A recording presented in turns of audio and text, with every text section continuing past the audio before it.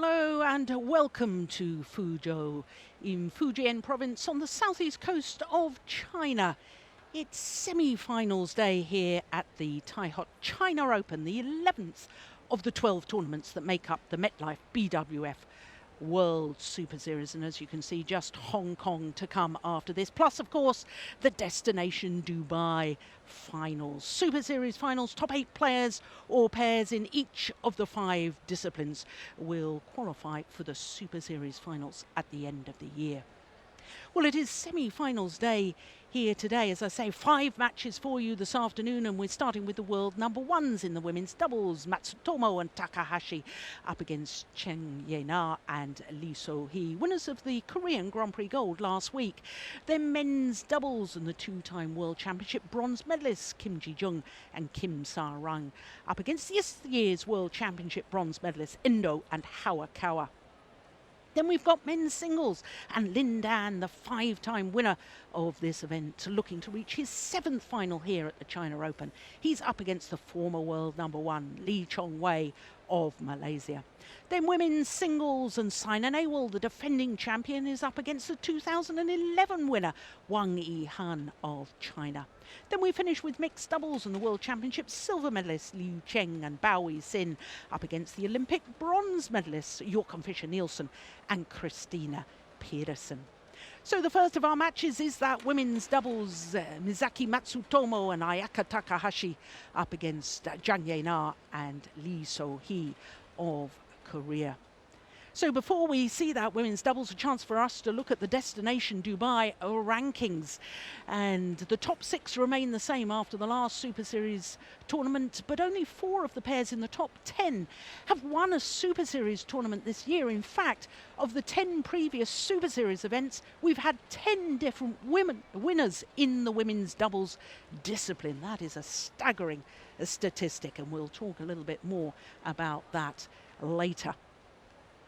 So as far as the draw is concerned, well, the bottom half of the draw, all Chinese affair, a pair that's never been beaten, Tang Yuanting and Yu Yang up against the reigning world and Olympic champions and beaten finalists from last year, Tian Cheng and Zhao Yunlei. But we're going to concentrate on the top half of the draw with Matsutomo and Takahashi against the Korean pair. Incidentally, only 2 seeds left in, as you can see. The number 1 seeds from Japan and the world and Olympic champions, the number 5 seeds.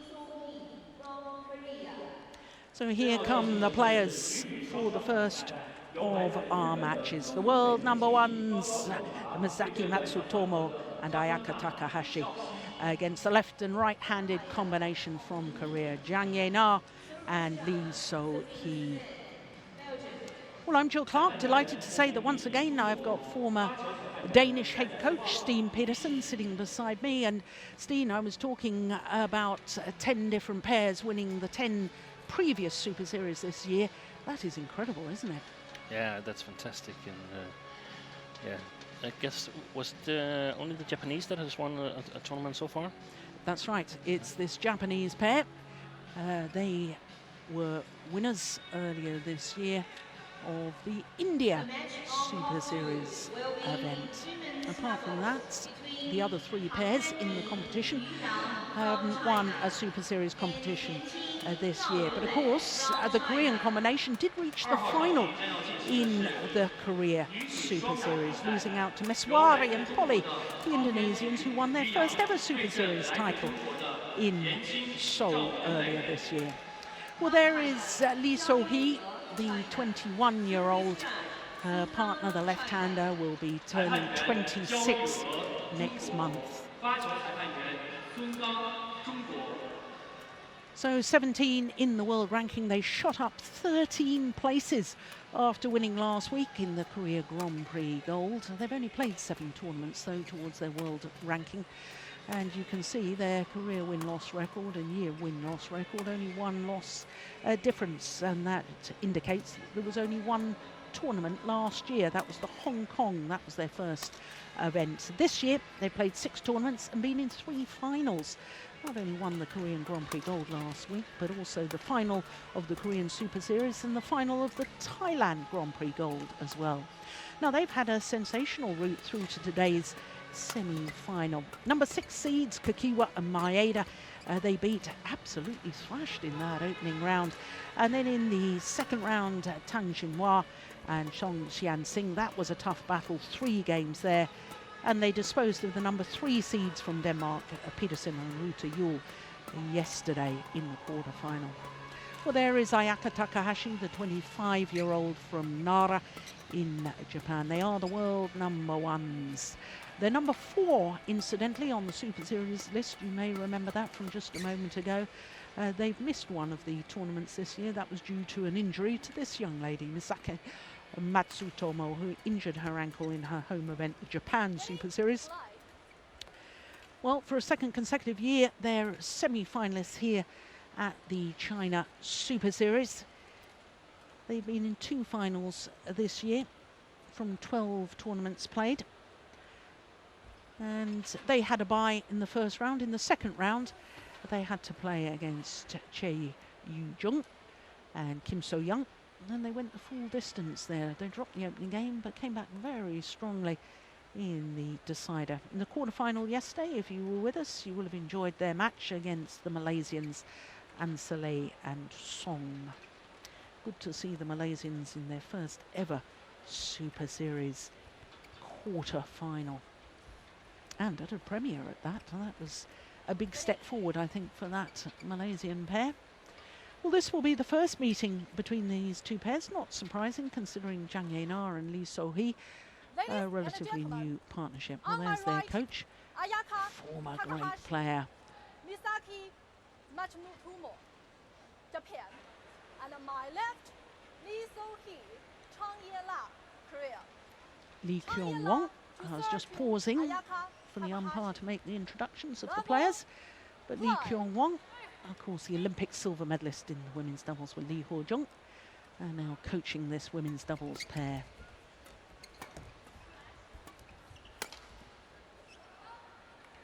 Now, Steen, I know that Zhang Yenar and Lee So-hee are a very new combination, but what I've seen so far I've been very impressed with. I think they're an adventurous pair. Certainly I saw them last week. I thought they were looking to attack the whole time. And in the infancy of their partnership, they've enjoyed some good success already. 3 finals. Yeah, a lot of talent on the whole Korean women's doubles squad. Participating with 4 different, yeah, of course it's different because you're not allowed to play both the upper and the lower draw.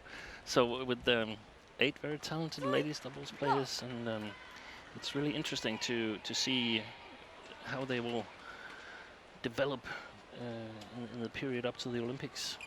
Yeah, and I see this match as really quite a test and a strong indicator of how their partnership is progressing. The only thing that concerns me a little is that they've played so many tournaments. This must be their 7th tournament in 10 weeks. Yeah.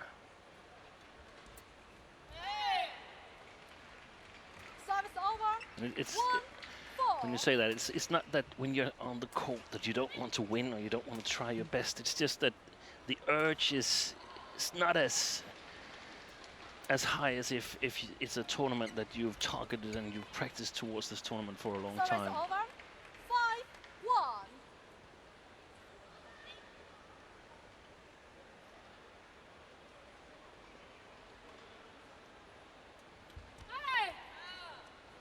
Service over. 2-5.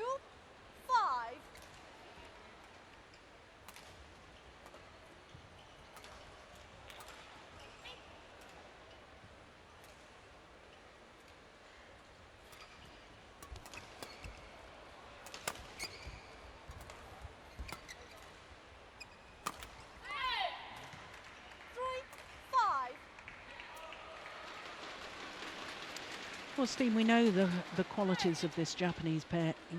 Incredibly good defences. Very rarely make unforced errors. Very steady. Yeah. How do you counteract that as a pair? If you were coaching the Koreans right now, what would you... That's clever, isn't it? Yeah. Yeah, I mean, we know the Koreans, they have quite a solid defense as well. So So I wouldn't be too afraid of lifting. On the other hand, it wouldn't be the way I was looking to win points. I would try to get Japanese pair to attack out of position, to sort of judge the situation wrongly, and then see if I could come in with counter attacks. It's interesting to see what kind of tactics they employ. They've looked a little puzzled here in the first 10 rallies. Yeah. I talked to one of the coaches at breakfast here, because I felt that we hadn't had too much drift on this court the earlier days, but yesterday, especially in the women's singles, there were a lot of side drift from left to right, and the coach said that there definitely were drift in the hall, but mainly on the outer courts. So this court, the TV court, is actually quite good, and there's not so much drift, whether it's from the camera towards the Koreans or the other way around. I haven't been able to pick up on. I think there's been mistakes made on both baselines.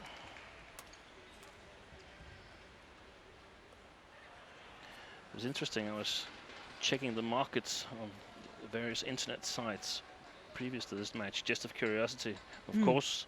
And it's actually the Koreans that are a slight favorite. Really? So they're disregarding the world ranking.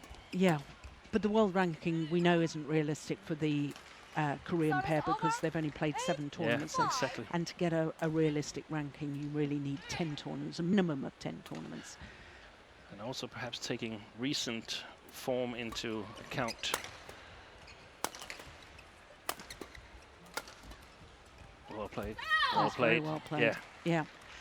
And also, I always think, you know, a new partnership, there's a new freshness, there's a new willingness to work, and, you know.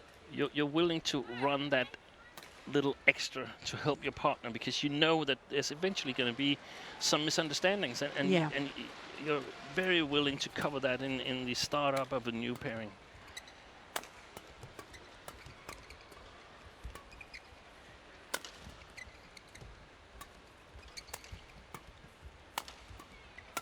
Yeah. Well played. Now you see, this is the sort of style that I watched last week at the Korean Grand Prix Gold in Jeonju, and I was very, very impressed. I mean, we know Jang Ye-na is a great player. She was silver medalist at the World Championships with Hae-won in 2013, and her partner was twice World Junior Champion. First pair, along with Shin Sang-chan, to retain a doubles World Junior Championship.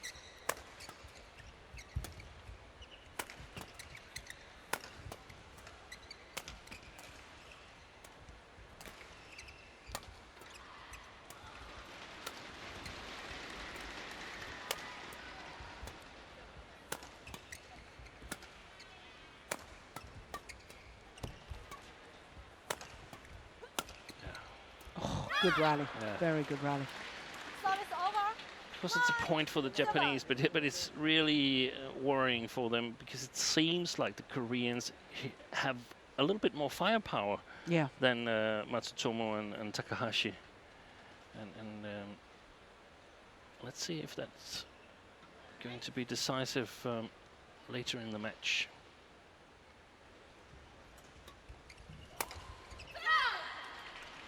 Service over. 8,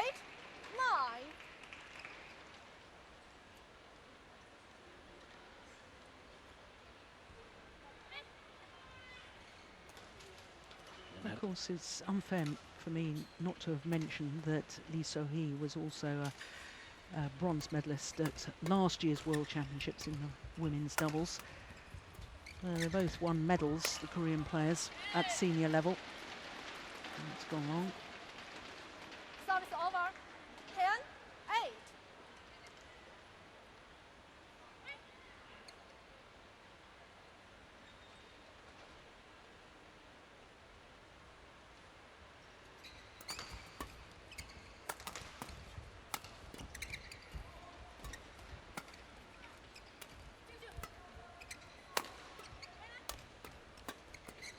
Oh, yes. 11, 8. interval. So a 3-point advantage for the world number ones here in the opening game. Just 8 minutes played.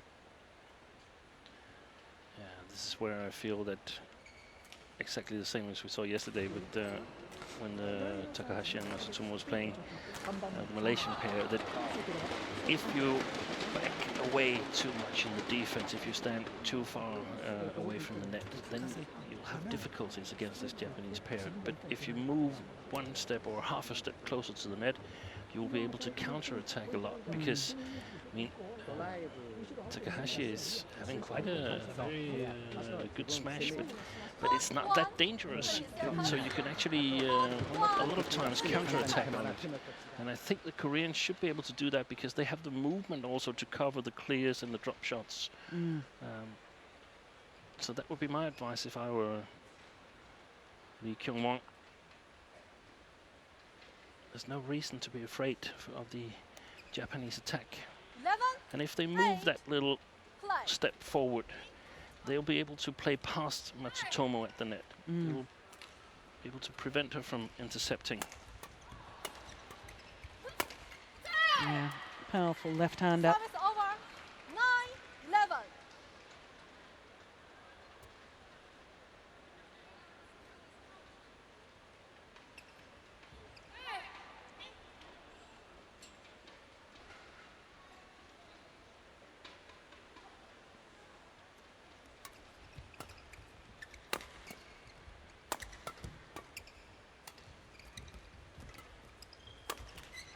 Missed it. 10-11.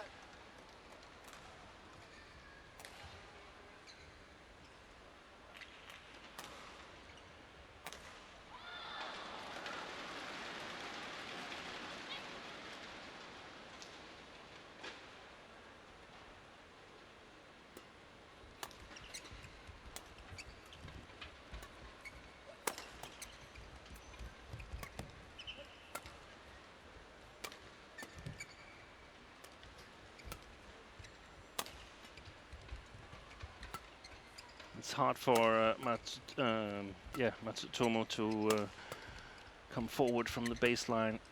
The smash isn't really doing any harm to the Koreans, but clever shot placement. Now they have the preferred position with Takahashi at the Oh, back. there's the confusion. Yeah.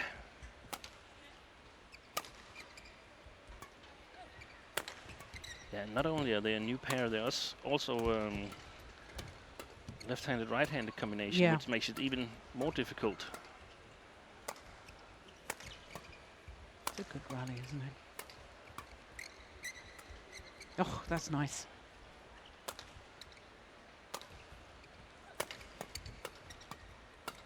Well Yeah. played. Well Yeah. played. 11-all.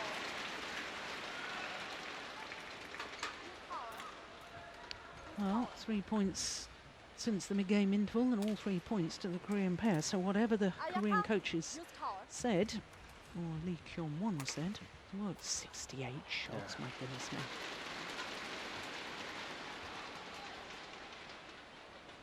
Be quick. Yep, quick. Good umpiring. Japan, be quick. I know it was a long rally, Yeah. but I didn't see the court attendants coming on to mop up the court. It was No. purely a timeout required after the length of the rally, which can be argued either way. Is it part of the game, part of the test of the sport, the physicality? Gosh, I'm a harsh person sometimes, aren't I?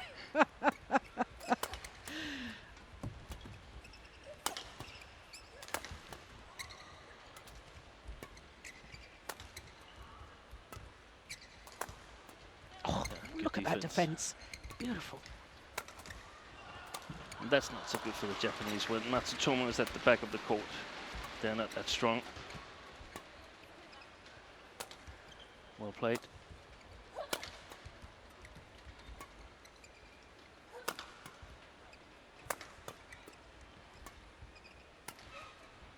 That's nice. Yeah, they get the opportunity to attack the Japanese pair, but didn't take it. Service No, over. no. And cleverly so, because they really got a good length on their lifts in this rally. And it's sometimes easy to get a little bit too eager when you're playing against this Japanese pair. And I think a lot of the times, if the Japanese have the correct length on their lift, they should much rather clear to Matsutomo and sort of take her on in duel.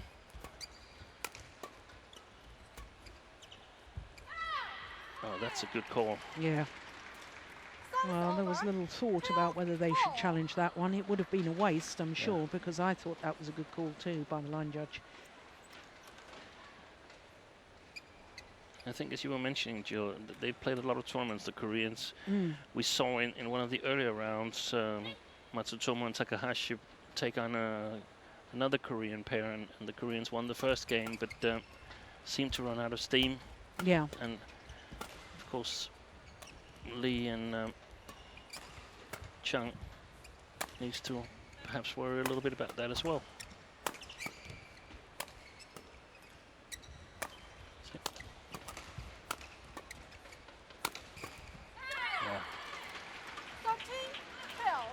I love the play from the Koreans there, because Matsutomo, she's not able to really harm them from the back of the court. At least not while they're still fresh.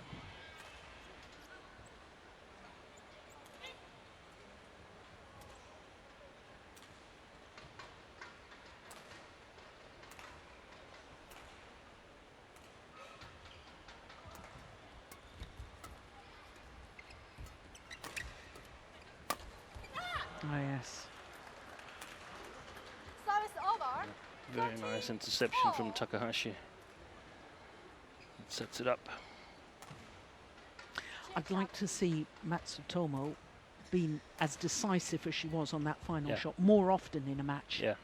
Because I think she could intercept more, and when she does, sometimes she's too soft with it. Yeah. Doesn't finish it off. No, That she was gives good, away though. too many chances. Yeah. 14-13.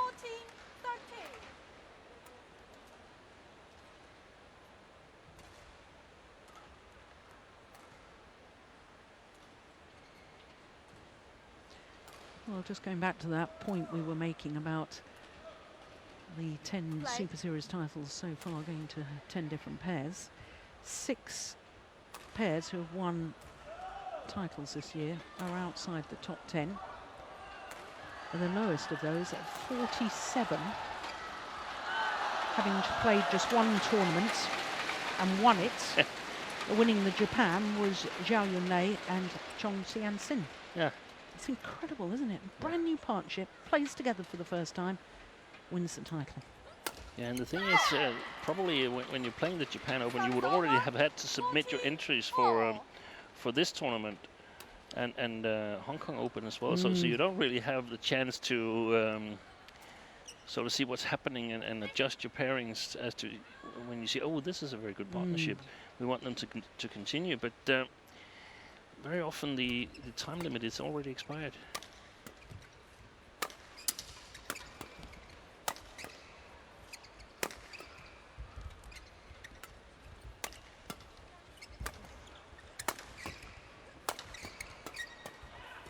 Good defense by Takahashi.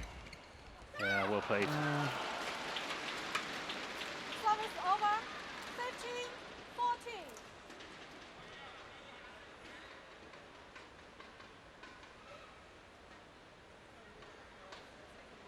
Yeah, the shot in between the two players is always confusing when you're just in a new partnership, who's going for what, and especially when you start to play with a left-hander when you haven't played with a left-hander before. Yeah. Must be very difficult.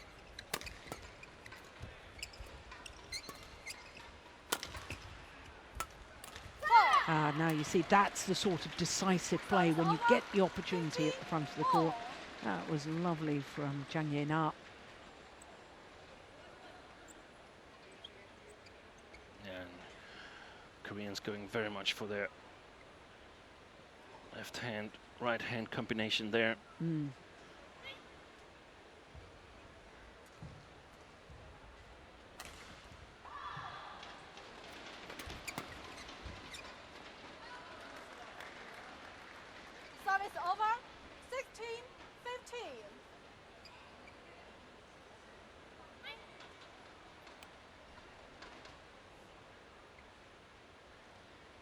Well, since that mid-game interval, since closing the gap to 11 all, there's never been more than 1 point in it between these two pairs.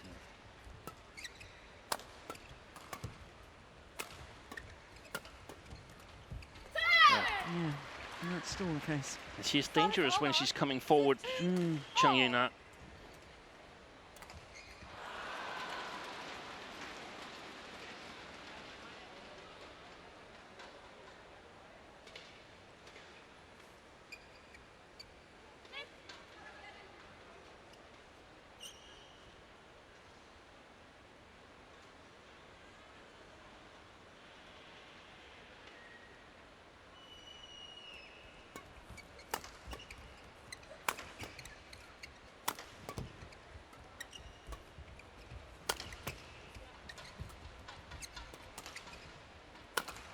Oh, look at that.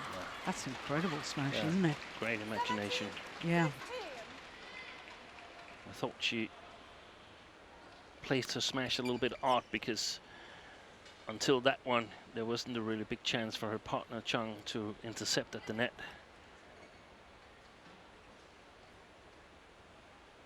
And by saying that, I mean that whether you place the smash on the right side or the left side of the opposite player or the player straight ahead of you indicates a little bit that there's some defensive pickups that are more easy if you're hit to the outer side of the court. It's more easy to pick up straight than get across. Whereas if you hit towards the middle, it's easier to make a cross-court pickup. Not towards the middle of the court, but on the inner side of the player. Yeah.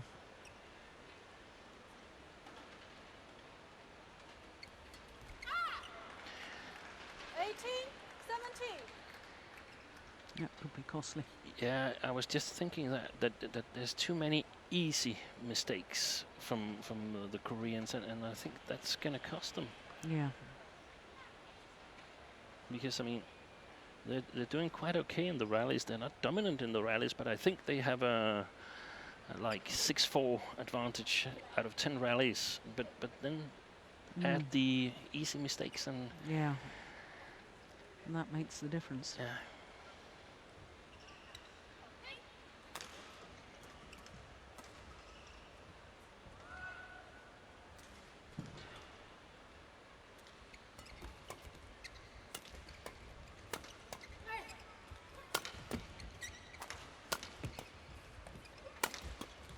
Jump smash. Oh, yeah, that's a missed opportunity too, Yeah, isn't it? Yeah.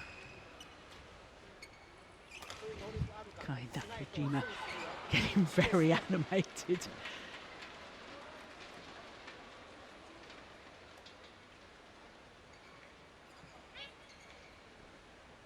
So now a 2-point advantage and 2 points from the opening game.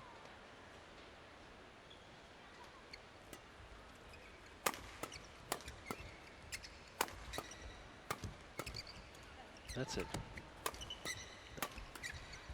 Well intercepted by Matsutomo. Yeah. Game point, 17. And that good interception as and game point opportunities. 3 of them.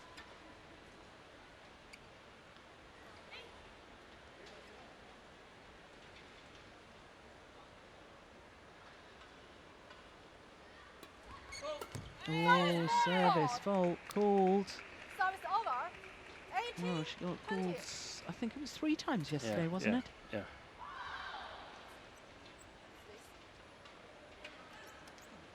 Your hand. No, the umpire not giving a clear hand signal. And as we discussed yesterday, there really is no need to be asking.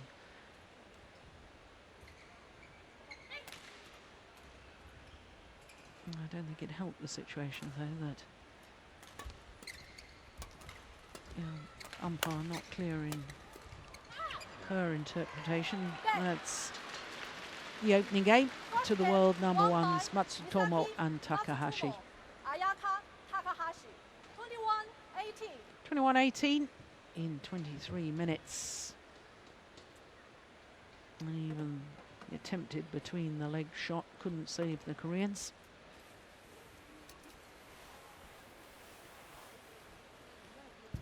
So opening game.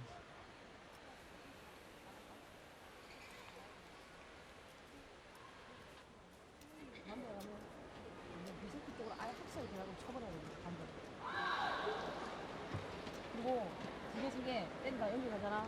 리샤트 쪽으로 피하를 쳐. 너무 공격만 계속 하려지 말고 하나 둘 셋 내가 때리고 그냥 바로 투수비를 쳐놔.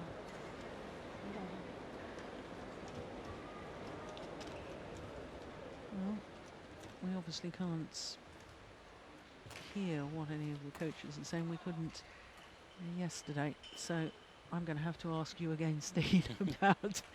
Not that we can speak Korean or Japanese anyway, we wouldn't be able to understand them. But I'm going to ask you for your interpretation of, you know, just sticking to what you said earlier. For the Koreans? For the Koreans. Yeah, definitely take a step closer to the net in the defense. So and push, not push, but your lift, their lifts needs to be more flat. They tend to lift high and play a sort of defensive defense. I'd like them to play a little bit more offensive defense and lift more flat to the baseline, move the backcourt player from side to side, look for the opportunities, look for the easy points in the transition between offense and defense. Mm.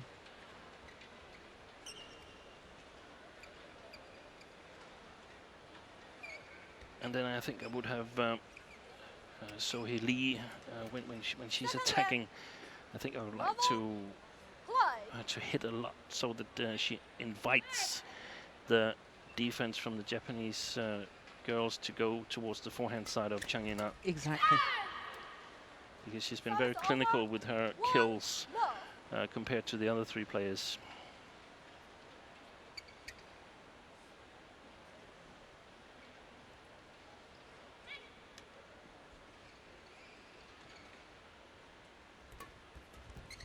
Yeah, that's nice. Oh, look at the net cord too.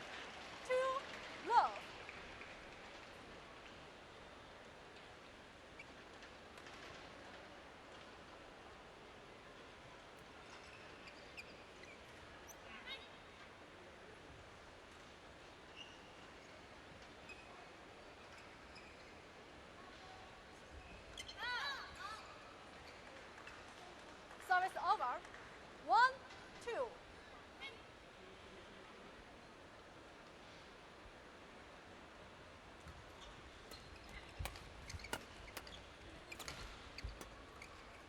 It's going wide. Yeah. Service over. 3-1.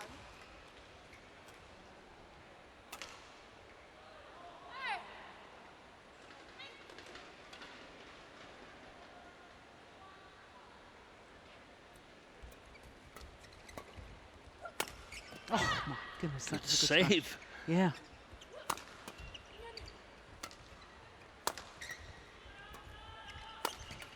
Yeah. 4-1. I think a big part of this is whether the Koreans have the physicality and the stamina to keep going with this style of play. Yeah, you're right. Look at that. She was getting a defend backhand, then changed to a defend forehand. That was magnificent.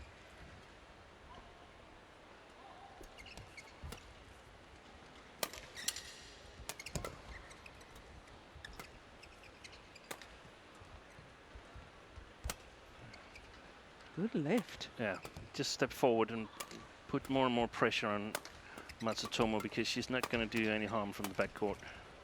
But she is from the front. Yeah. Great play there. Service over.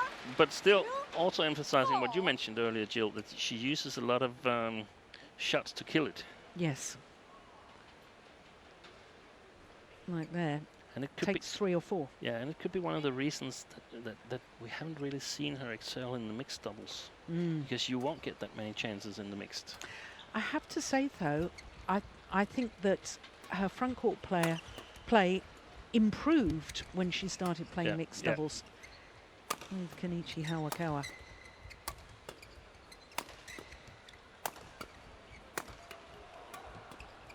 It's good work. Yeah. Good work by especially Ayaka Takahashi. 4. And if she just gets the lift where she doesn't have to move a lot, she's really, really good from the back court. Place herself in a better position, but if she has to move before she hits the smash, then it's not so dangerous. Yeah, well that's played. very good. Well played. Service over. 5. Now, what were you 4. suggesting? Flatter pushes Yeah, deep? exactly. Don't give away so much time. Don't let, Yeah, especially Takahashi, have time to swing her arm yeah. with the powerful smashes. It's always nice when the players prove your point, isn't it, Yeah, Steen? exactly. Service over. 4. 5. I think the Japanese pair is better than the Koreans in utilizing or sort of profiting from these transition states. They are more clinical when they get an easy chance on the mid-court.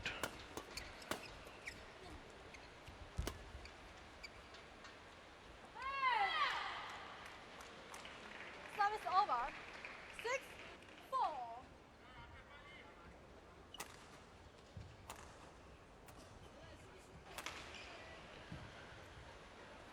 Of course, that might have something to do with their partnership has been going on for a lot longer time than the one with Lee and Chung. In fact, I understand the Japanese pair played together at high school when they were juniors.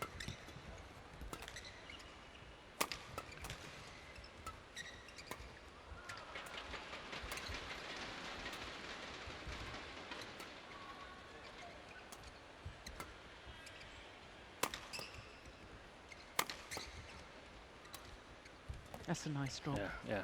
Yeah. But they're giving away way too much time to Takahashi, and if they continue to do that, they're going to be in problems in their defense. Well, we can't quite see from looking at that again, but that once again proved the point that you were making, how far back they were in their Yeah, defensive yeah, stance, yeah, and they've yeah. got to move forward. Yeah, and it is the Korean style. We've seen that in the Yeah. men's doubles. They're Yeah. almost standing on the first baseline, especially in the men's doubles with the defense there, and are very, very quick moving forward. But I'm not sure that will win them this game.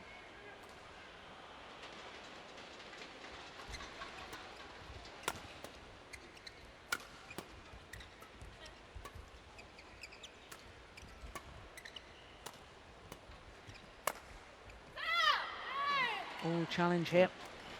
Challenge Challenges. from the Japanese pair. Court E. Don't think it's on the line, but I think it touches the line. Let's see. Yeah, I thought that touched the line. Yeah. But we didn't get it right yesterday. Or I didn't get it right yesterday.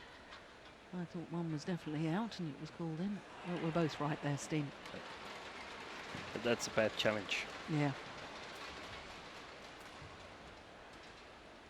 Challenge unsuccessful.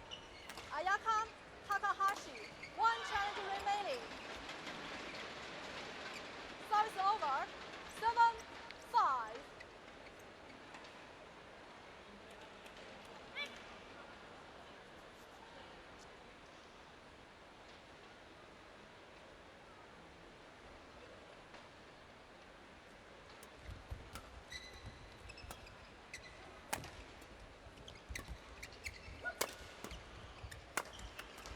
Short.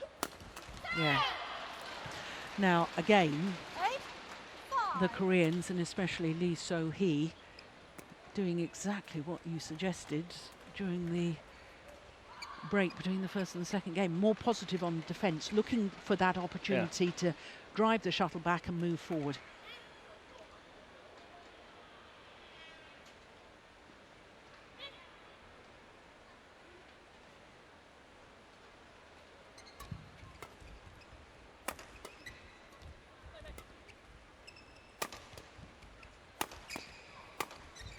Oh yes, that's a good smash.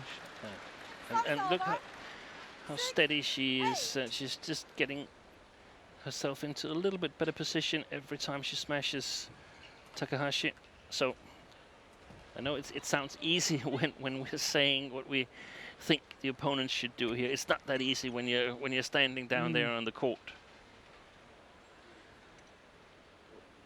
Another idea could be to flick to this girl, Matsutomo, in order to put her on the backcourt from the beginning of the rally. Yeah. 7, 8. I think these small, quick mistakes are going to kill the Koreans eventually.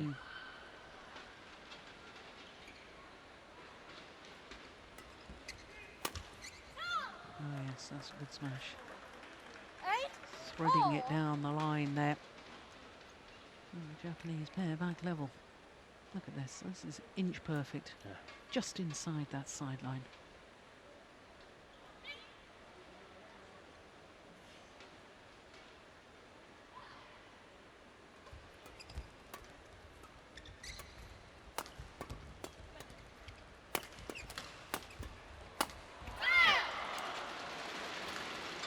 Service over. 9, 8.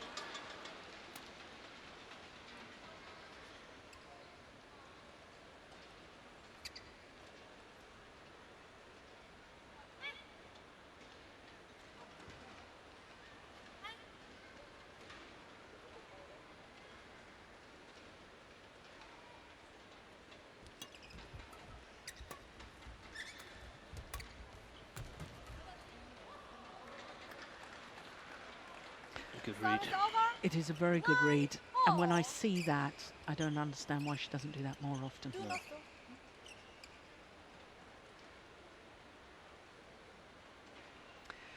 But then I have to keep telling myself that my style of play, when I was a player, I was a bit of a risk taker, wasn't I? When I used to drive you coaches absolutely bananas because, Yeah. you know, I'd probably take too many risks. And I look at the way the game has developed now and, you know, the improvement, especially on the defensive play, since the time when I was playing, it's a remarkable improvement. It's totally different now.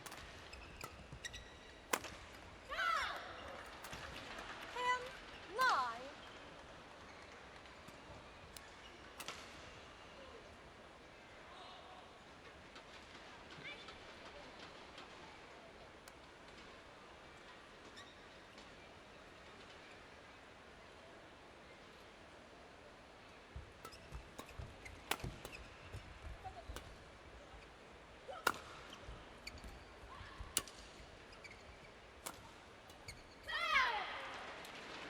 Service over.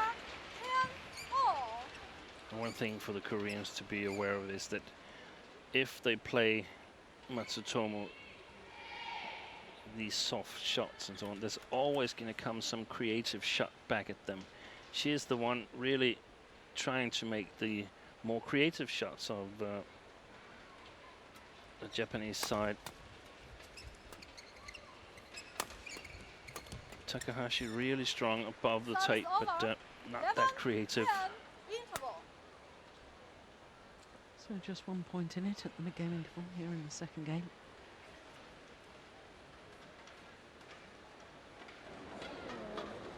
Line judge. Line judge. Yeah. Kyung-won has made the transition to player, from player to coach. So made that transition very smoothly indeed. 도 마찬가지. 수비를 절대 던지면 안 된다. 수비를 차분하게 하면 돼. 높게 때리고 높게 때리고 낮게 가는 Just looking down the list of former champions, Court 1, 20 and I seconds. don't think either of the two great coaches, Lee Kyung-won for the Koreans and Park Ju-bong for the Japanese, but of course he played for Korea. I don't think either of them have won this China Open title. Oh.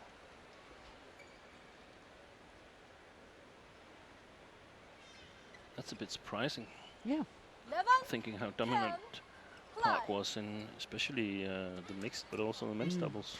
I think I should point out that the China Open only started, I believe, in 1991. Yeah, but that was when he was at his prime. Yeah, he won the Service over. Olympics in '92, Yes. didn't he? All.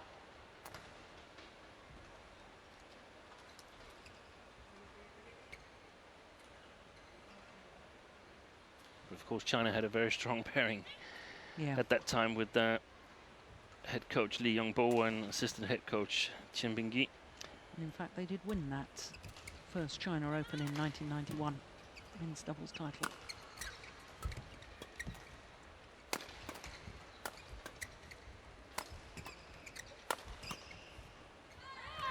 Yeah. 11.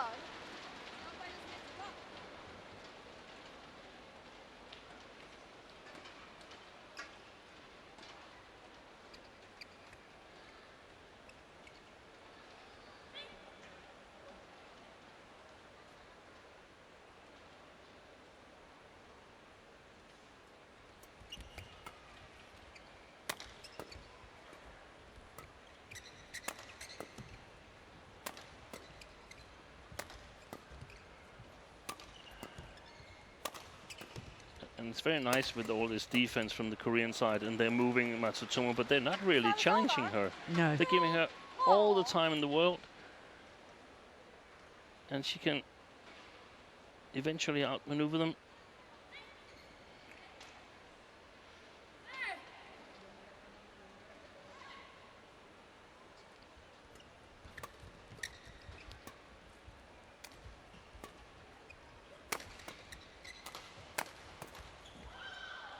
Yeah,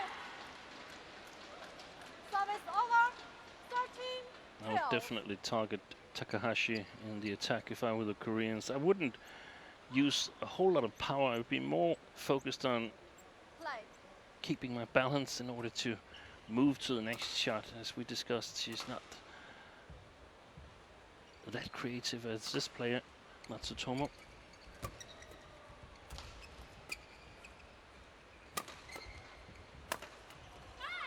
Well played. It was all about the placement Service and over. angle of the smash, wasn't it? Yeah. 4. Look how far back she's standing. Yeah. Look at Lee It's So-hee, one shoe in front of the double service line. first double service line. Yeah. Yeah. 14. 13.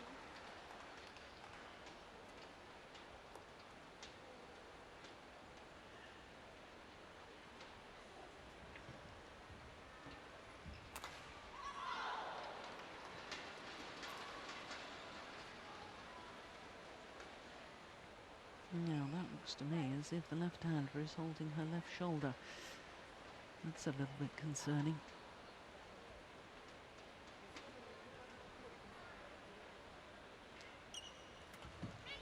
Well, as they say, if one part of your body, if there's not hurt in at least one part of your body, you're not practicing hard enough. Yeah. 13.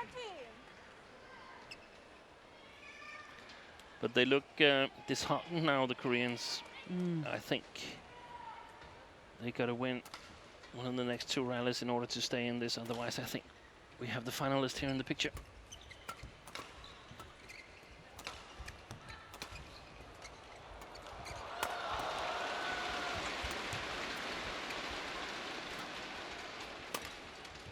Missed it. Yeah. Service over. 14. 15.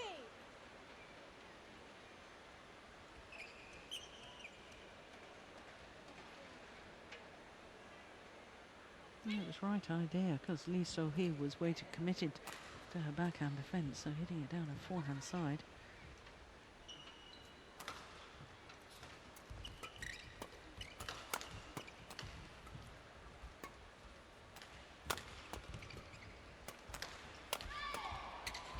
Yeah, it was good defence from Service over. Matsutomo, 16.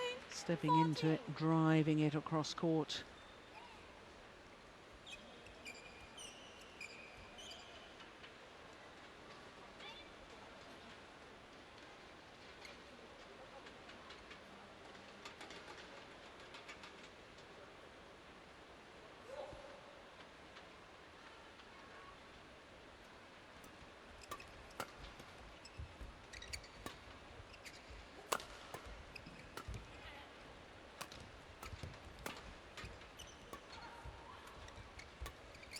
Well played.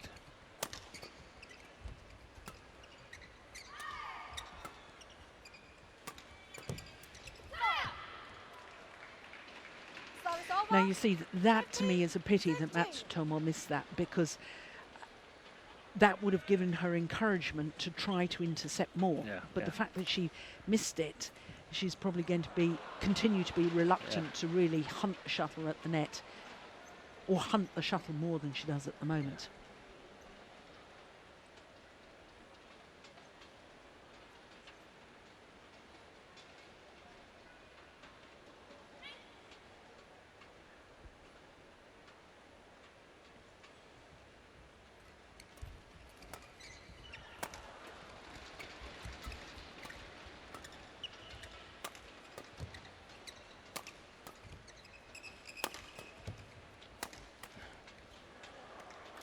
Takahashi, she moved out of the way to invite Matsutomo to come forward. Service over. 17. So you could say that in many ways the Japanese are totally aware of what their concept is. Yeah. And you could say that the Koreans lack that a little bit. And of course that's natural when they've only played, was it 7 tournaments? Yes, 1 last year, Yeah. 6 this year.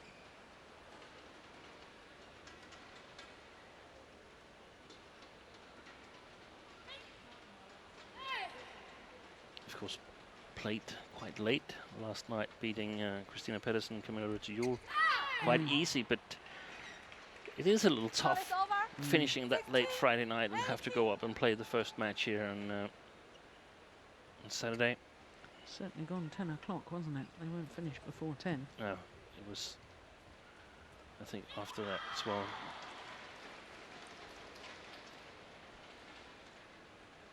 This is so important, this rally for the Koreans.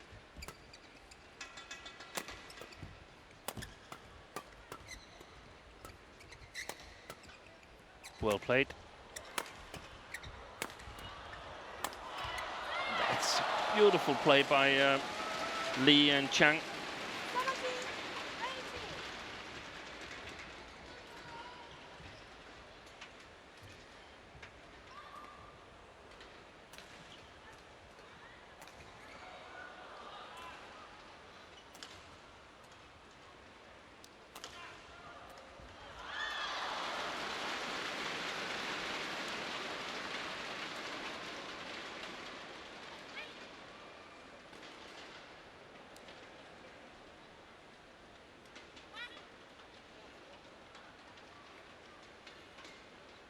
18. Seventeen, 18.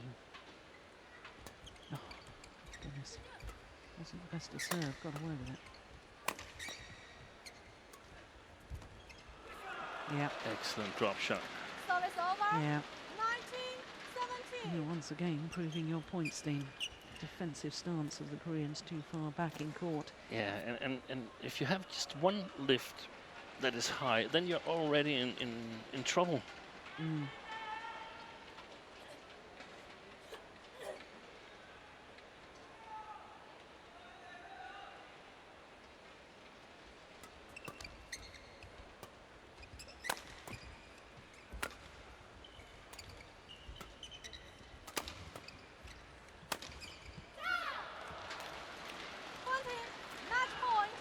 Match points have arrived for the world number ones. 3 of them.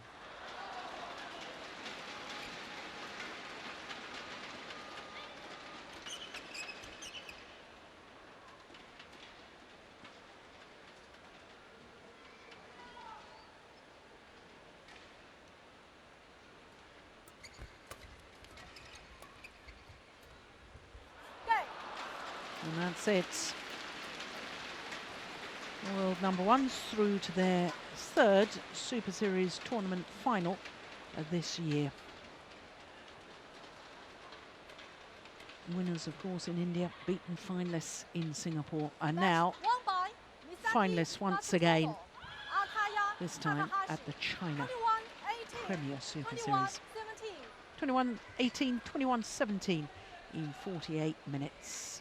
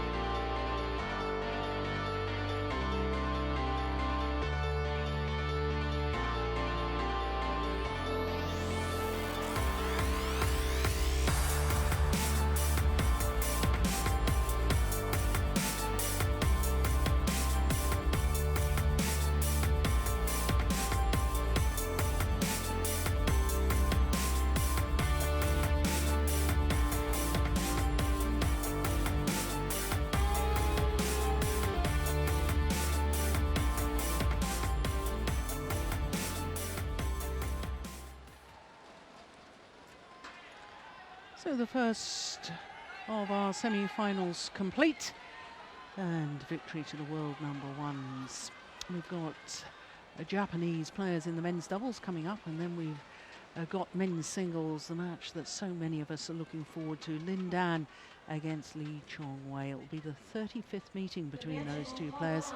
But first we have the men's doubles, Kim Ji-jung and Kim Sa-rang up against Kenichi Hayakawa and Hiroyuki Endo.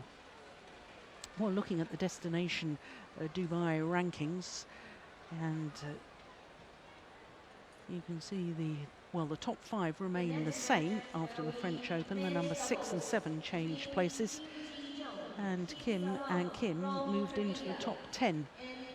Well, you can see at semi-final stage 2 Korean pairs, and former champions Bo and Mogensen beaten yesterday by this pair.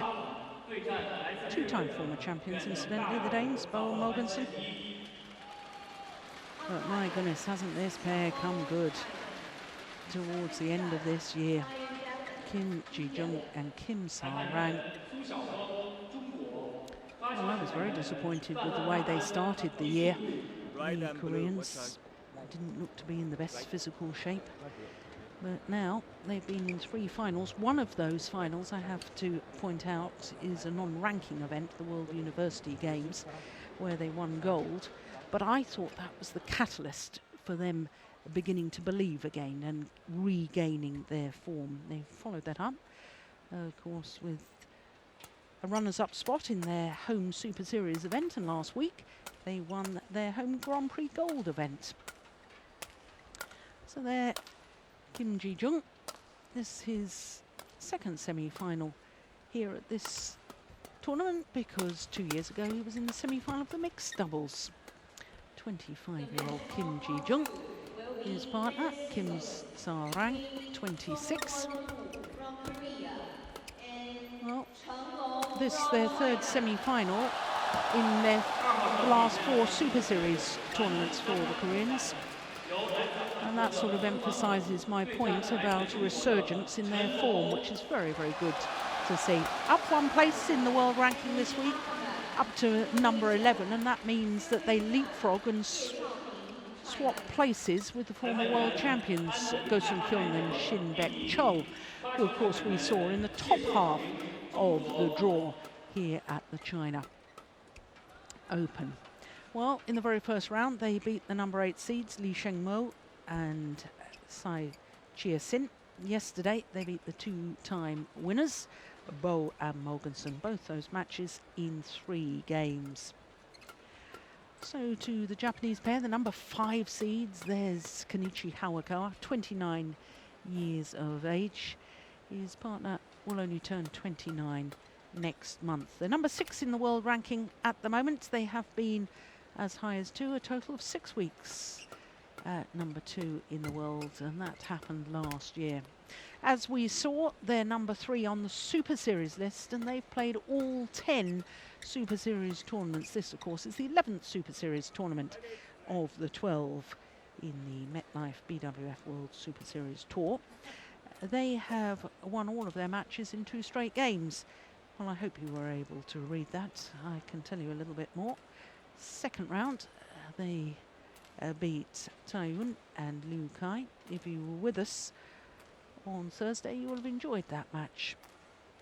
10th meeting between these 2 pairs, and the Japanese pair won 5 of the previous 9, including the last, which was the quarter-final of the Japan Super Series. So, of course, the Japanese pair on home soil.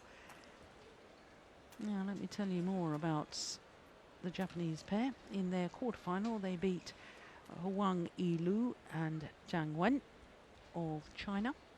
And that young Chinese pair is the pair that in the second round beat the world champions and number 2 seeds Mohamed Hassan and Hendra Setiawan.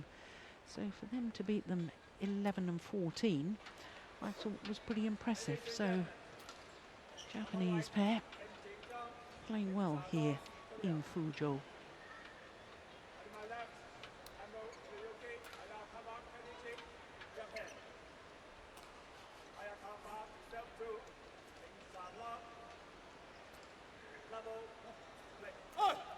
So the number 5 seeds from Japan, far side of the court, getting this match underway. Well, 3 of the previous 9 matches have gone the full distance between these two pairs. There's Kang Kyung-jin, Korean coach, bronze medalist at the 1999 World Championships in the mixed doubles. Oh, that's nice.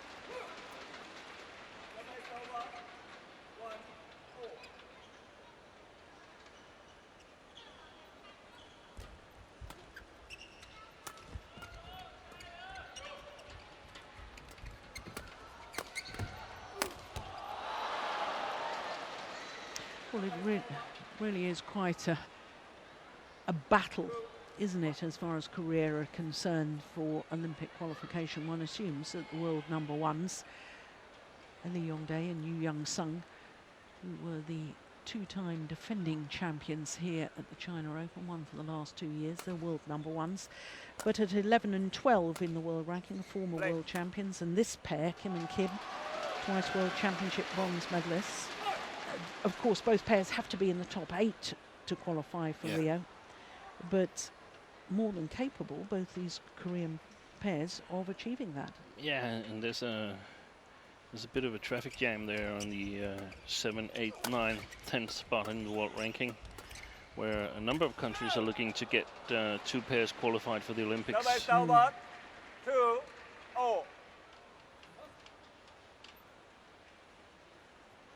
But impressive tournament so far from both these pairs, in my opinion. Koreans played some 3-game matches, but yesterday winning the 2nd and 3rd game with 13 and 9 against Bo and Mogensen, that's definitely a good result. Yeah. The Japanese have not lost a game yet in this tournament. Oh, service fault called. Struck above the waist. Yeah. Don't disagree either.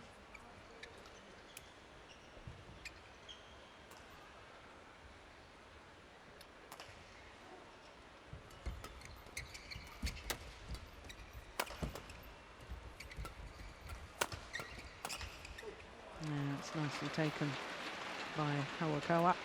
4-3.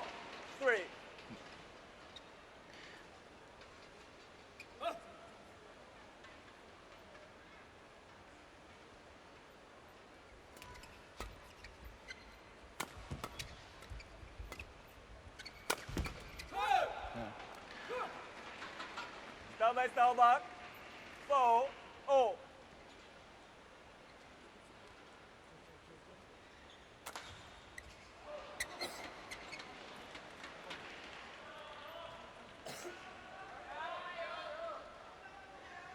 It's not often this year that we've seen semifinals in men's doubles, and Bo Mogensen, Fu, Jiangnan, Lee and Yo, and Sechewan and Asan, none of those 4 pairs are represented.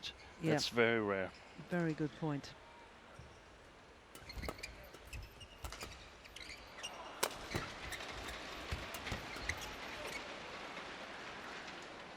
Spoke to Danish head coach Lars Uhr at breakfast, and we discussed a little bit about the Koreans probably a little bit tired, and he made a very good point in saying, yeah, but there's some of them that are still very, very hungry, and we can see that this pair here is making a move towards the end of the year, and so is Ko Sung-hyun and Shin Baek-chol, the former world champions.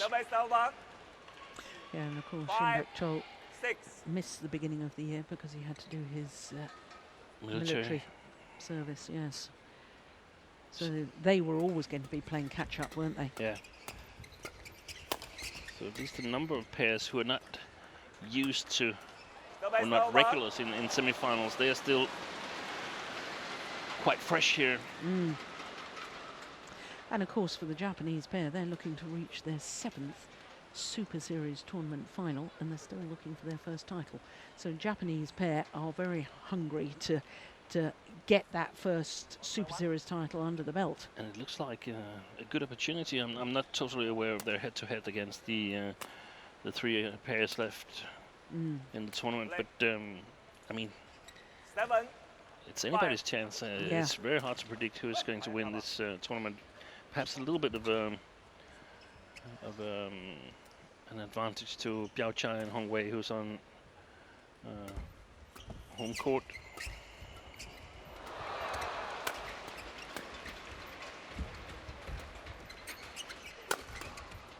Oh, that's clever. Oh, my goodness, he got it back.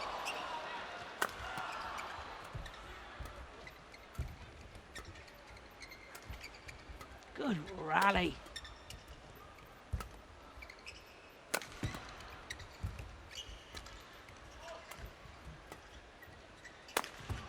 Oh, yeah. What a smash to end it. Somebody start over. In between the 6, two Japanese 7. players, a little bit flatter. That was extraordinary defence. I thought it was a winner all the way from Kim Sa-rang. Look at that. Perfect placement. Both the Japanese players leaving it for the other. Terrific rally. 38 shots.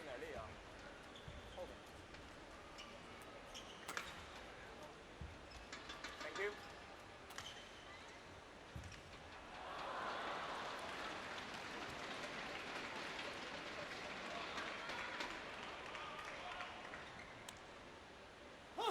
Six, 7.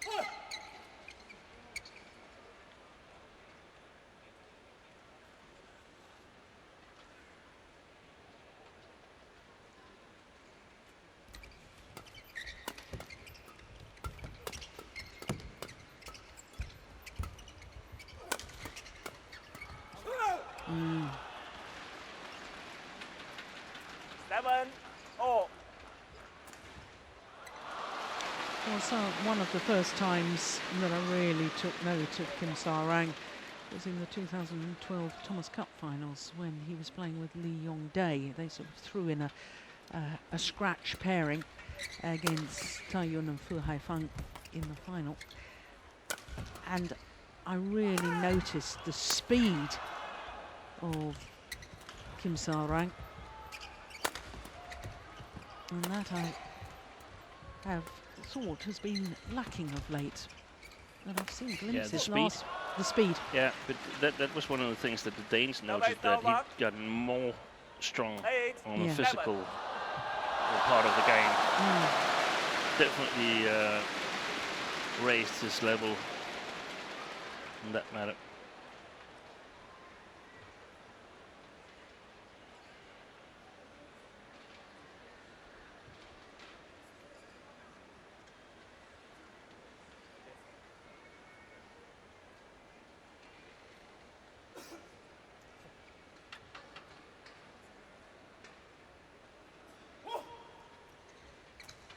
Eight, 7.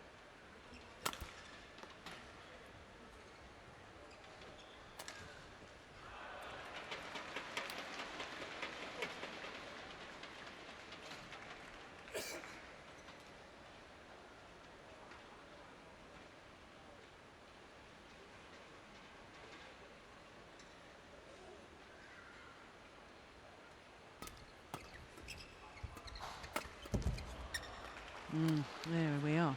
Somebody start over. It's a good example. 8, 0. Speed at the front of the court to intercept that.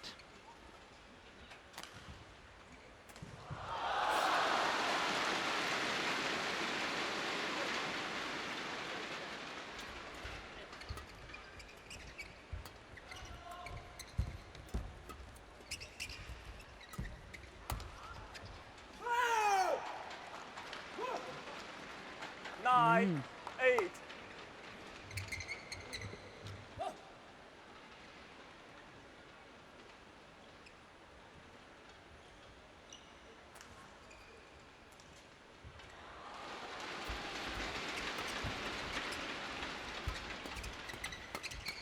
Oh, yes. Good interception by Hayakawa. 9, 0. Well, like the women's doubles pair that we just watched from Japan, I think this Japanese men's doubles pair very much have a favoured formation, don't Yeah, they? clear concepts. Yeah. Hayakawa at the net, and Endo playing the playmaker role from the backcourt.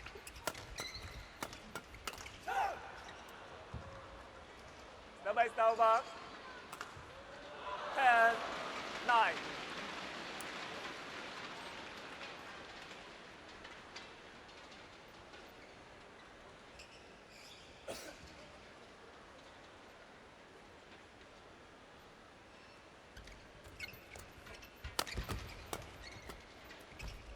Oh, yes, that was nice.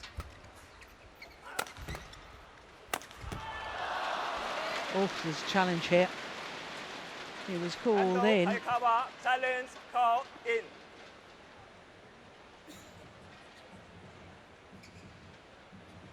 No, that smash went down so quickly. I didn't really see it. So I'm not going to make a prediction here. Hawkeye's going to tell us what it was. Here we go. It was out. Good challenge. Question Good out. challenge.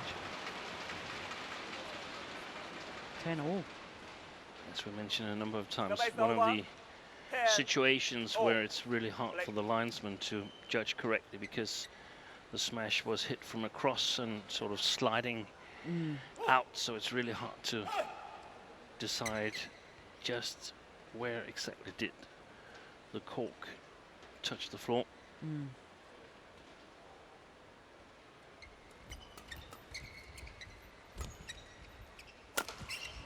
That's very, very good smash. 11, 10, interval. Aiming towards the right hip, or just above the right hip. And Kim Sa-rang unable to defend. So it is the number 5 seeds from Japan who have the advantage, albeit just 1 point.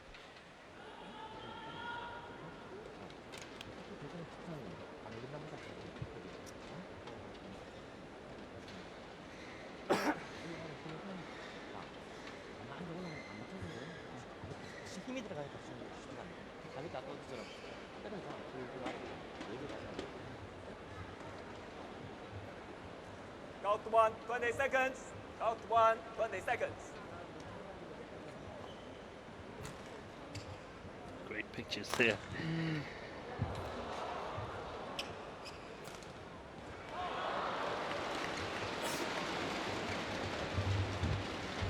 Ready? 11, 10. Play. Ando. Play.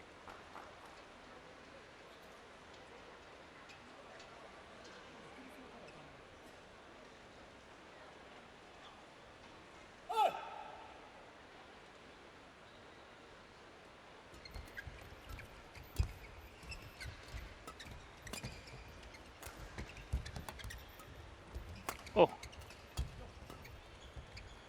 Yeah, good call. 12, Yeah, it was 10. almost. Well, he did mistime the jump, didn't he? Yeah, was still able to recover. Yeah.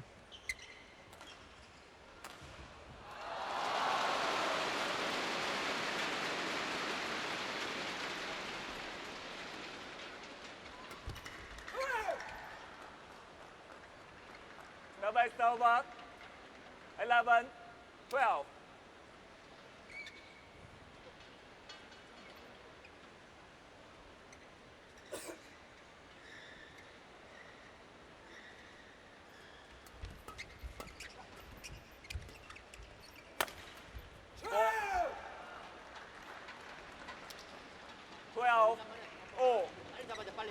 It's interesting to me the way they've been placing the shuttle on the smash so well. Both pairs aiming towards left hips, right shoulders, Yeah.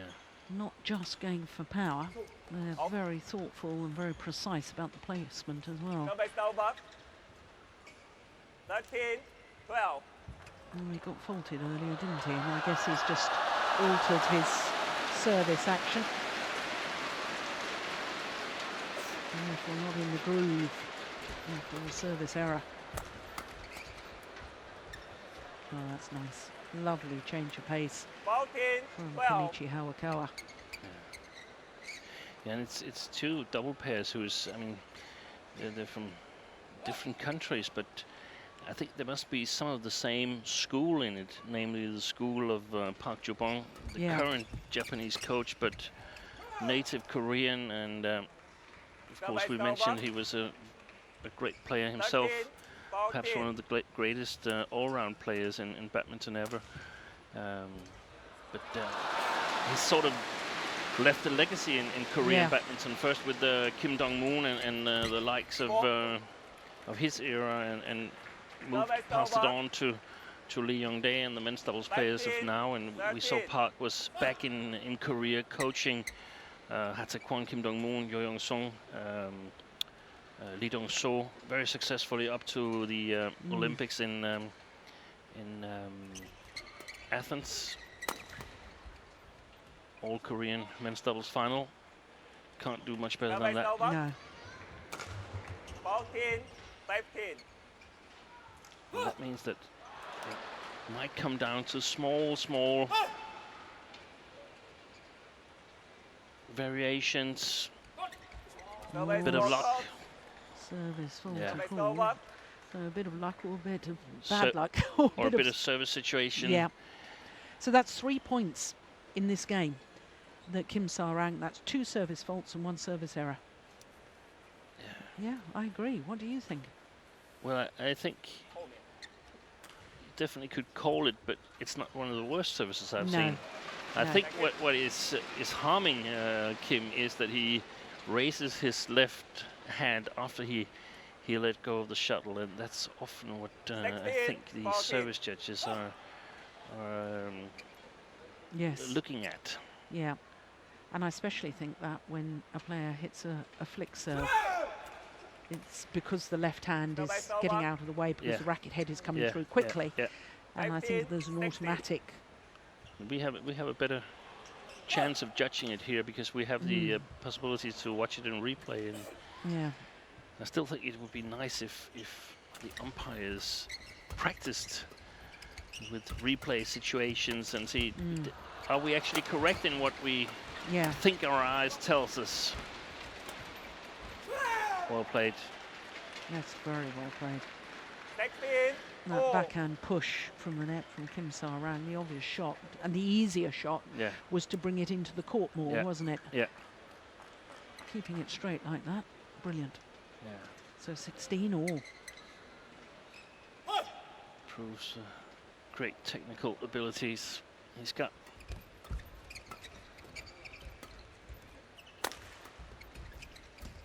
Good defense from Indo. 17, 16. And what about this? Almost impossible to get it back into the court, but looking for these small decisive points. What about the strapping that Hayakawa has on his forearm? Is it just preventive, or is it about to get a little bit tired? Yeah, I often see him with that strapping Yeah. throw.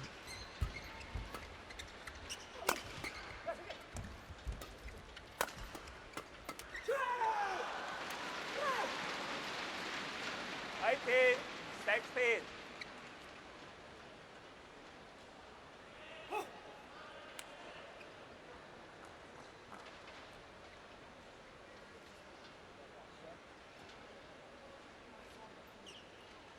Well, I make this a run of 4 straight points. Like.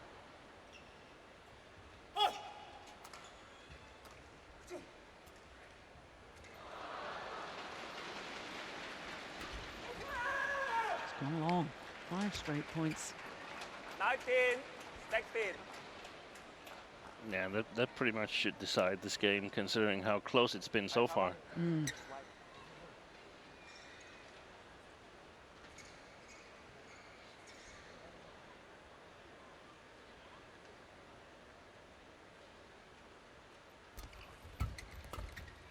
Oh, dear me.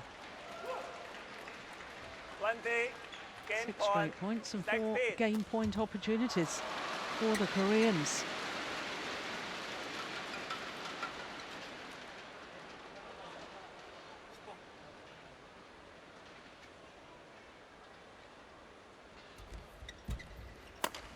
4. Oh, that's a good smash. Service over. And again, I like the placement of that Yeah. across the body, aiming towards the right shoulder. Yeah, because the 17. player 20. across of the smasher would be covering the middle of the court. Mm.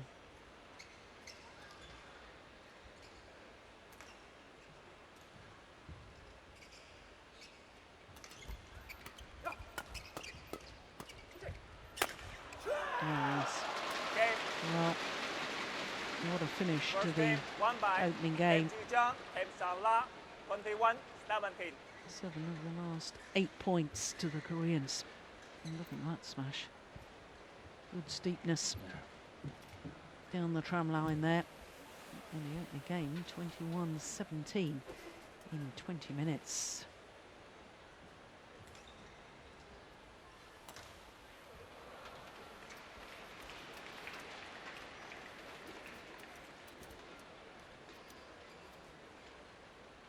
I had a feeling they ran out of steam a little bit, the Japanese pair. They certainly, to me, just looked a little sloppy. Yeah. Returners of serve, errors and smashes that were Out- missing out by... by the lines. Yeah. They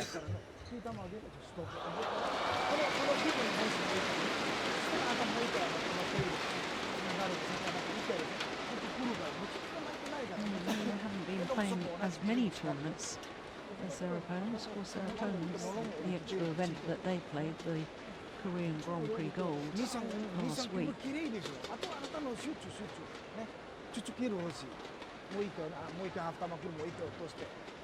But they're probably not feeling threatened in the same way as far as their Olympic qualification is concerned, currently at number 6 in the world. And it emphasises the point that you were making earlier, Steen. You know, there are certain pairs here that are really hungry. They're hungry. It's Yeah. now or never. Yeah. And, Koreans currently looking to take the 8th spot in the Dubai Super Series finals, Second game. but are in a battle with their compatriots Ko Sung-hyun and Shin Baek-chol, and also the Chinese Taipei pair that they beat in the first round of this tournament, Lee and Tsai. And I guess also if we look at the two pairs, if we look at the season, the Japanese pair have been very consistent. Yeah. So you would suspect that the Koreans are a little bit more fired up. They've not been having that good a season, but No.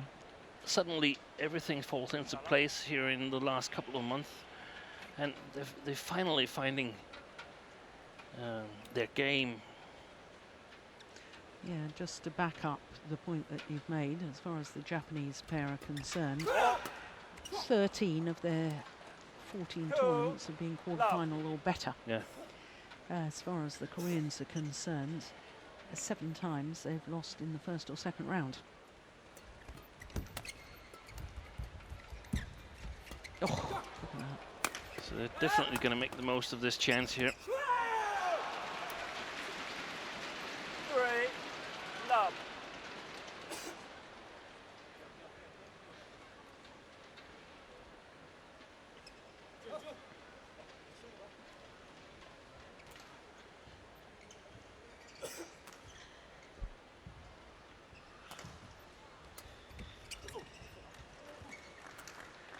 Service over. 1-3.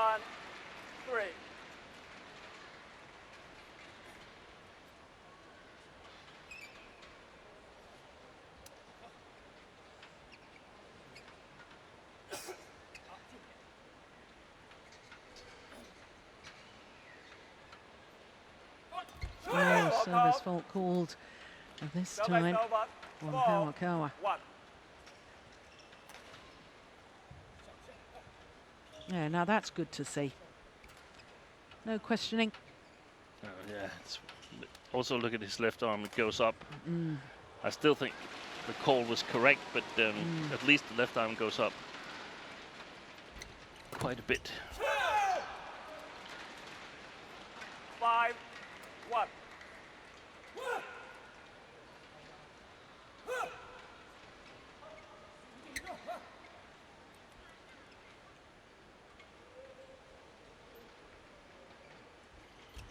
Oh, nice return. Serve by Stalbach. 2-5. Well, the Japanese pair, I think, need to keep this score very close early on. Yeah. Otherwise, I don't think they will be playing their 7th Super Series tournament final tomorrow.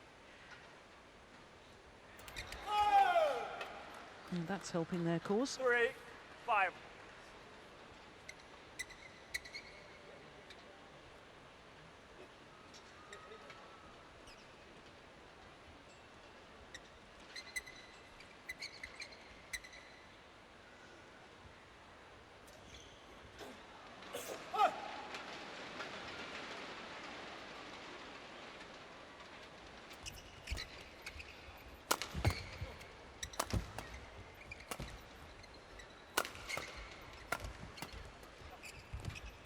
Oh, look at that. That whole rally and the momentum of the rally changed by this man. Kim Ji-jung 3. looked as if he was going to lift the shuttle. Underarm shot and blocked it to the net. It was lovely.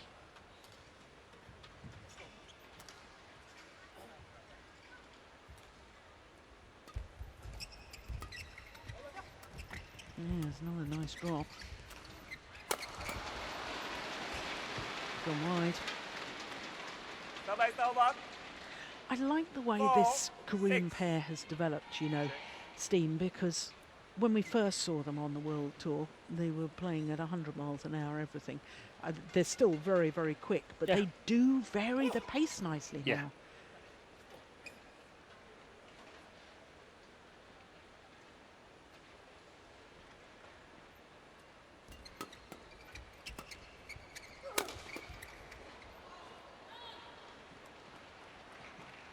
Serve by Stalbach. 7-4. Wide, but not as much as I would have thought from looking at the trajectory of the shuttle. I still think we have a little bit of a side drift. Yeah.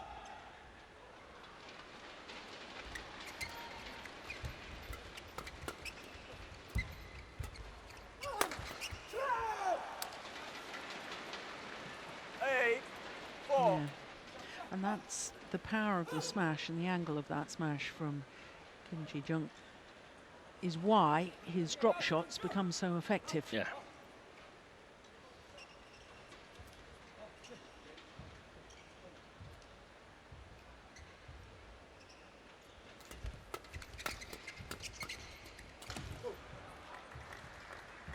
Serve by Stalbach. 5-8.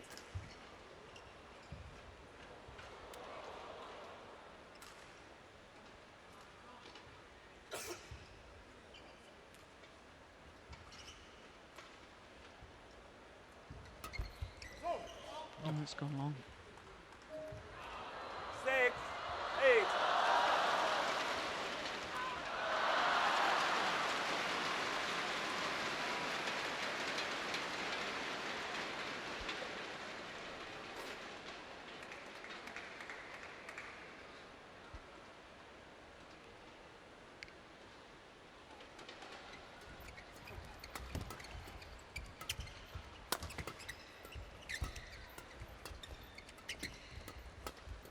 Good interception. Serve by Stalbach. 9-6.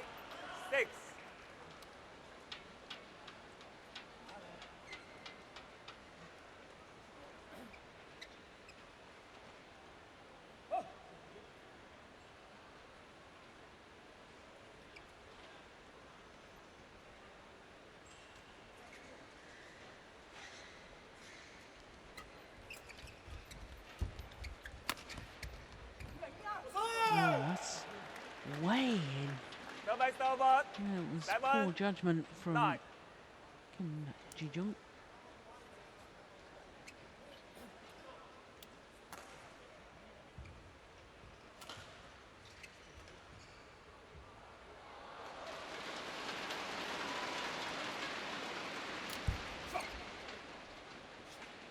Luck of the net cord on the return of serve. 10-7.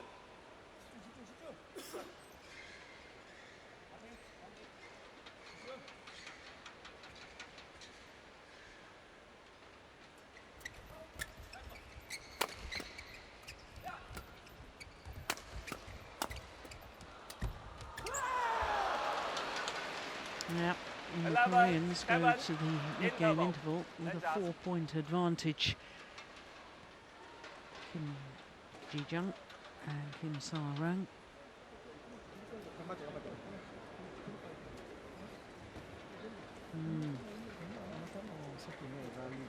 Two Japanese players being spoken to separately, and they were standing a fair distance from each other.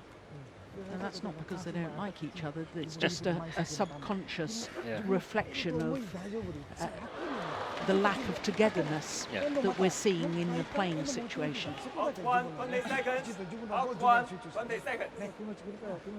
It's also if they're standing close together and there's two coaches talking, it gets crowded suddenly, and Yeah.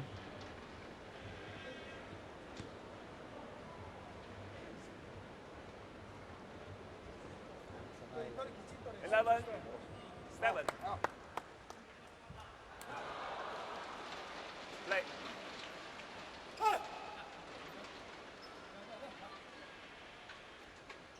So 11-7. Having already won the first. Service over. 8, 11.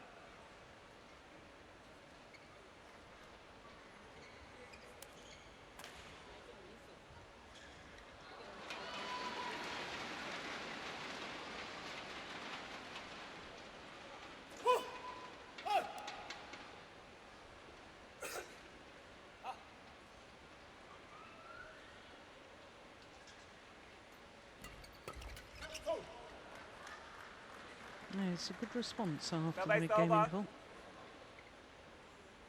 Well, the Japanese pair. That one felt that's 9, exactly what was 11. needed. yeah, they needed to catch up a little bit, Mm, to keep believing. yeah.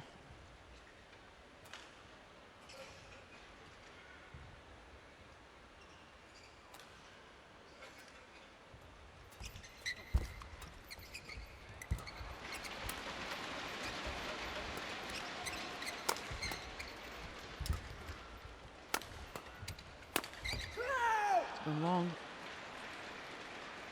Service over. 12, 9.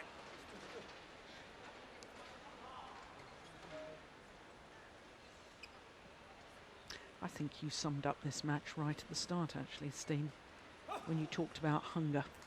And the difference to me between the two pairs is one pair is looking more hungry for success Yes. than the other pair. And they're playing a little bit faster.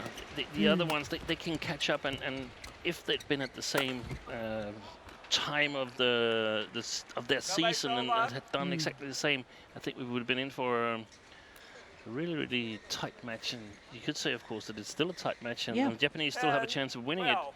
It just seems that the Koreans are playing at a faster pace. They're looking for the opportunities.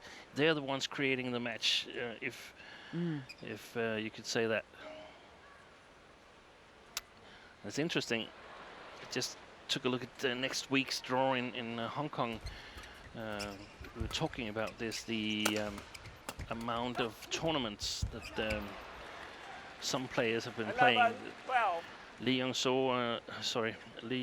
Young-dae and Yo Young-sung didn't progress very far in this tournament, and we've seen Lee Young-dae play the mixed doubles here with Lee So-hee, and he's also playing the mixed in next week's Hong Kong Open. And to me, it raises some questions whether you can actually play two categories at a high level. We've seen some players being able to do it, Jiang Nan, and of course the women's doubles players from China. But it is demanding. Yeah. Service over. And of course, in fairness, 13, we've seen 11. Lee Yong-dae do that in the past when he was younger, but now at 26, 27, Yeah. whether that's still a realistic prospect, I just don't know. I suspect you're right. Play. For instance, Lee Yong-dae won 2 13, titles 11. here in 2008.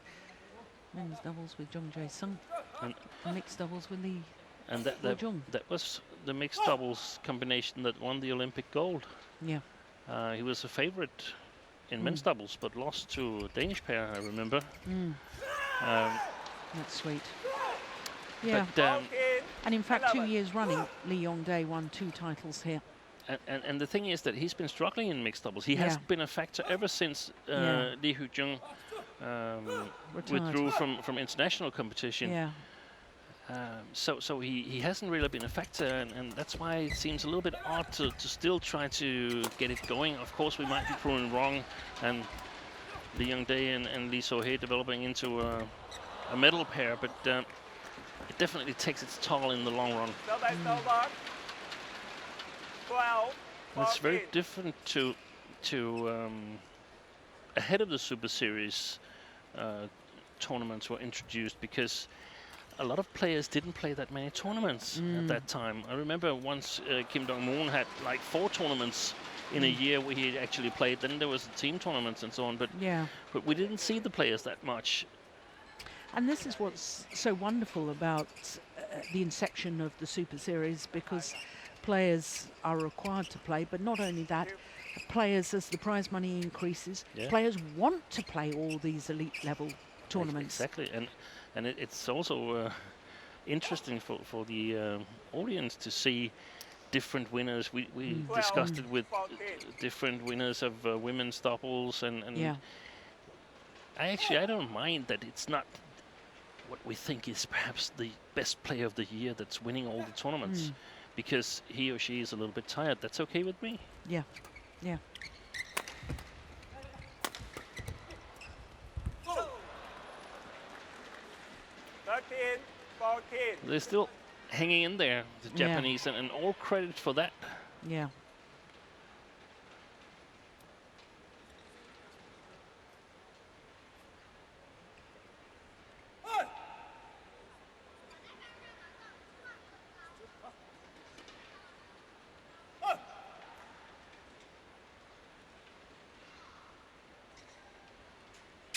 Yeah.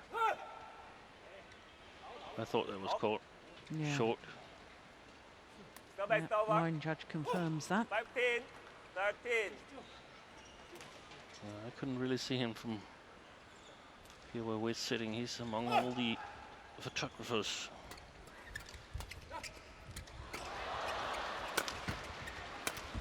Oh, Yeah, are they getting a little Service bit tight, over. the Koreans? yeah, or perhaps Okay. Kim Okay. Sarang was a little bit in his way. It was shorter than they expected. Afraid of hitting his partner. Yeah.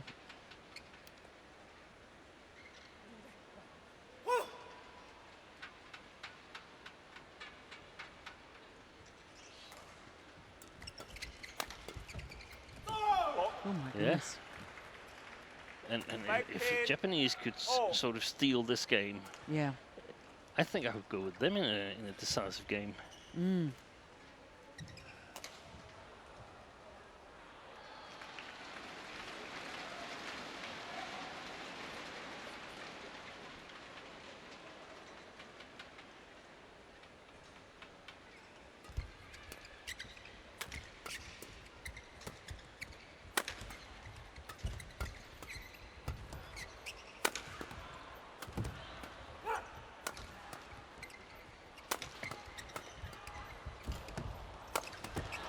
My goodness. Whoa! Brilliant. What a delightful change of pace. 16. 15.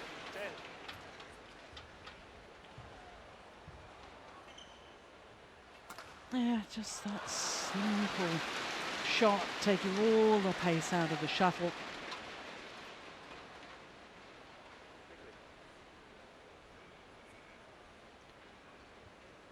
It's 9-4 for the Japanese pair since the interval. Mm.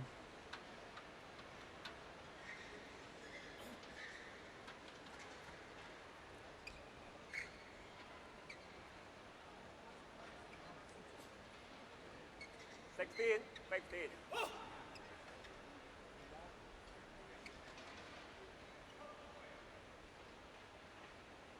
And 5 of the last 6 points as well. Yeah.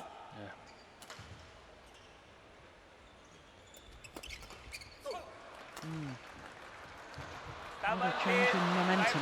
Yeah, and a very bad service return from Kim Ki-jung.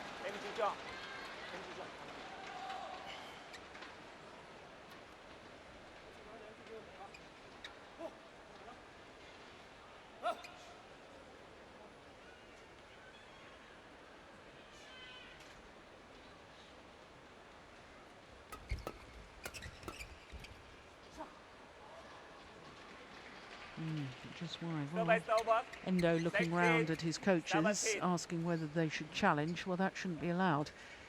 It's got to be the player's decision, and the challenge has got to be immediate. Yeah.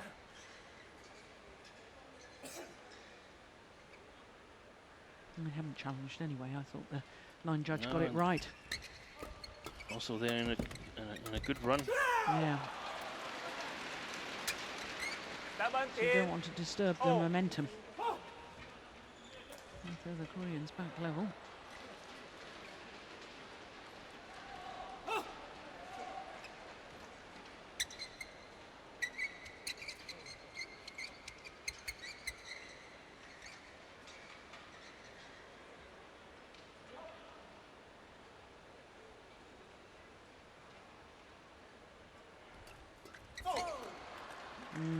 That was a good return of serve.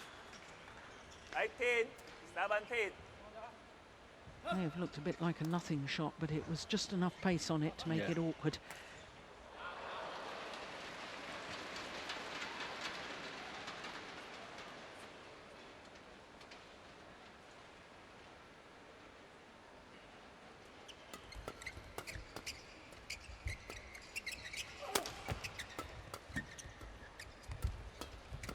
Good rally.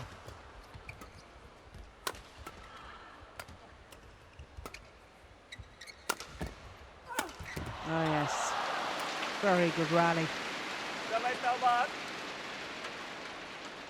18, oh.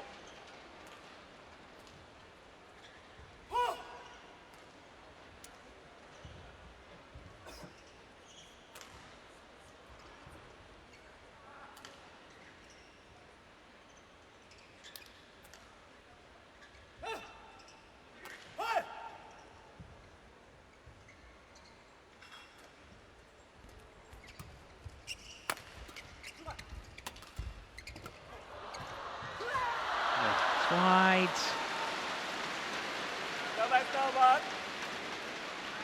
19, 18.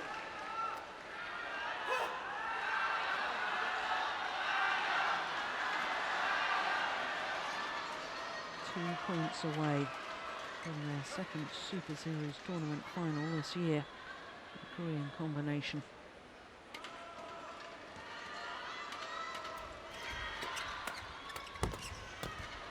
It's gone wide as well. It's match point opportunities. 20, match point, 18.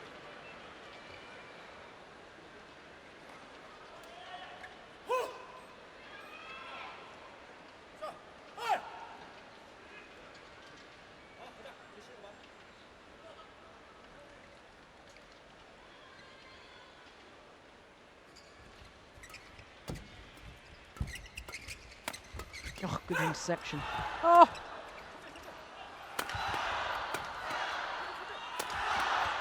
Good defence. Yeah. Unbelievable.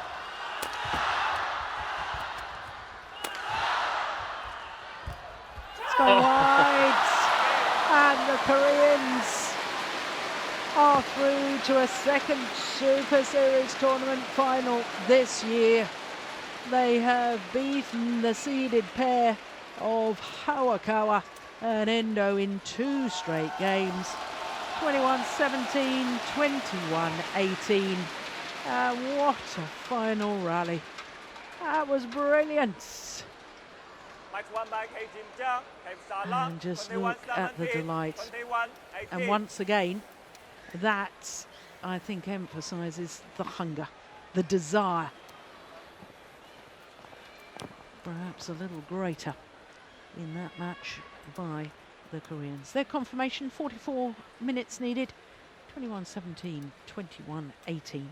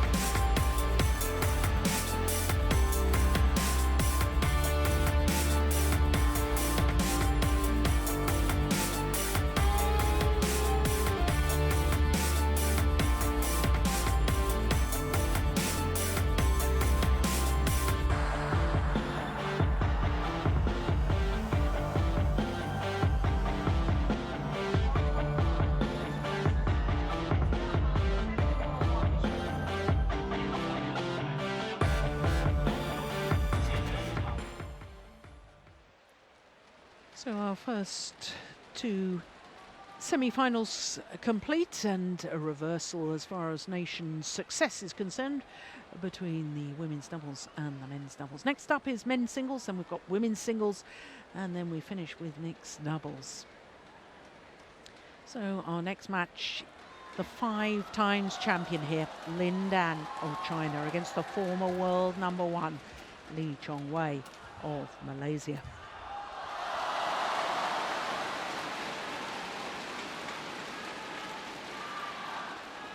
Well, as far as the Destination Dubai Super Series standings are concerned, with the men's singles, no doubt who's #1. Chen Long having won 5 Super Series titles this year. Kenta Momota having won 2. So 7 of the previous 10 Super Series events won by those top 2 players. Well, Chao Tien-chen moved up 1 place above Lin Dan, and the 2 Danes swapped positions after the French Super Series. Lee Chong-wei, who won the French Open, isn't even on the list. He's only played 4 Super Series tournaments prior to this, but he did move up 5 places to number 33.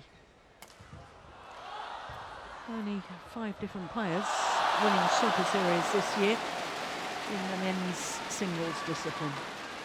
And here at the China Open, well, only 4 seeds left by quarter-final stage and only 5 different nations. By semi-final stage, as you can see, the first semi-final is in progress, and Chen Long, the 3-time winner of this event, is currently a game up against Sung Wan Ho. But the 2 Chinese players left in the draw, I can tell you, 8 China Open titles between them. Isn't that incredible? Chen Long and Lin Dan. 8 China Open titles. Lee Chong-wei, of course, has been in the final of this event twice previously, 2007 and 2008, the first 2 years of the Super Series. 2 Danes at quarter-final stage, and of course Hu Jung, who had that terrific final in Singapore against Kenta Momota, had definite opportunities to win his first ever title, but it didn't happen.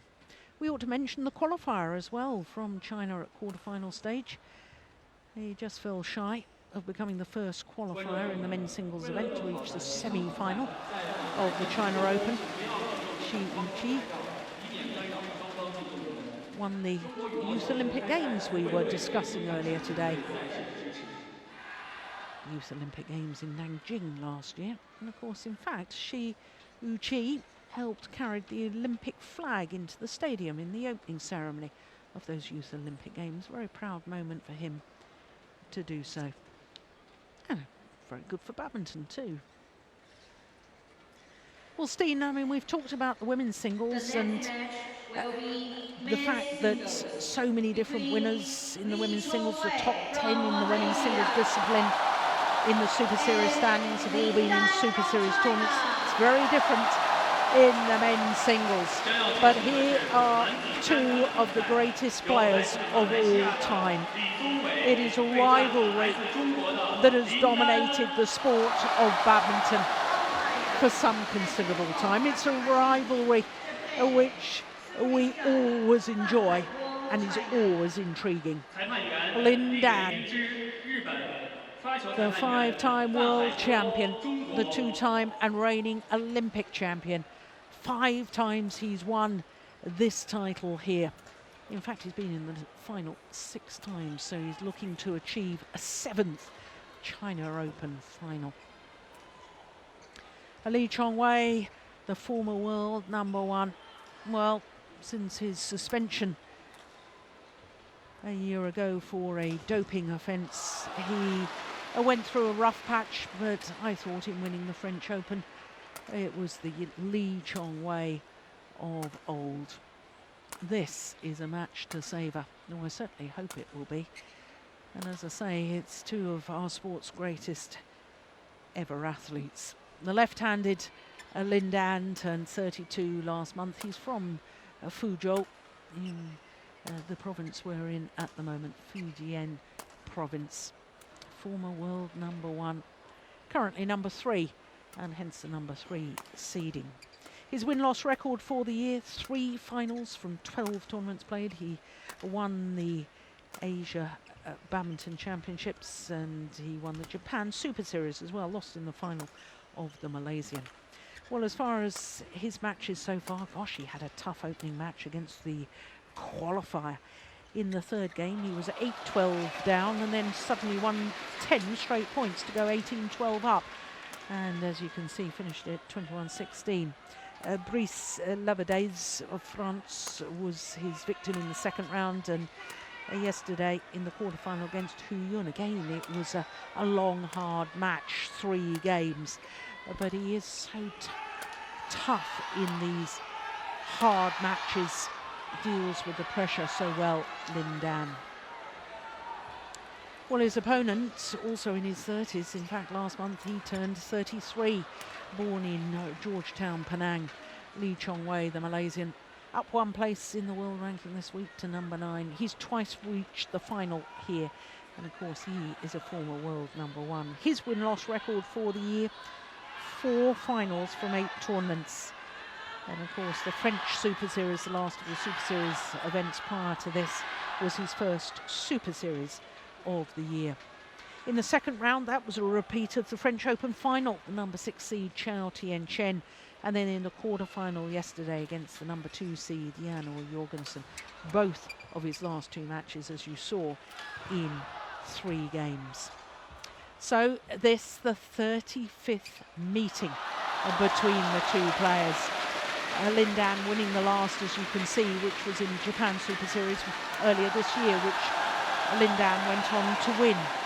But I think more significant than that is that Lin Dan has won the last 5 meetings. He's won 8 of the last 9 meetings and 10 of the last 12 meetings. Lin Dan, China.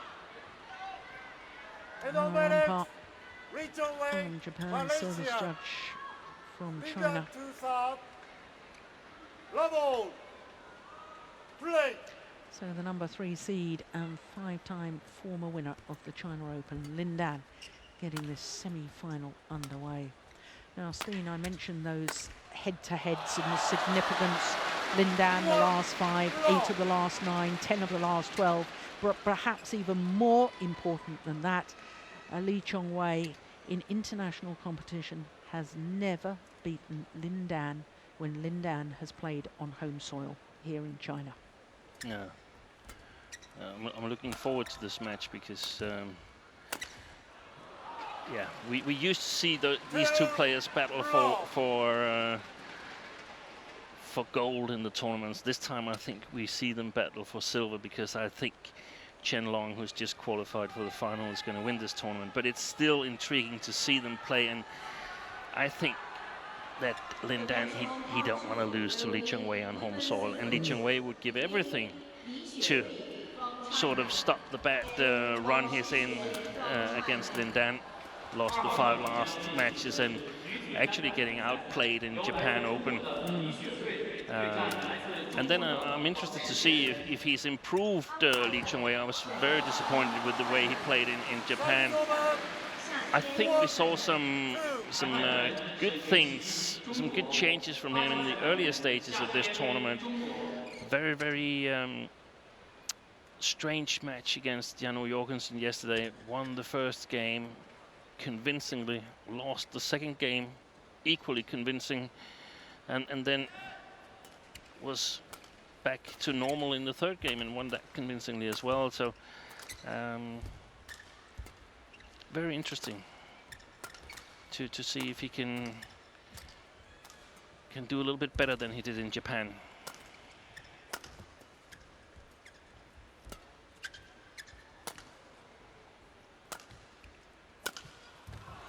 I missed it. Yeah. Service over. 3-1. Again, interesting to see the markets on the internet. They have Lin Dan as a favorite, but only a slight favorite, like 55% to 45%. And I have to say, I don't agree with them. I have Lin Dan as a much bigger favorite to win this match. I have Lin Dan as the favourite because of the psychology. If it was the player on court right now that we're looking at, if his name wasn't Lin Dan, and if they hadn't had the history between them, I would say that Lee Chong-wei is playing the better of the two players. Yeah, I don't totally agree. And it's especially the match in Japan that has sort of cooled my belief in Lee Chong-wei. I think there was a time in 2013 where he actually was playing quite a bit better than Lin Dan. But yeah, but to me that just emphasises that my point, because in Japan Lee Chong-wei was desperately disappointing. yeah, The following week in Korea he was even more disappointing. Yeah. He lost first round of the Yeah, qualifying. exactly. He was in the middle of a crisis of confidence. Yeah. And I think since then he's played better of the two men. yeah, he has. You might say he has when they're playing other players, because that's the only thing that we have to judge from. And that's my point, and that's what I'm basing it on, because if he wasn't playing Yeah, Lin Dan, if Yeah. the man across the net was not Lin Dan, yeah, and if they hadn't had this history of so many matches against each other, yeah. take all the psychology out of it, and But if he still had the same skills like Lin Dan, but just was called something Danish or something, yeah, I still think Lee Chong-wei would struggle, because the skills that Lin Dan has just fit so well to beating Lee Chong-wei. And what if I could choose one thing to add to Lee Chong-wei's game, I would add a bigger smash, a smash like Janno Jorgensen, Shrikant, Victor Axelsen, and then I think that would change it around, and I would have him as the favorite. yeah. Interesting. Because, I mean, Lin Dan has not been impressive against other players this season. He's had his ups, and he's certainly also had his downs. It just seems that Chong-wei doesn't have the, that shot that can put enough pressure on Lin Dan, and Lin Dan is tactically ahead of Lee Chong-wei, in my opinion, and that's what I'm looking forward to see if that has changed. So that's why I'm looking really forward to this match. Yeah. Well, you say that Lin Dan's had his ups and downs. 3 first-round losses Yeah, in Super Series tournaments when seeded either 2 or 3. yeah. And a very, very bad loss in Denmark Open to Victor Axelsen. He won the Japan Open, beating Victor Axelsen, but he was, in my opinion, really, really lucky, because Victor was the better player in that tournament, and he certainly proved that he knows how to play Lin Dan when he held him below 10 points in each game in Denmark. Yeah. 21-8, 21-7. Yeah, that's a good shot. Yeah. That's one of the shots that can do some damage to the defense of Lin Dan. That reverse slice there.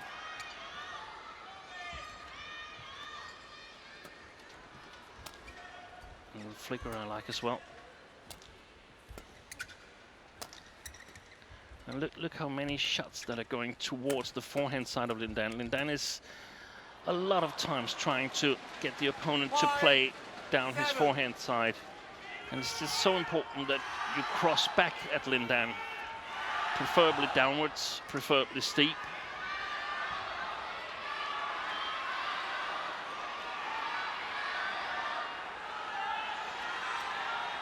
And this match has certainly got the stadium going. It's been a little bit quiet, even when Chen Long played. But there's nothing as a good rivalry. Overdone it. Yeah. Yeah, rivalry in any sport is great for the sport, isn't it? Yeah. Tae Subok giving instructions to his man. Yeah.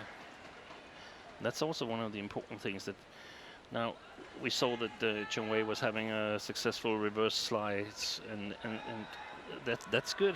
But he can't keep on using it because Lin Dan will cover it. He will read it. He's probably one of the best at reading a badminton game. That's good. That's well played. Oh my goodness, that's fast.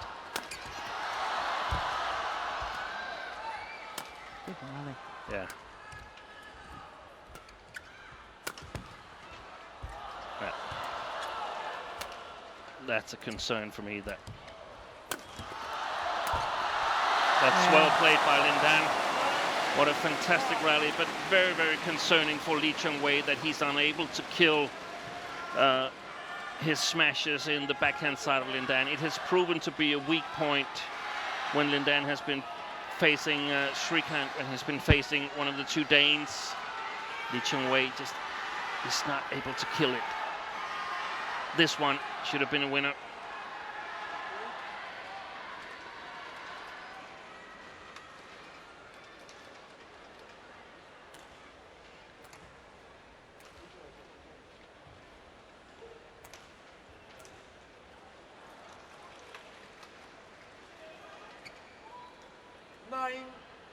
White. Red.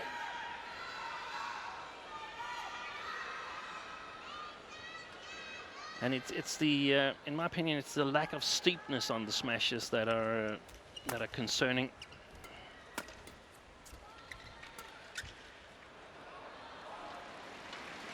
Time is over. 6-9. We saw in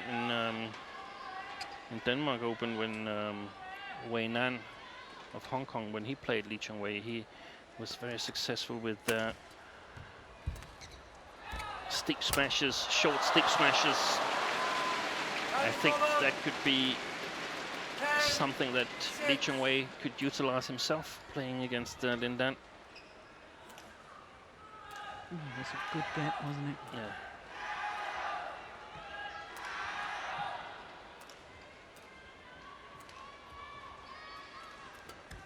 Oh. Gone wide. Yeah. So 11-6. 5-point advantage for the 5-time winner of the China Open, Lin Dan.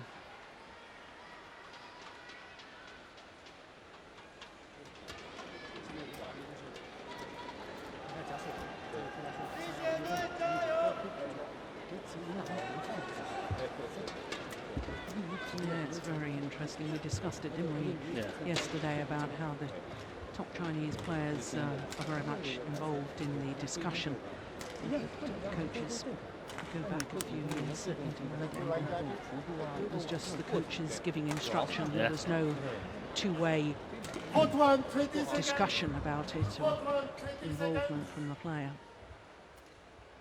And it's probably also has something to do with the nature of the player. If it's a player that's very aware of tactical situations and so on, it's easier to let that player have responsibility than if it's a player who relies a bit more on physicality and superior technique or something like that.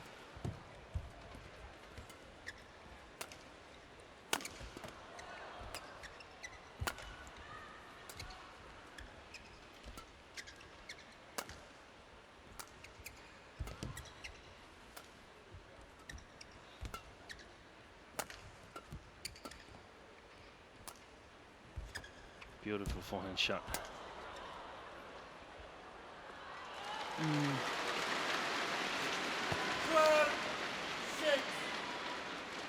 So I think if this is the pace the match is going to be played in, and this is the amount of pressure that Lee Chung-wei is capable of putting on Lin Dan, he has got absolutely no chance, in my opinion. He's got to up the pace. He's got to put more pressure on him. In this pace, Lin Dan, he doesn't make mistakes, and he's got such a deceptive forehand.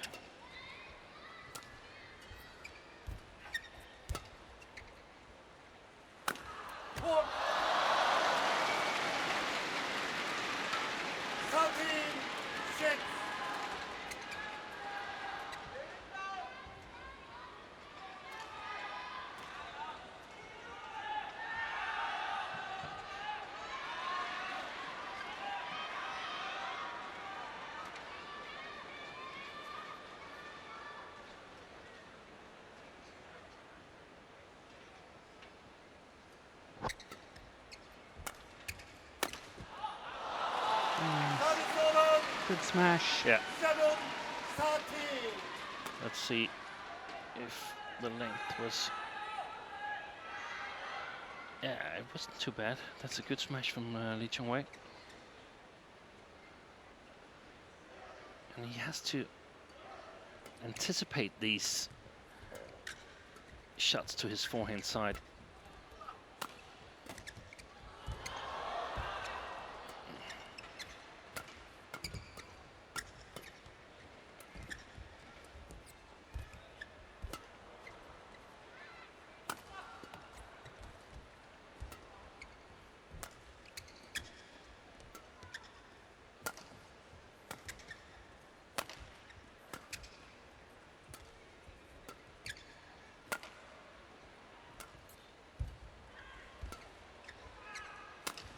Well played. Oh, yes. Nicely done Well from played. Lee Chong-wei.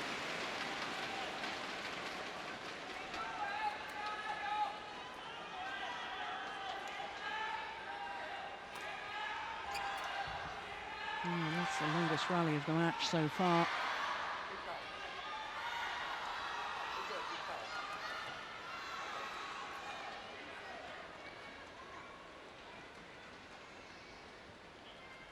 So an idea could be to sort of make sure that Lin Dan doesn't get too much initiative in the beginning of the rallies, so that you can play 50-50 for a number of shots, and then later on in the rally look for opportunities, 13.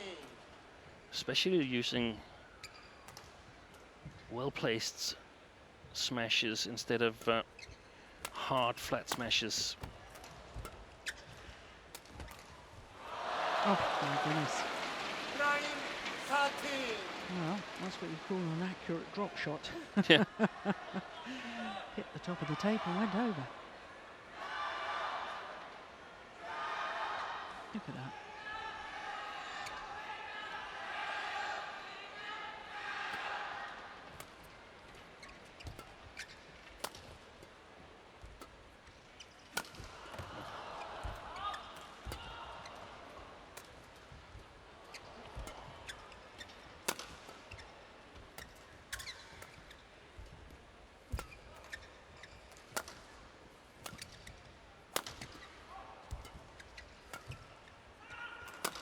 Missed it.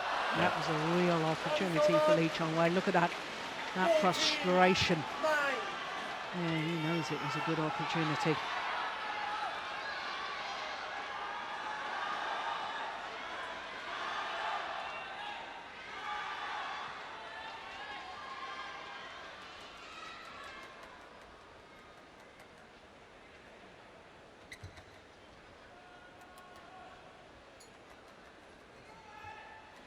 Got a towel today rather than the big mop. Yeah.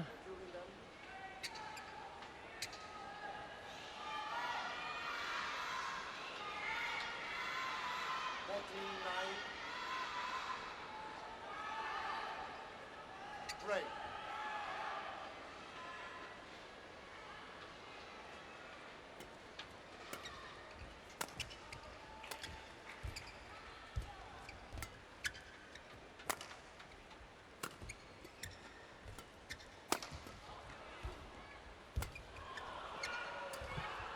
That's glorious. What a shot. Time is over. 10-14. Two shots to the backhand side, then the disguise drop to the forehand. Yeah, it's a good shot. I'd like to see him go more for the net after his smash to the backhand side of Lin Dan. Lin Dan is always blocking short there, and you simply have to make a run for it, because you won't get that many big chances, so you have to make the most of the small chances that you get. And that was what I thought I saw in the beginning of this tournament. I can't remember who he played, Lee Chong-wei. We had him on the TV court, didn't we? I forgot Yes, that. we did. Chao Tien-chen. Yes, exactly. Which initially I thought would be a difficult match for him, but it seemed like he's improved his shot quality and his... Oh, fault is called. Yeah, sometimes it's called, sometimes it's not. 14. It's very hard to judge in real time. Yeah, let's have a look at that. Judged to have taken the shuttle before it crossed over the net, I think. Yeah, great call by the umpire. He was absolutely right. Good umpiring. And that's landed in. And he's suddenly back in it, Lee Chong-wei. Just 2 Yeah. points now.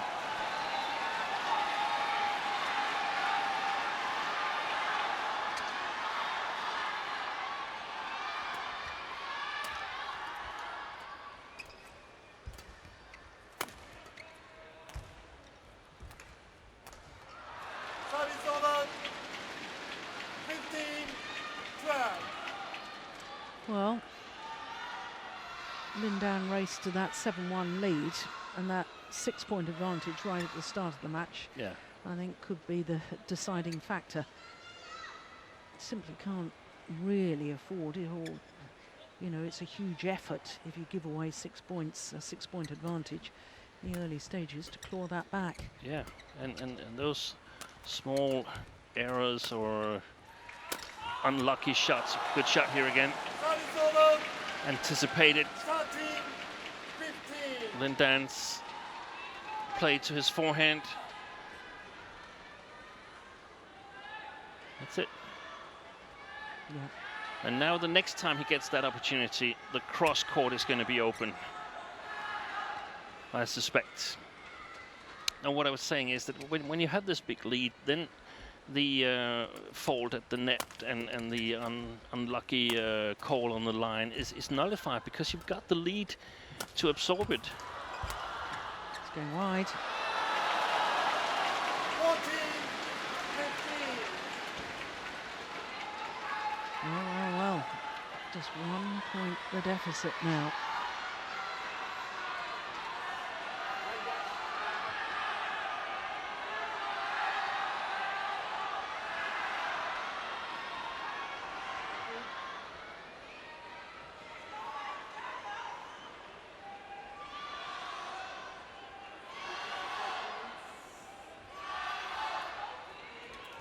Fourteen, 15.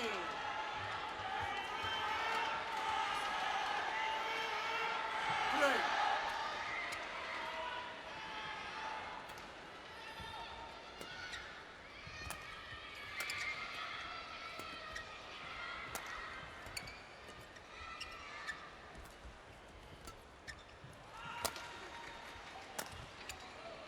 See, the cross clear back at the forehand side of Lee Chong-wei.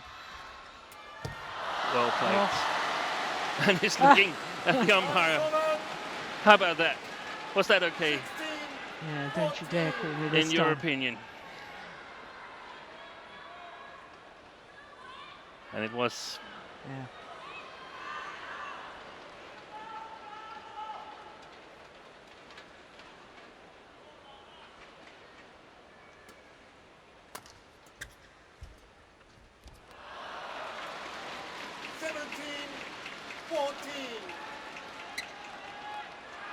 And it's a terrible shot to make a mistake on, because it's not going to give him any advantage. Lindan had it all covered.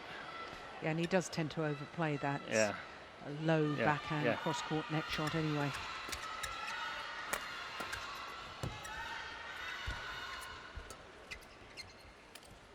Oh. That's a lucky net cord each. Yeah. 18, 14.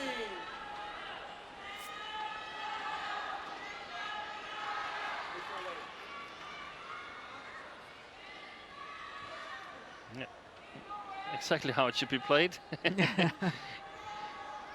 Nothing more, nothing less. 18, 14.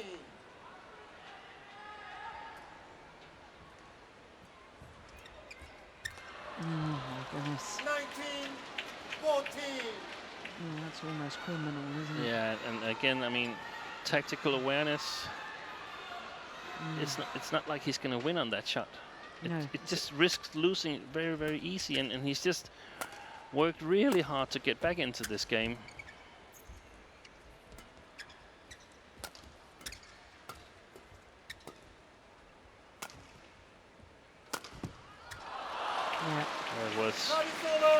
Super. Well placed smash. Not hard at all, and then so important to stay in balance. So if Lindan has it, you can be quick on the front court. And of course, a lot of times we talk about what should people do against Lindan, but that's because he's so good and he very rarely plays bad shots from a tactical point of view.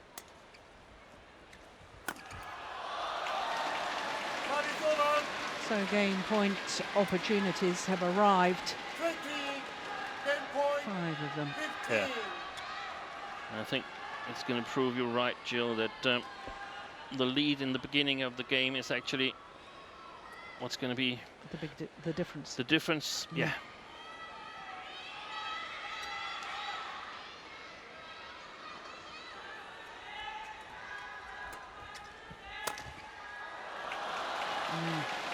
Well saved. Yeah, short lift from Lindan.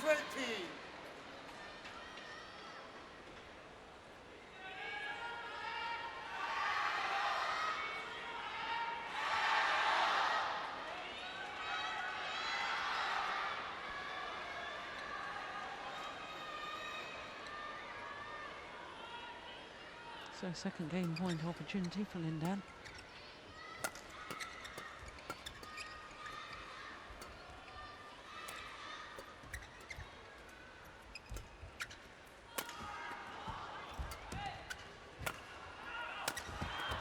It's going wide. Yes.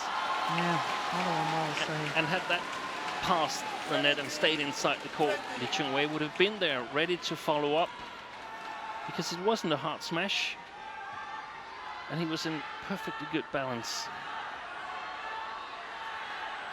So if we could sort of give some advice or suggest some improvements on Lindan's game, it would be to be a little bit more alert on the backhand defense and put some variation into his shots from that particular spot.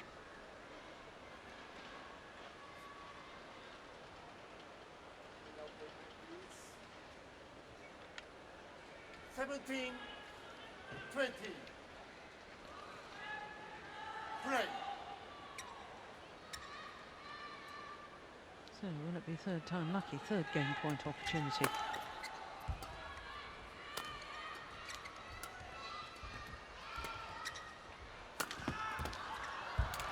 Oh. Yeah. Well, he did what you suggested, Yeah. Steen. He followed in his smash. He looked for that straight block, but he made the error. So opening game to Lindan of China. And it's not enough. He has to go all out on that one. Yeah. Because it's coming there every time. 21-17 in 25 minutes.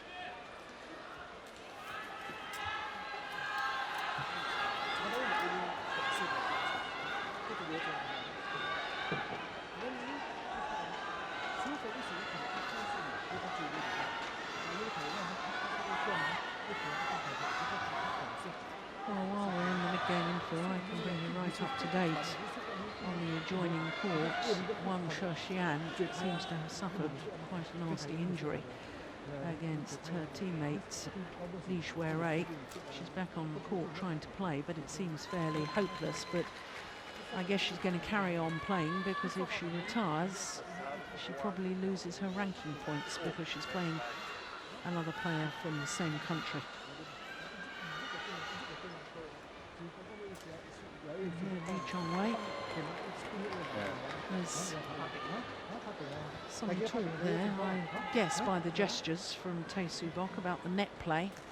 I wonder what that was.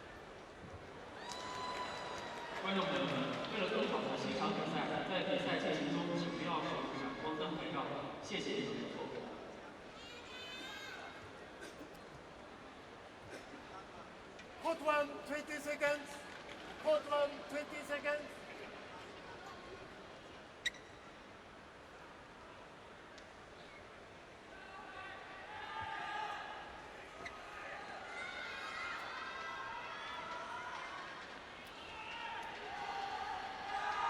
Of course, we shouldn't rule Lee Chong-wei out of this match yet.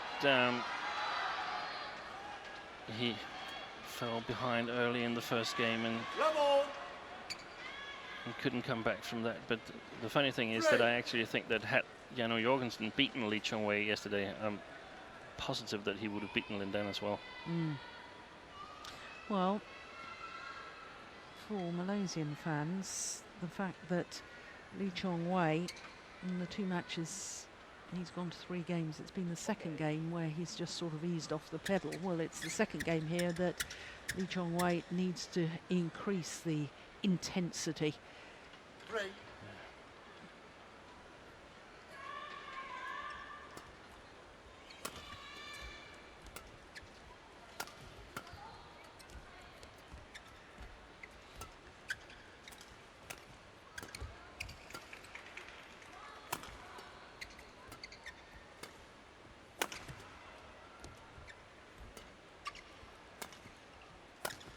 Well played.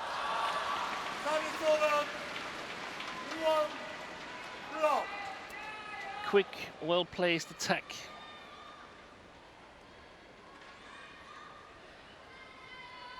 It's probably something that they've been discussing in the Malaysian camp during the interval.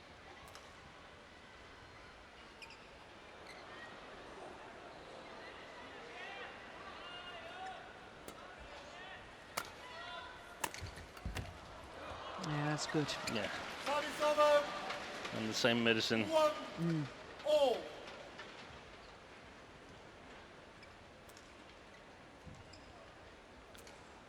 Look at the racket movement there, so quick. Yeah. Not a whole lot of arm, but very, very fast racket movement in the smash.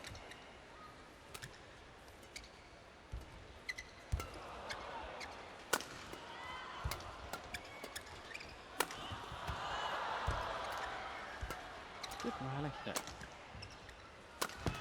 Oh, that's brilliant. Well placed. Yeah, that's one of your steep smashes that you were talking about. Yeah. And when you're playing Lin Dan, you'd much rather have the rallies going. Yeah. It's plumb on the line. Yeah. You'd much rather have the rallies going in the backhand side, because Lin Dan is so deceptive in his forehand side. It's very hard to see what kind of shots he's making. And I guess that's why we often see him clear from his backhand side towards the opponent's forehand side. Let's see if it happens. Most opponents, they just play straight back at him.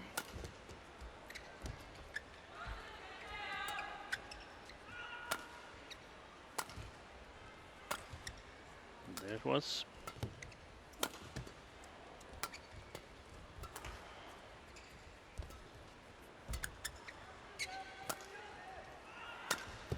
There it was again. Yeah. Good judgment. So every time when Lin Dan is making a cross clear from his backhand side, and you're sort of following suit and playing straight back at him, you're doing what he wants to do.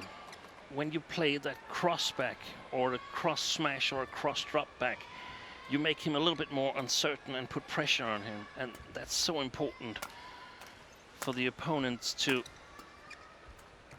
put that kind of pressure on Lin Dan. That's in. Service over. 2, 3.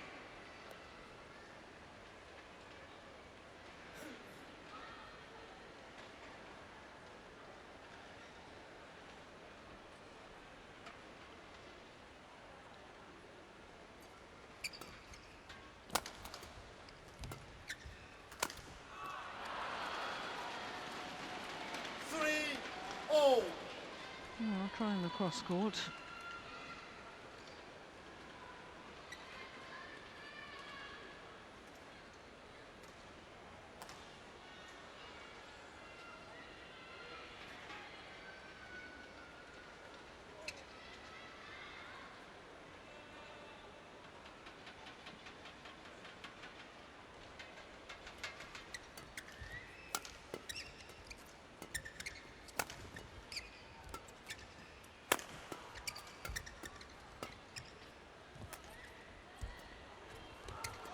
goodness.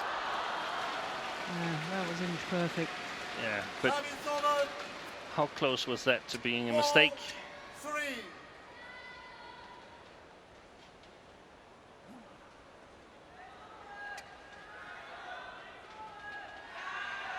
Do you think, like me, he overplays the cross-court net shots from Yes. both sides, Yes. backhand and forehand? Yes, Yeah. yes. And there's too many big deceptions where the racket makes a big movement. Oh, what a fantastic retrieval. What? Retrieving there, my goodness. Lee Chong-wei had to scamper across court. Lin Dan thought the rally was won. Look, he plays Yeah. the block and Lin Dan just stops and watches it. Somehow, Lee Chong-wei gets to it, and that was the right occasion to play the cross-court net shot. Brilliant.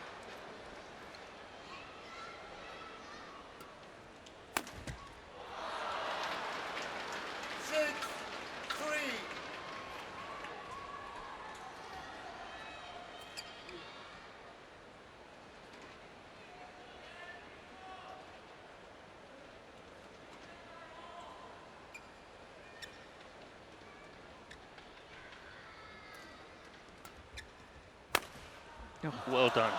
Yeah. Well done. We haven't seen that 7-3. earlier in this match, but once in a while, the body attack is efficient. And we've seen that throughout this year when we've watched Lin Dan play. Missed it. Yeah.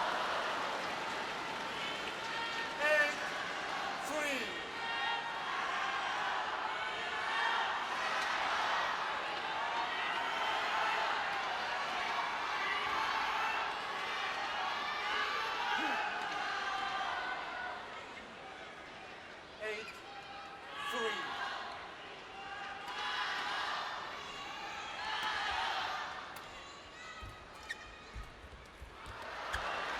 Service over. 4-8. Another mistake on the cross net shot.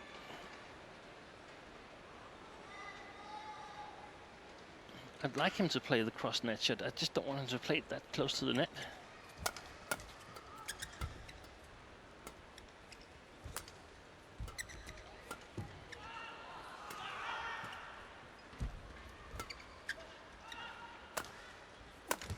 Too short, way too short. That clear from Lee Chong-wei. He gets punished by Lin Dan. Yeah, still an excellent smash.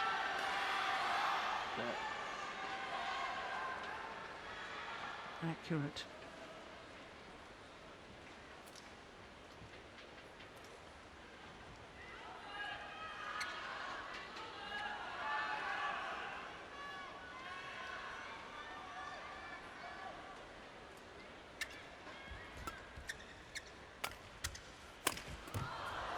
Good retrieving again.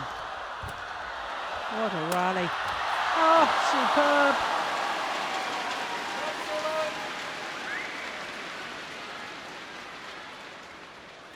No, we didn't. Yeah, here it is. Look at the quality of that defense. Impossible for Lin Dan to continue his attack. Actually, it brings him directly to his own defense.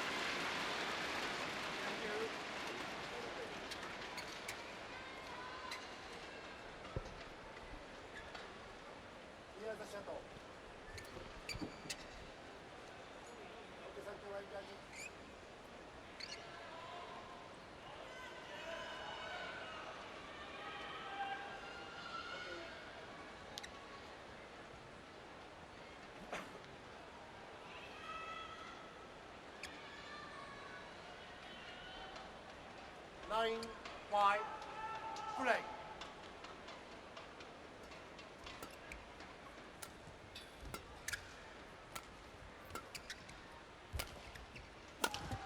Oh, yes. Lovely. Service over. 6, 9.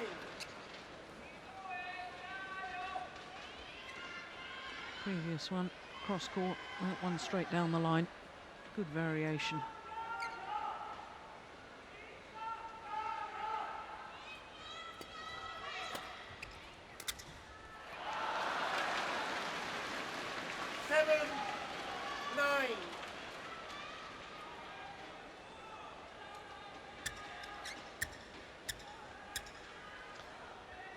2 quick points without a lot of physical work. Yeah.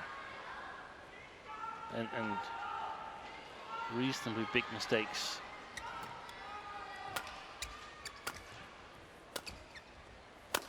Well played. There was the cross-court smash. 10-7.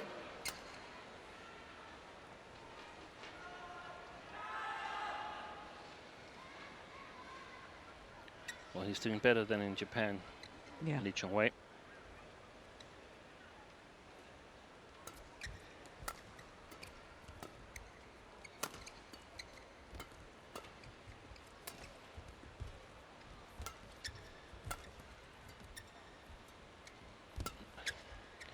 Look, that cross-court, it got him nowhere. It got him in trouble again, even though it passed the net.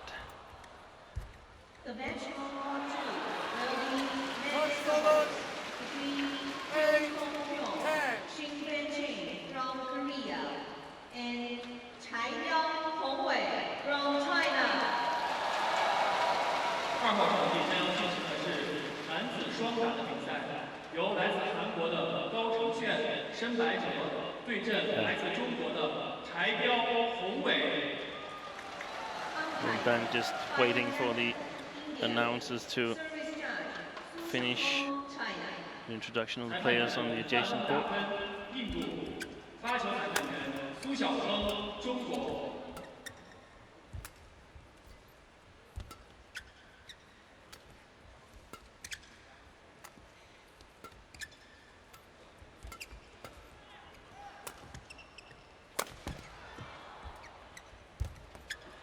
Oh, good net shot from Lindan. Yeah.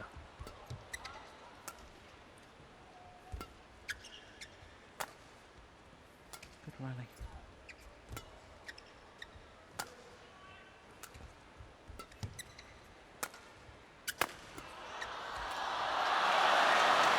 Yeah. Well, as you said earlier on, Steen, that's what Lindan is hoping for. Yeah. Hoping his opponent will play that straight smash. And it's a very bad smash because there's no quality in it. It's not even close to the line. It's closer to Lindan than it is to the line.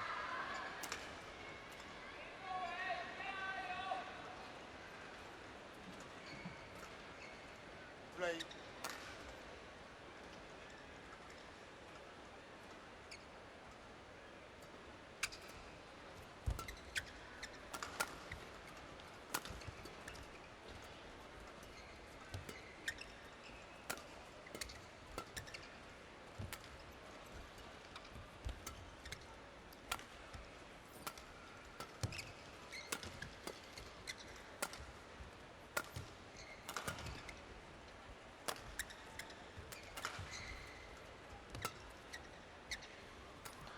I'm sitting here trying to figure out what kind of shots brings Lee Chong-wei in a better position and what kind of shots brings him in a bad position.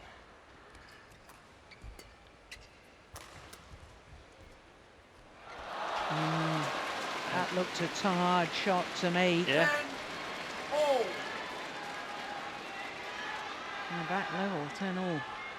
And then we're back at shot quality, where I think right now Chen Long is outstanding, but the shot quality from Lindan is also quite good.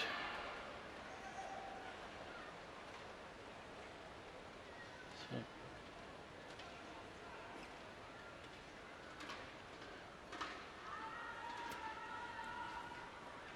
it's in. Ooh, challenge here. Challenge. Lee Chong-wei challenge called in. And no matter what, there's going to be An interval. an interval. Yeah, but the interval won't actually officially start until the Hawkeye decision is made. Oh, we couldn't see that, could we? I think it's out. No. It's called in. Challenge Couldn't really see it because of Lee Chong-wei Lee Chong-wei's shoe, but remaining. So it is good, we have Hawkeye. Lindan with the advantage. Service over.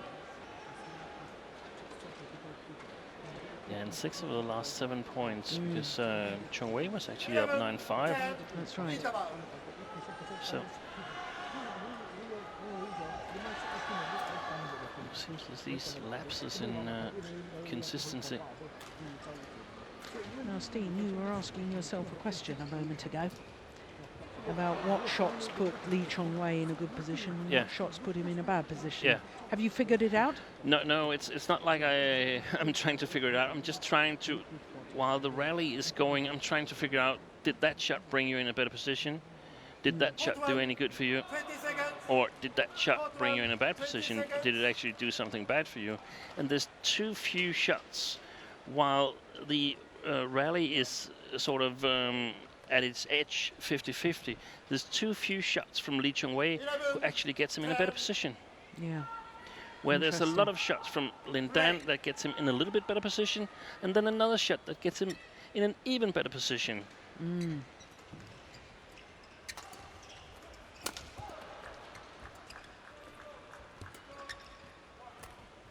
And I don't like the play back at the net because it doesn't get him in any better position. Service over. 11-all. I think when Lee Chong Wei has the chance, he should try to get Lin Dan moving.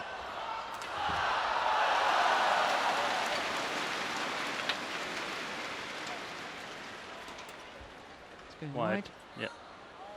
That's a careless mistake from Lin Dan, Yeah. isn't it? Very uncharacteristic.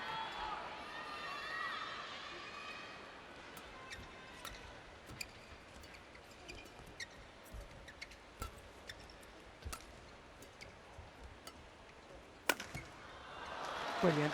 Yeah. Service over. And that's going to spell trouble for All. the rest of the field if Lin Dan has improved in his moves to the backhand side.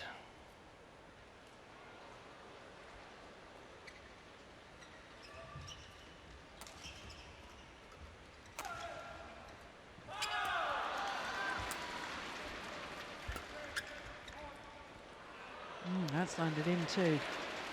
This judgment from Lee Chong Wei. 12.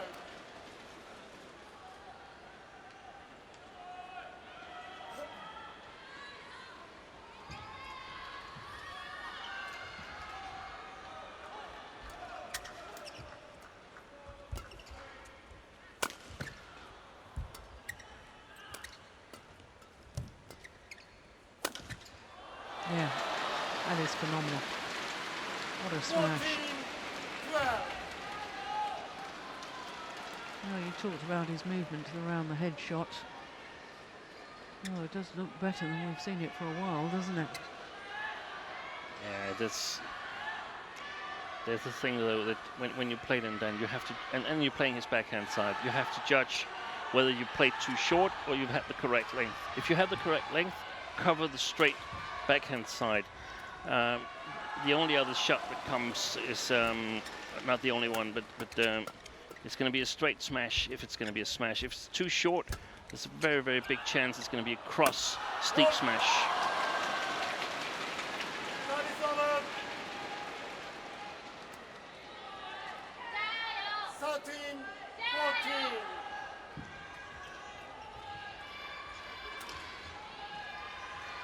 Well, I wouldn't mind see a third game No, with these me- two great players. Me neither.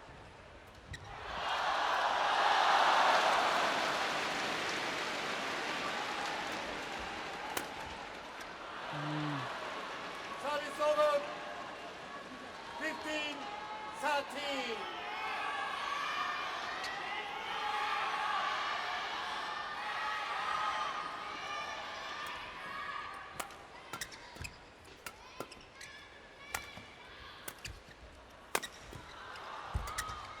Oh, that's good. Yeah. Service Broke over. a string in his racket, 14-15. did he? Yeah, I think so. Yeah, but that's the following that Yeah. you were talking Yeah, about. yeah. And Smash straight down the line, straight block. Yeah, but it's not so obvious in his forehand side. He actually has a lot of variations from his forehand side defense. That could go cross as well, but we see the kind of commitment here that I was asking for in the backhand side when Lee Chong-wei is smashing there. He needs to go all out in order to give himself the best possible opportunity of killing it at the net. Because if Lin Dan gets it back and the rally just goes on and on, you try one more time with the smash, then Dan gets it back, you don't kill it, he gets more and more secure in his defense that the opponent is not going to do anything bad to him.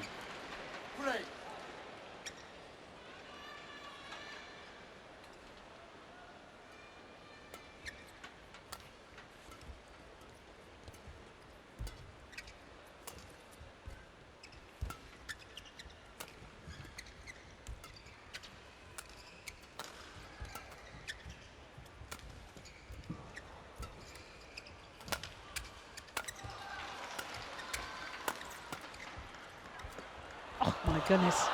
Oh! It's gone wide. Well, there was a backhand in that rally from Lee Chong-wei. I thought he was going to leave it. What a rally. There Look at that. Look at that. And then he gets the net shot as well. Incredible. 16-14.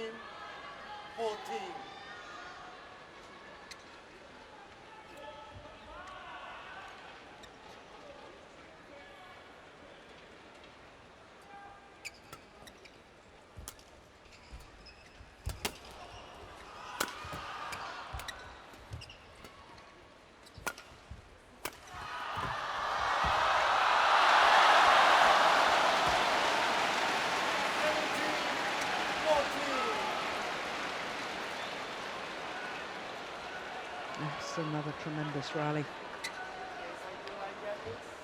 Look at that defence from Lin Dan. Look how quickly he's up again. Yeah. And had that shot from Lee Chong-wei gone over, I think Lin Dan would have got it. I don't know if anybody before Lin Dan had that diving defense, but I definitely can't remember anyone. So I think Lin Dan invented that one. Should be like the gymnastics, shouldn't it? When Yeah. you name a shot after or a move in gymnastics Exactly. after the athlete that first did it. Well, we're free to do that. It's a Lin Dan defense.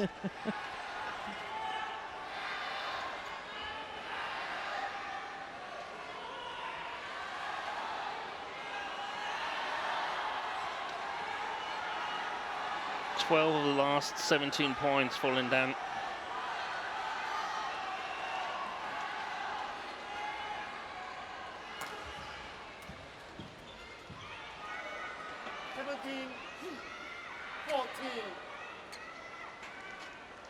Play.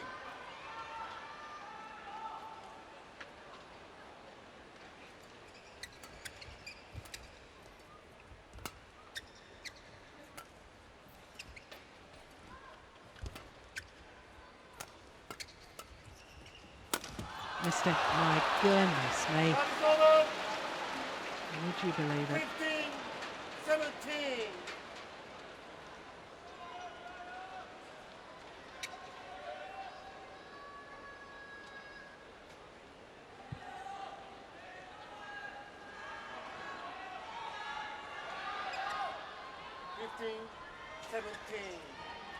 Play.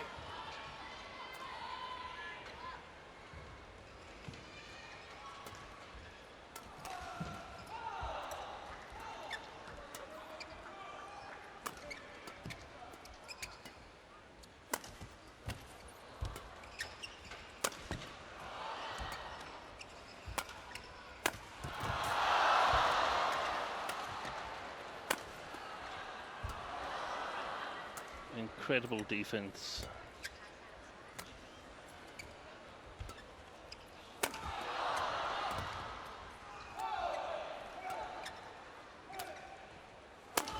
Missed it. He's missed another.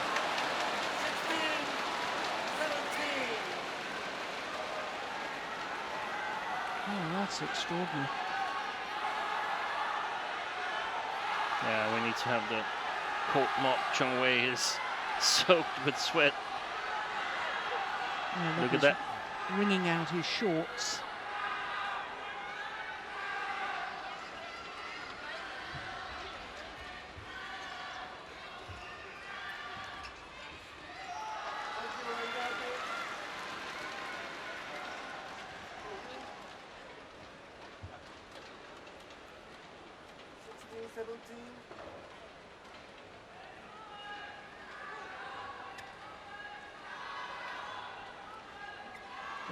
Oh, this is a huge point coming up. 17 all, or 16-18. And psychologically, that's a huge difference.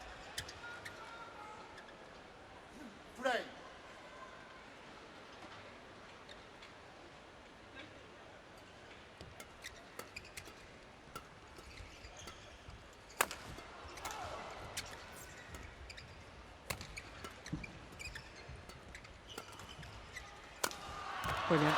Yeah.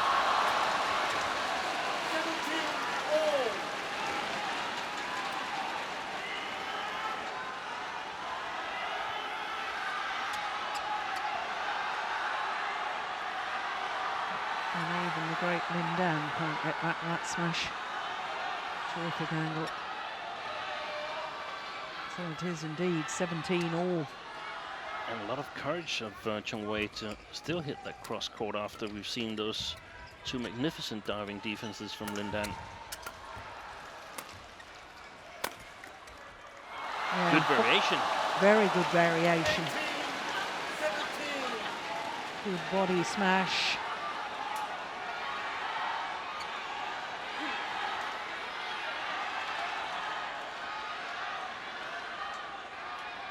And Lee Chong Wei back into the lead in this second game.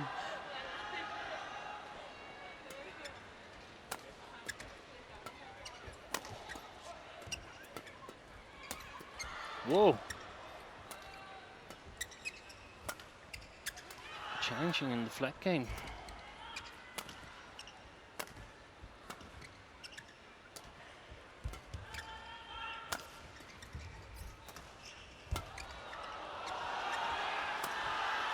Oh, Yeah. that's lovely. Yeah. A sliced angled shot across court. Going for the acute angle, going for the disguise. Was that 5 in a row? He It was 17-14. 17-14, yeah.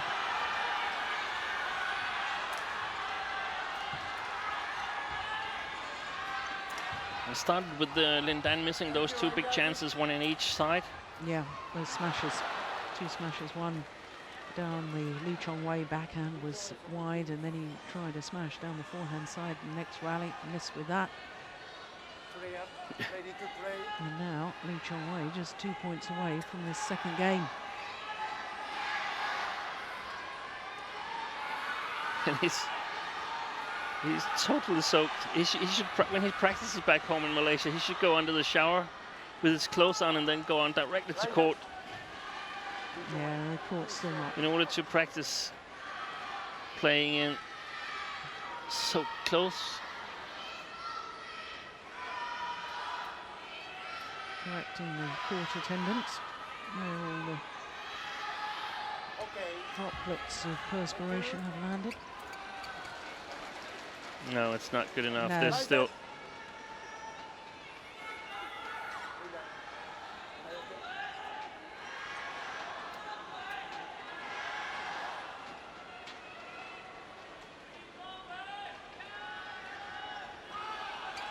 Well, Yeah, 19-17.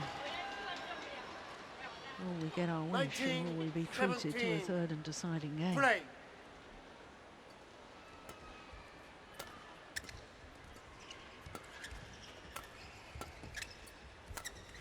oh, net court. Oh yes, it's landed in. Time is over. Well played, Lin Dan. 18-19.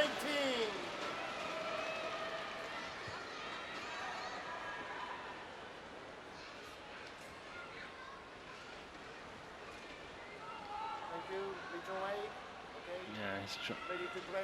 Toweling down Lee Chong-wei again, but I guess he have to, because otherwise he could end up with his shoes totally soaked up in sweat as well.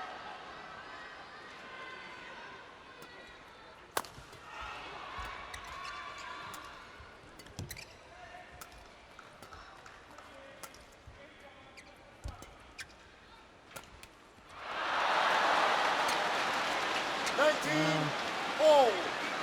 19-all.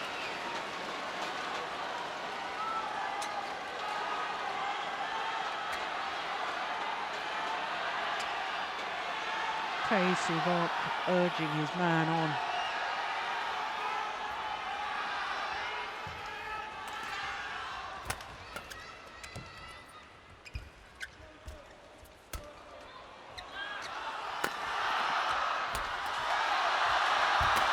Unbelievable. That's it. Unbelievable.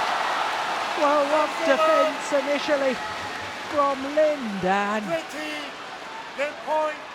19. Well, there was the straight block that you've been talking about, and there was the commitment from Lee Chong-wei. They still couldn't put it away. Needed another 3 shots before that happened. And now Lee Chong-wei has a precious game point opportunity. Play, please.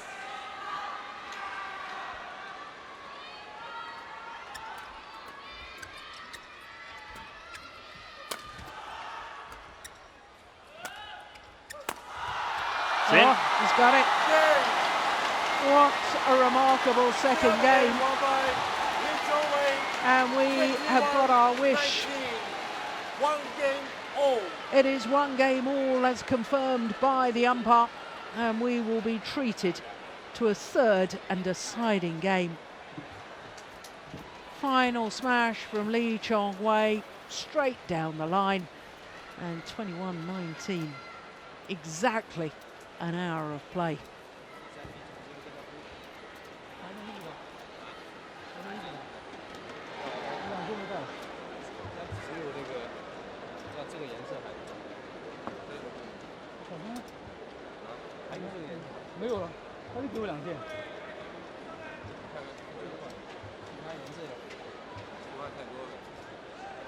Oh, it looked to me as if Lindan was asking for a clean shirt. Yeah, I think so too. I think he brought that on with him. He wasn't planning on a A 3-game third game. match. Yeah, probably right. Can't find that. Looking calm.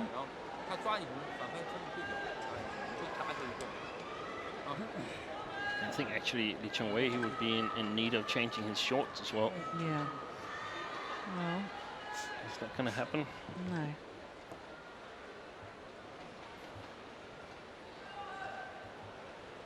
Here's another shirt coming in, but that's not the same color. I don't know if that's allowed. I don't think it is allowed, especially as Lee No. Chong-wei has Now got. the umpire says Yep. you cannot change colors. Blue and next blue. Yeah, because Lee Chong-wei is wearing a yellow shirt, and they decided on the colours prior to the start of the match. Yeah, well, you know the rules. Well, the players should know the rules. Oh, it's a brand new shirt. He's taken the label off. This is not allowed. He's probably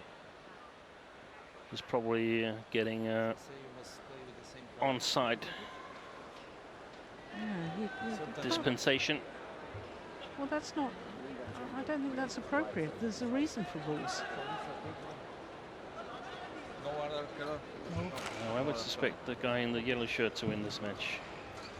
What, this argument? Well, I think that's wrong. Come out, please.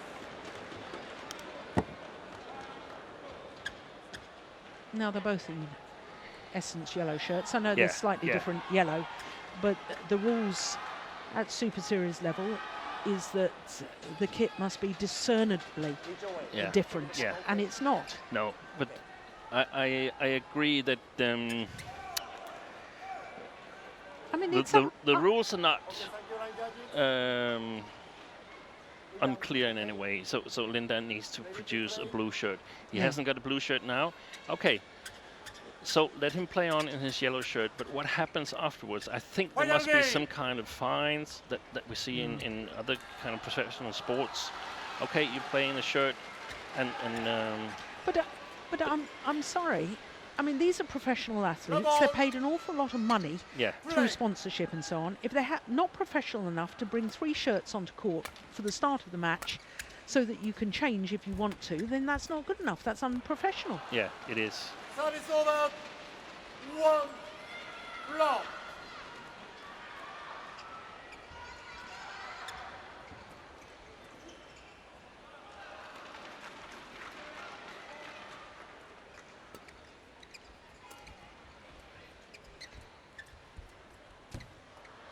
I don't know about now we're discussing the shirts. It should be predominantly one-colored, but I mean, it's at least a very, very strange pattern on that yellow shirt, so I can't see what's on the back of it.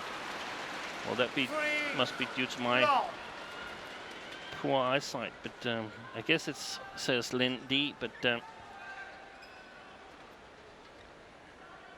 Well, with all this kerfuffle going on, it seems that Lee Chong-wei has just lost his focus momentarily. He can't afford to give his opponent a 6-point advantage as he did at the start of the match. Well, he's got a 4-point advantage already.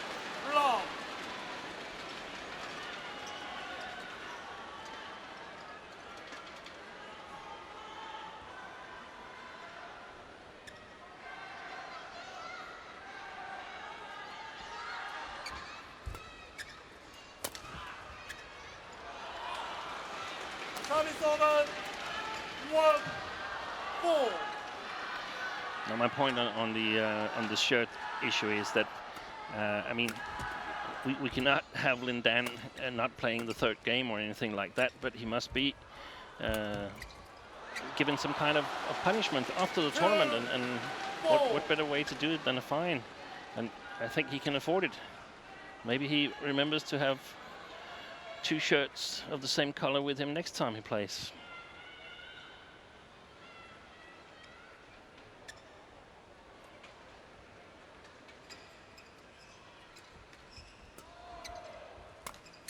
Wide. Oh, goodness me. 3. Did he lose sight of the shuttle? Something odd happened there, didn't it? Yeah, he's looking up at the lights.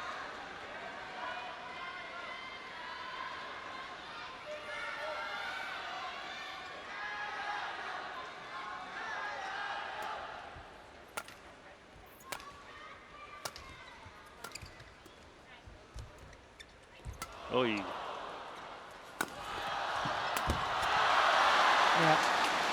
Service over. 5-3. got a bit lucky. The 3rd last shot there hit the net. That one.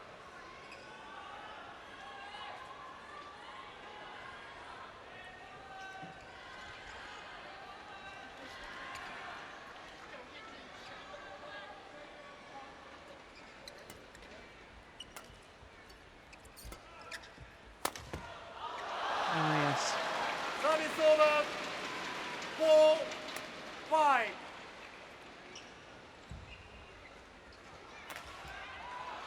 These reverse angle smashes.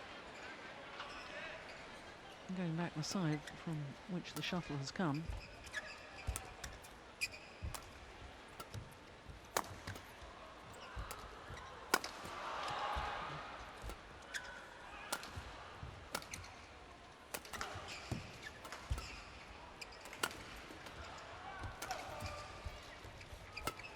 Great play.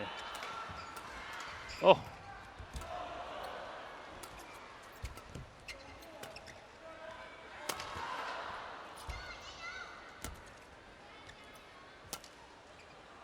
That's out. Yeah. Service But what a over. great rally. 6-4. It seems like the momentum changes in this match over and over again. Yeah, it's intriguing, isn't it?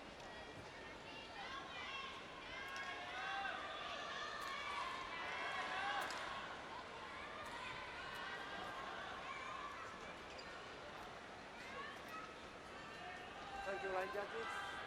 Players, ready to play. Played 68 minutes already. Yeah, it's incredible, isn't it? We're only 6-4 in the decider. Thank you, line judges. But as you pointed out at the end of the second game, there's so much perspiration coming off these players. Their shirts absolutely sodden, and that drips down onto the court surface. So we are having a lot of delays for the court to be mopped. And this 4. brings us back to the point that you made the other day, that really we ought to have a dedicated court attendant that's ready to come on at a moment's notice, rather than the line judge having to double up as the court attendant and mop up the perspiration. It's landed in. Oh, he couldn't see it. Blocks his eyes. Yeah, Lin Dan was in the way. Well, there's a challenge here because the umpire has called it and called it in. So Lin Dan is challenging the umpire's call. Yeah. Very difficult to tell. Difficult to see from that angle, but my initial thought is in. Yeah, I thought in too. Here we go. That's in. Yeah.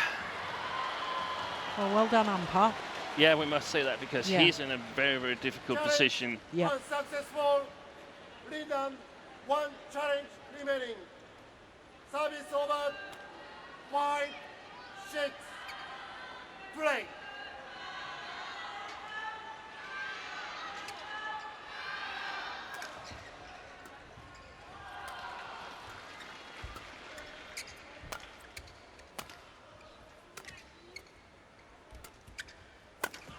Brilliant.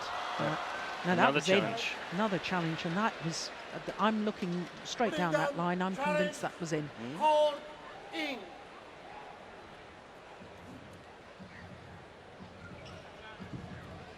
That's a really difficult one to call. Yeah, that's because why it slides across. Yeah, but this is why we've got Hawkeye, the instant review system. They've got cameras down the line. Yeah. Yeah.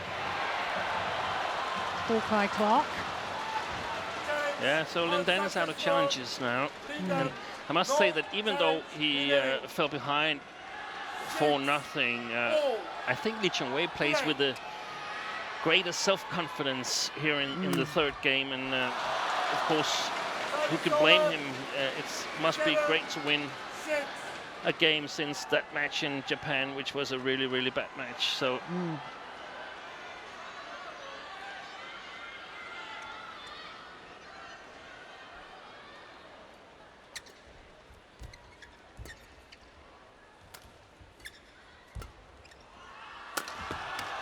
Yeah. Service over. 7-0. Oh, what a match this is turning out to be.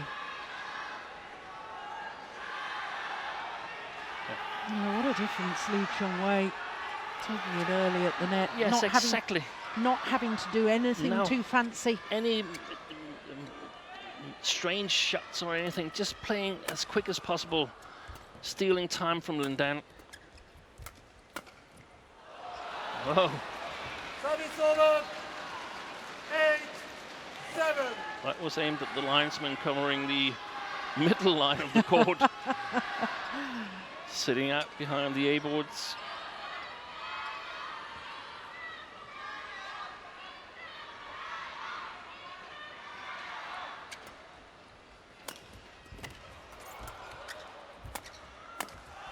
Yes, that's brilliant. Yeah. Brilliant play. And good umpiring again, because as he was calling the score, he was signalling to the line judge to come on and do the mopping. Yeah, that's good. And we're not really able to see the court clearly, but I would expect that it's very, very covered in sweat drops. Yeah. After just a few shots. 9-7. I think sometimes we're criticizing the umpires. I think we have to give this umpire a lot of credit. He's conducted himself well in this match, in my opinion. Yeah, I concur. Missed it. That could be very, very costly. Yeah, and 7. it's simply going too much for the win on the direct smash. What's wrong with putting it 10 centimeters more into the court and then killing it on the next shot? He was like, when he was leaping to smash, he was like 80% to win that rally, perhaps 90%, and then he went directly to losing it, 0%. Oh, a challenge here from Lee Chong Wei. I suspect Chong that's Wei, going to be a wasted challenge. challenge. That looked good to me. I think it's on the outer part of the line.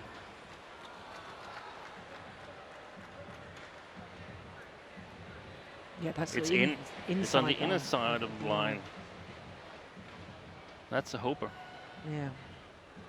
And that's 11-7 as far as I'm concerned. Yeah. So, Challenge players change unsuccessful. ends, and that Lee Chong Wei, 4-love no lead challenge remaining. for Lindan at the start of this third game has translated into a 4-point advantage at the 11, change of 7, ends. interval. Change ends.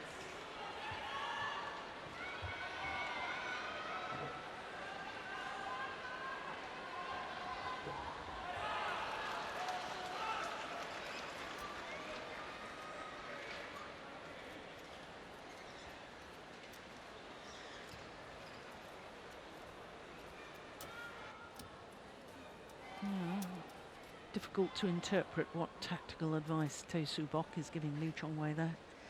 Thank you. Yeah, I suspect hopefully not too much, because I mean, there's Fourth one, nothing 20 much that seconds. has changed Fourth one, 20 in this seconds. match. The things that were Thank you, wise coach. to do in the beginning of the match, they're still wise to do.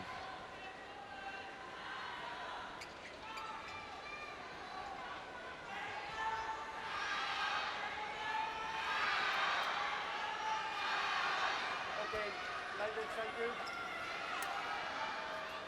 Linda, okay? I'm just thinking how many times those two players have faced each other. 34 11, head-to-head matches. 7. Play.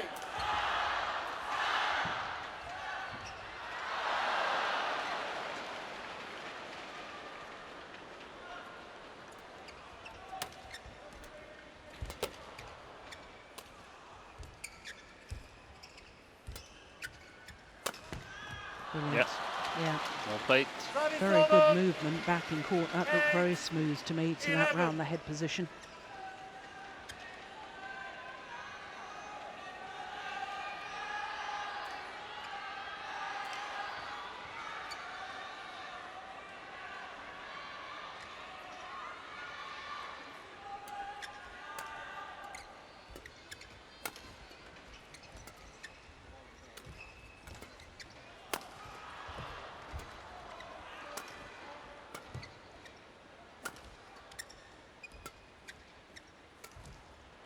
Well Yeah. played. 9-11. I think Chong Wei needs to have a couple of straight smashes, perhaps only one straight smash from that position there, from his forehand, in order to keep the backhand side open. Otherwise, he has to be really, really precise with his smashes towards Lindan's backhand side, and that might lead him to overdo it a little bit. That's well played. Oh, that's Hold. yes. Terrible, terrible cross net. Yeah. 12-9. You know, not only does he overplay it, I mean, he plays it from so low. Yeah. That backhand cross-court net shot. You simply Even can't afford that. had it been good, he would have just been pushed to the back of the court Yeah. himself.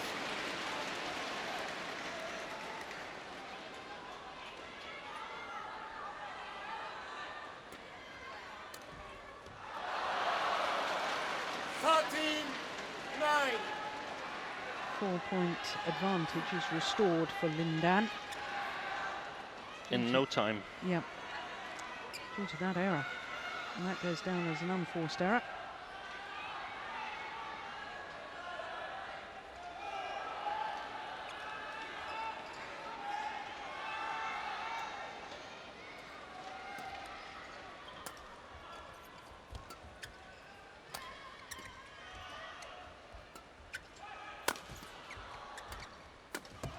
Very short. I'd be very surprised if Lindan lets this one slip away.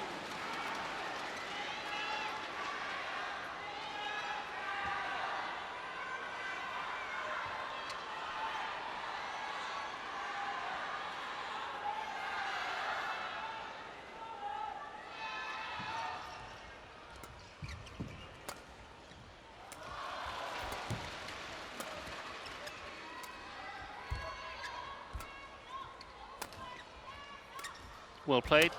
Yeah, that's nice. Yes. Great use of the diagonal of long backhand, short forehand, and then suddenly the variation.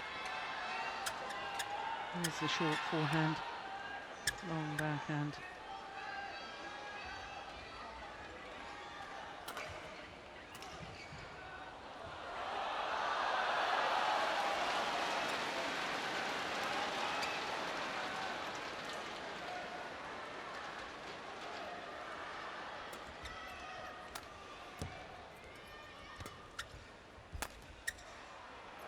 Careless. Service over. 15, 10.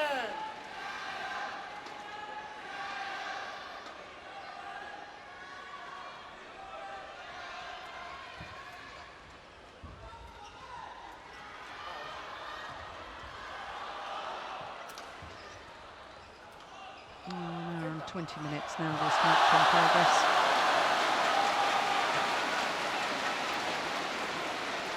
Thank you, judges. Players ready to play.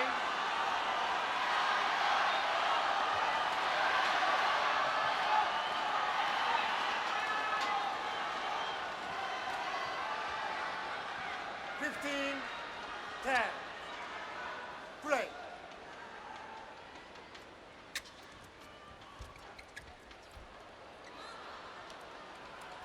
Lindan hasn't got any challenges left anyway. 15.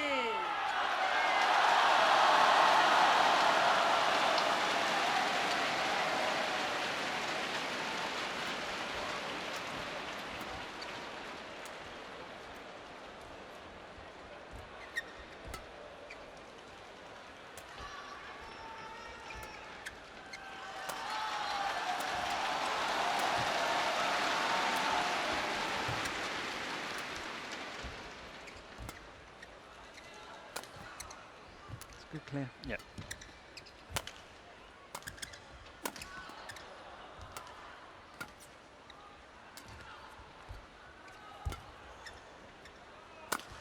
Well played. Yeah. Very well played by Lee Chong-wei. 15.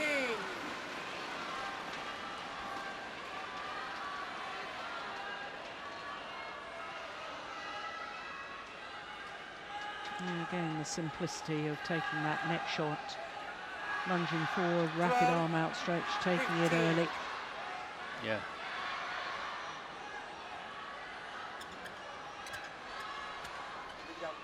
Reach away. Play, please.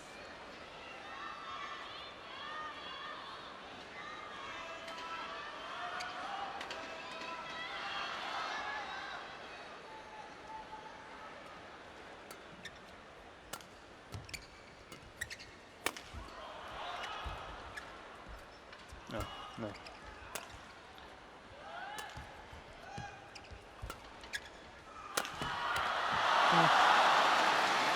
Well, the final smash was superb. And once again, that round the head movement.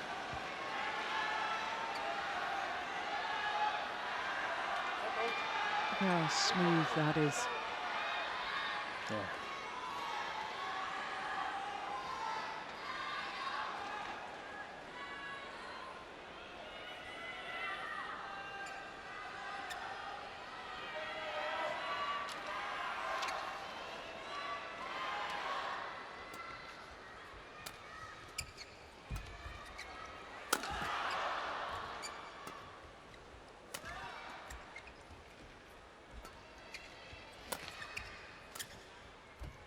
Good rally again. Well. 14. Just 1 point the deficit now.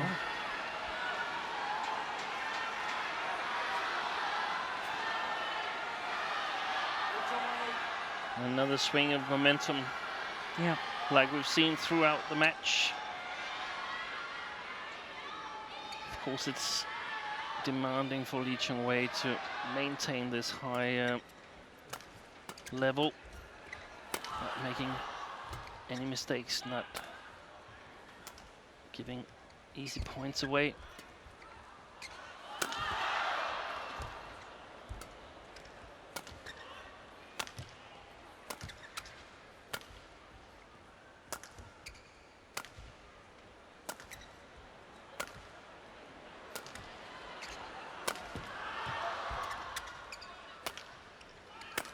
That's well played.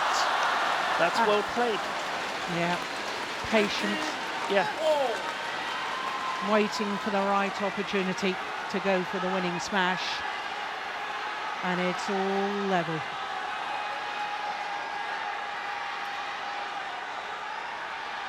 $15 all in the deciding game. So no reason to get clever at the net or anything. Patiently waiting for the chance.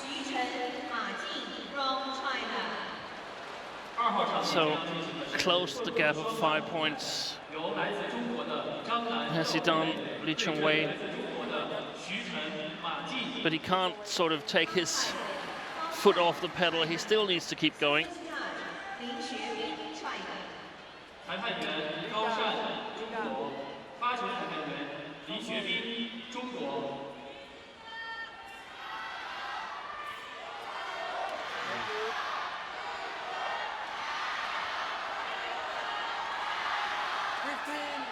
So 1 game all, 15 all. Who's got the nerve? Who's got the character? Wow, that was a very short lift from Lindan. 16-15. 6 straight points from 10-15 deficit to now 1 point advantage for the Malaysian.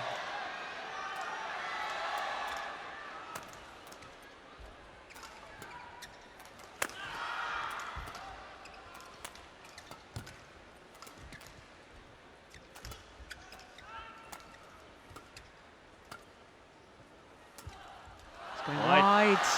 My goodness me. 17-15. 7 straight points for Lee Chong-wei.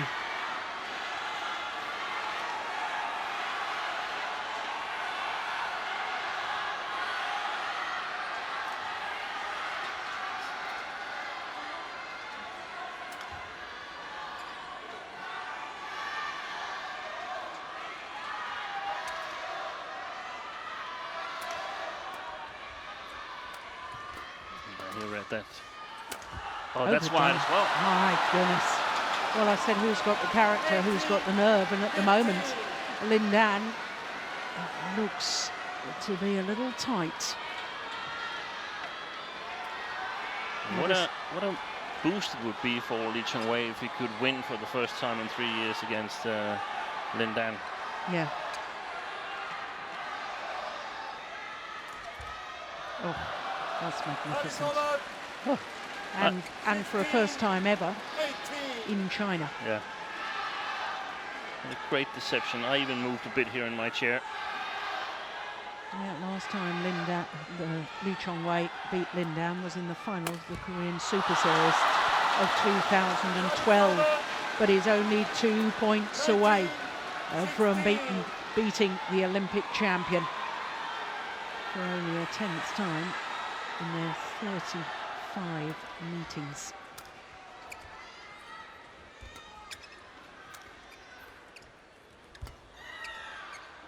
It's going wide, yeah. Service over. 17-19.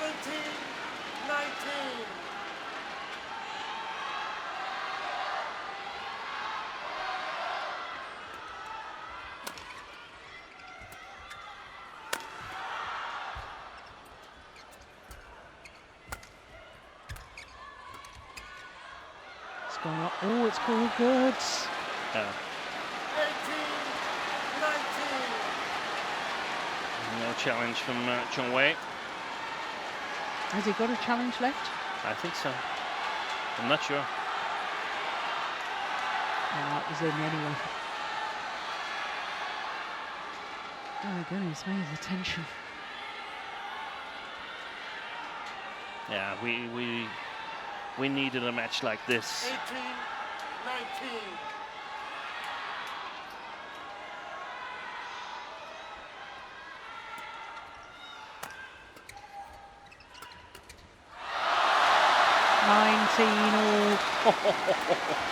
And it's been 3 easy points for Lindan. Yeah. The lift wide. Well, this Nice next one. rally will decide who has a match point opportunity. Oh, good flick serve.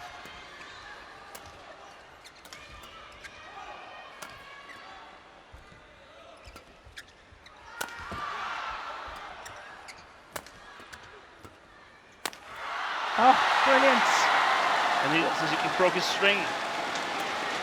Broke a string on that. Had Lindan gotten that back, he would have been almost assured of winning the point.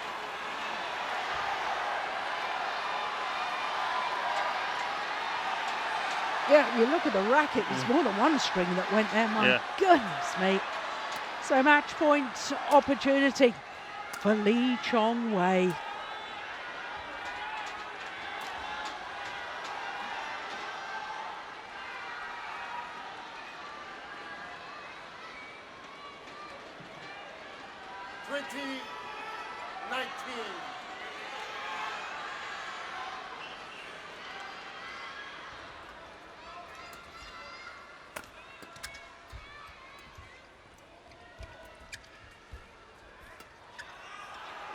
Oh, was that going out? Yeah.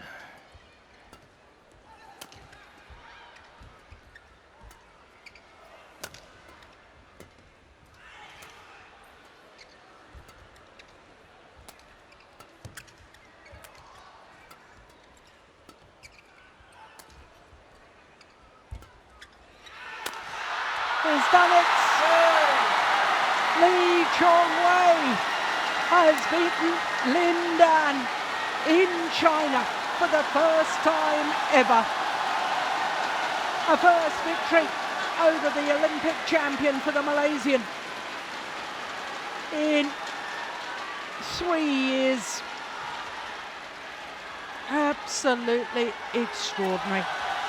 17-21, 21-19, 21-19 in the deciding game, having to come from 10-15 down in that decider. 1 hour and 31 minutes of pulsating badminton. This the final rally, the smash straight down the line. The accuracy of that smash. And Lee Chong Wei, I felt he was back to some of his best form when I watched him in Paris when he won the French Super Series. Well, he's confirmed today that he is once more a real threat in world terms. He's a force to be reckoned with because he's beaten the 5-time champion here, Lindan. 17-21, 21-19, 21-19.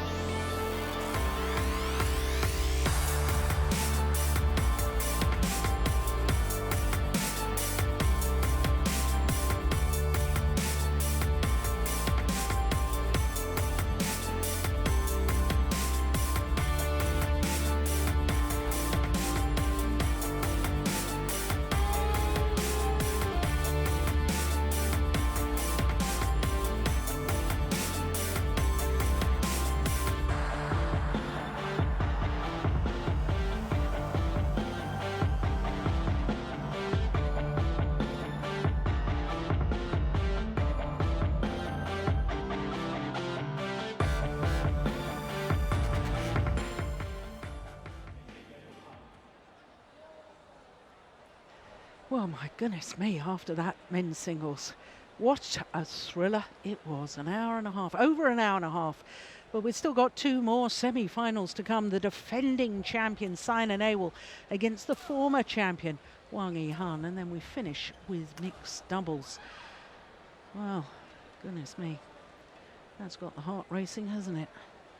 Women's singles, this should be good too. Saina Nehwal, last year's champion, defending her title here up against the 2011 winner, Wang Yihan. As far as the women's singles, the Destination Dubai list is concerned, all 10 players on that list have contested a Super Series final this year. That is a remarkable statistic. And in fact, Sun Yu is the only winner of a Super Series event not on that list. And she is just one place below Yamaguchi at number 11. Well, Li Shuirui through to the final. I can tell you that Wang Shexian suffered a very nasty looking injury in the opening game of that semi-final, all-Chinese semi-final in the bottom half of the draw. And in all honesty, it didn't look to me as if she should be playing on. But if she had retired from that match, she would have lost all of her ranking points. So she soldiered on. But here we've got the women's singles semi-finalists. The tall Wang Yihan, there she is, the 27-year-old from Shanghai. No, she tells me she's only 178, which is 5'10". She always looks taller than that to me, Wang Yihan. Saina Nehwal just dropped down from her world #1 position. Now at number 2, but of course when the entries were in and the seedings were done for this event, she was number 1 in the world, hence her #1 seeding position. Won the title last year, beating Akane Yamaguchi in the final, did the Indian #1. Wang Yihan winning 4 years ago, beating Wang Xin in the final. Her world ranking has gone down to number 8, and I say gone down because she did spend 118 weeks as world #1. She was totally dominant in 2011, in fact won 3 of the premier events that year. This year she's been in 2 finals, won the Chinese Taipei Grand Prix Gold and reached the final of the Korea Super Series. And as you can see from those results, she's absolutely cruised through to the semi-final here, beating the number 4 seed Tai Su Ying in the quarter-final yesterday. And that was her toughest match so far. Well, as far as the defending champion is concerned, as I was saying, she's gone down to number 2 in the world rankings. 14 weeks in total she had as world #1. She's number 4 on the Super Series list, and her win-loss record for the year, well, 4 finals from 11 tournaments played. And her biggest test as far as the score was concerned was in the second round against Tijing Yi of Malaysia. Had to come from behind in that deciding game, 13-15 down. But Sun Yu in the first round, and Sun Yu is the player that I was telling you about who's won a Super Series this year, but not in the top 10. And Okuhara, who won the Japan Open, in the quarter-final stage. Well, this is the 13th meeting between the two players. The last time they met was in the quarter-final of this year's World Championships, and of course Saina Nehwal went on to take the silver medal in the World Championships, losing to Carolina Marin in the final. So Chen Jin and Tang Shuihua,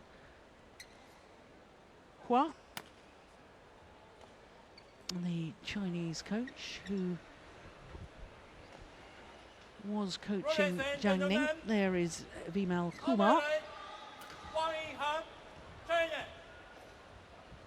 And on my left, Saina Nehwal, India. Saina Nehwal to serve. Level 3. So the defending champion against the former champion.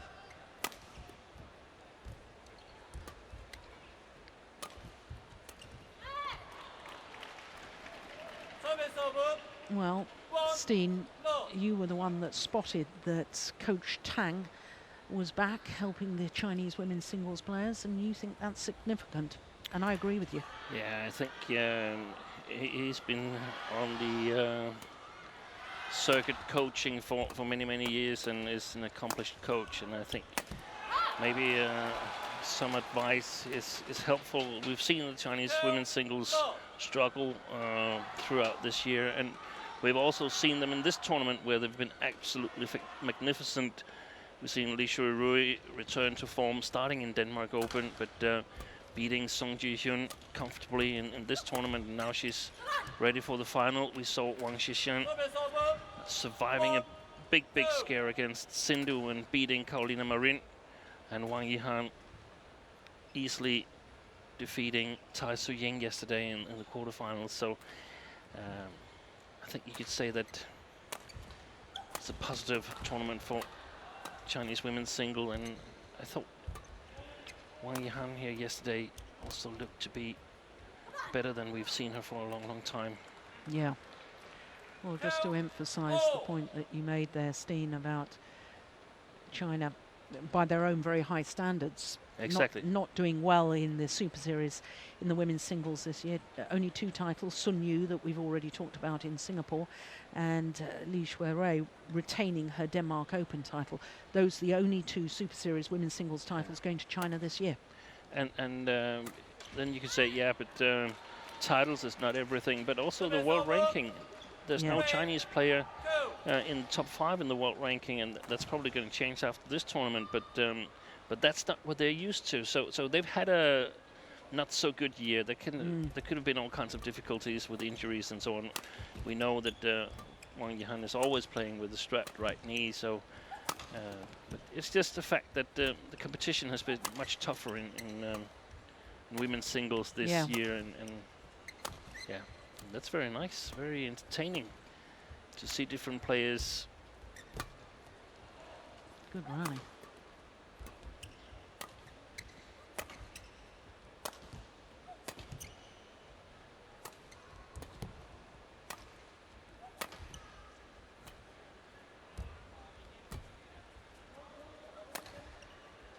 No, it's gone wide. Yeah. That's a long, punishing rally. Yeah, apart from Carolina Marin winning 3 Super Series tournaments, no other player this year has won more than 1 Super Series title. So, I mean, the point that you never know who's going to win. No. You know, of course, Carolina Marin is the favourite, just as Chen Long in all the men's singles tournaments is favourites. He's a bigger favourite. He's a bigger favourite, yes. Yeah. But I think women's singles is the discipline that's wide open and the most interesting discipline at the moment. Yeah.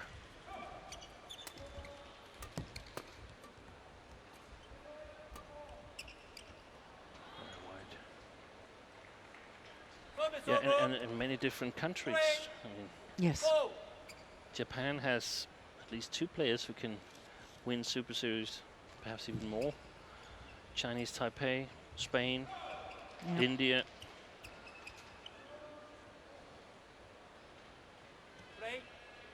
And let's not forget Ratchanok Intanon from Thailand, who won in Indonesia. Yeah, very impressive tournament, that one from her. I actually had her as a very high, big contender for the World Championships, but that didn't happen, and first round loss here. Only seed not to get through to the quarter-final here. Yeah, it was disappointing from the former world champion, wasn't it, here? Who was she playing? Wasn't she playing Okuhara? She lost to Okuhara in the first round. So that's just to emphasize how tough the challenge is in, or the competition is in women's singles. I mean, she's won a Super Series tournament herself this year, Okuhara, but she wasn't seeded. Yeah.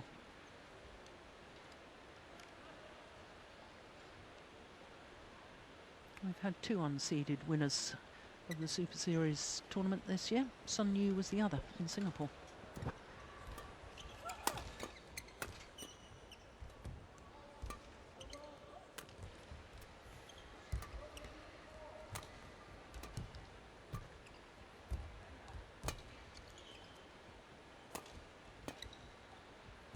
These are tough rallies, aren't they? Yeah. Point. Oh.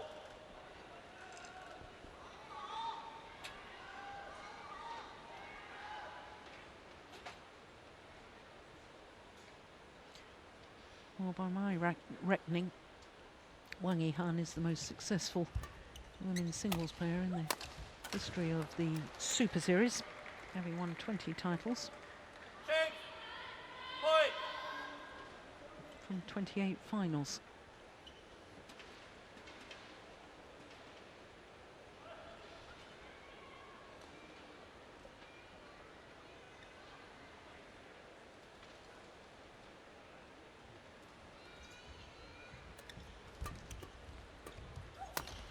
Oh, that's a good smash, isn't it? 7. Point. What is the difference? Do you think that physically Wang Yihan is struggling in comparison to 2 or 3 years ago, or have the rest of the world caught up? I think that Carolina Marin is taking the game to a new level. Do you think that all the opposition have improved a lot? I certainly do. Yeah, I think so. 8. And it's been tougher. I think it's the physicality and the injuries and so on. It's tough to get through a draw in women's singles because, as you mentioned earlier, you could have Okuhara in the first game. Yeah. And if you're going to beat her, you're going to be a little bit tired for the matches coming up. So you have to be in good shape yourself and have a bit of a luck in the draw. Shurui is looking good to win this tournament. Disposed of Song Ji-hyun easily, and then also had a quite easy semifinal against Wang Xishan, who, Service over. as you mentioned, got a little bit injured in her knee. So that's just helping you that you can finish the matches quickly. Yeah. And I think that has helped also Carolina Marin a lot, that she has this attacking playing style and is in extremely good shape.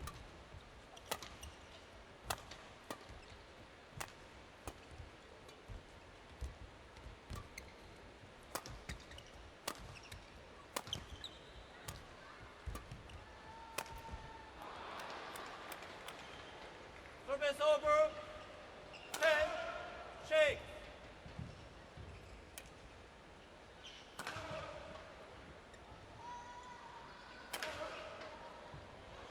Very good start from Sina here.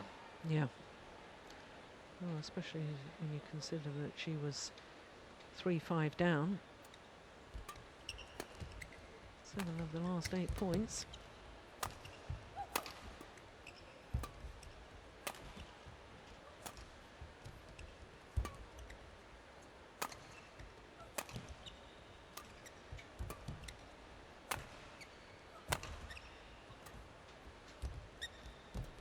Oh, brilliant.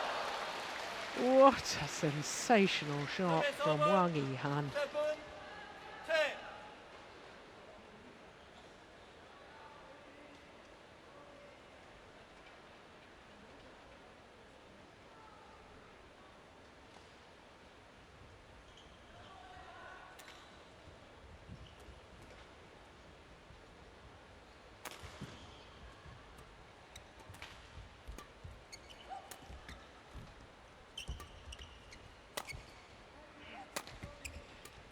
Oh, my goodness. Yeah, that was a desperation shot. She wasn't in position. 7. Interval. So a 4-point advantage, 11-7. Oh, this is interesting. It is still Chen Jin that's doing the coaching at the interval. Yeah, they probably... Oh no, there we are. There's Tang. ah.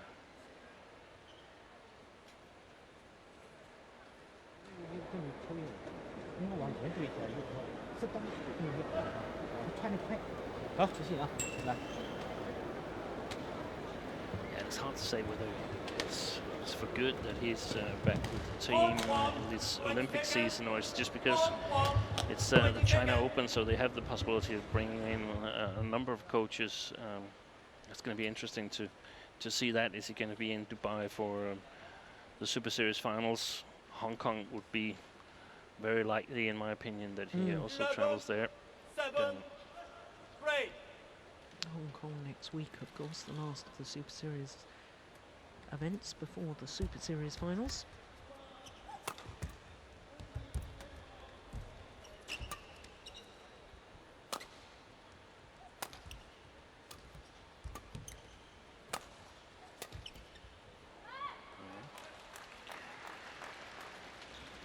I'm just having a little discussion with myself here whether I've underestimated Saina Nehwal in this tournament. I think she's slowed down a little bit after the World Championship where she reached the final, and understandably so, but it seems like she's in quite good shape here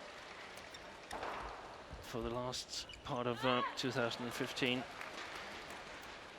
I rated Wang Yihan's win yesterday over Tai Tzu-Ying. I rated that really high because she's been struggling against the Chinese Taipei player. Lost the 3 previous matches, but won easily yesterday and looked quite convincing. 10, 11.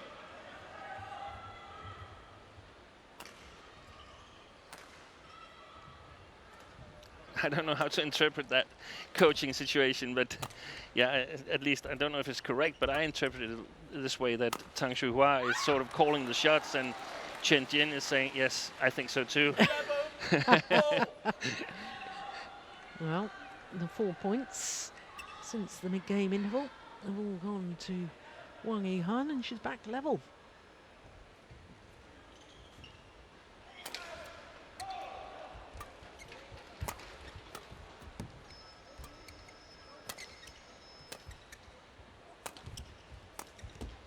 Overdone it. There's a couple of times I thought she's played overheads while she's been off balance, Wang Yihan. Yeah. And it's, in my opinion, goes for both of these players. I mean, of course, they're technically good. Of course, you're technically good, otherwise you don't win that many Super Series tournaments and achieve at this level. But it's not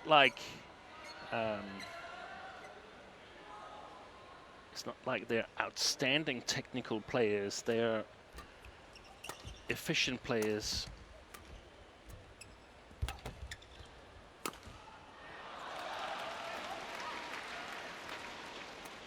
Service over.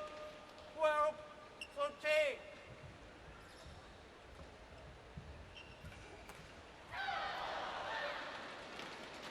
In terms of technical skills,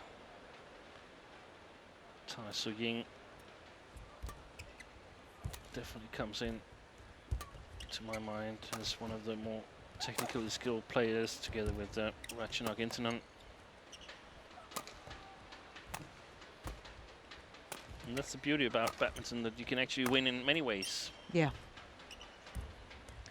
I was going to say, not only the technical skills, but the aesthetics. Oh, that's delightful.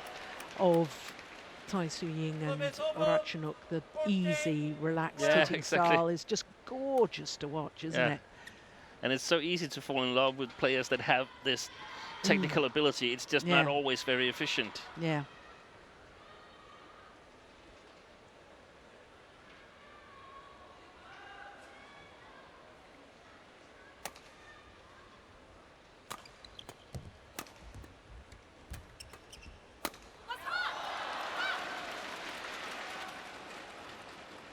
Service over.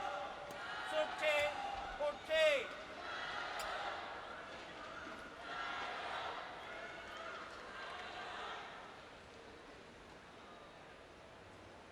I think we saw a similar development yesterday in the match. Wang Yihan played where she was trailing a little bit and then taking the first set by a couple of points to 3. And the same in the second. It's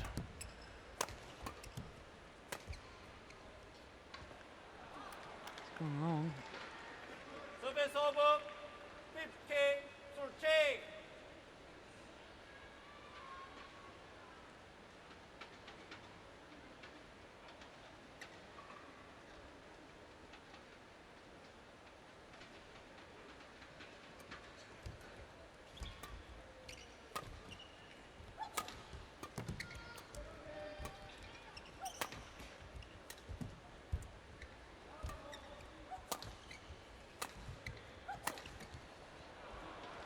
That's all good. I think there's a challenge here. Wang Yinhan, challenge. Court 8. Yeah, another one of these cross smashes.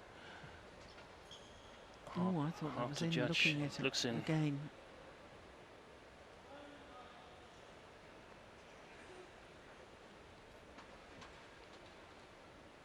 Yeah, straight on the line. Yeah. Was she Olympic silver medalist, Wang Yihan? Yep. Yeah. Challenge It's unsuccessful. interesting, the last two Olympics, in my opinion, the dominant player lost the final. In Yes. 2008, Xie Xinfang One challenge. lost the final to the old master Zhang Ning, and in 12, Yihan to the up-and-coming Li Shuirui. Mm. It's just a different kind of pressure in that tournament. Straight.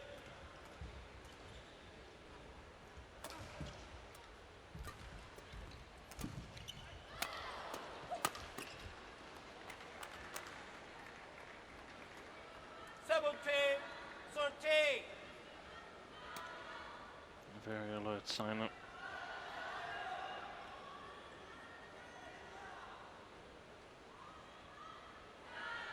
And it was Sina Nehwal that Wang Yihan beat in the semi-final in the London Olympics. Yeah, still has a really good head-to-head against China, but 18, 13.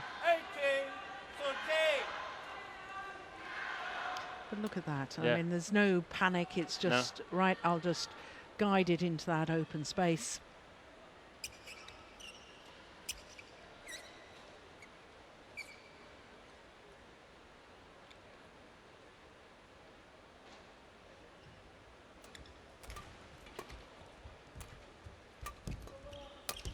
yeah, Yeah.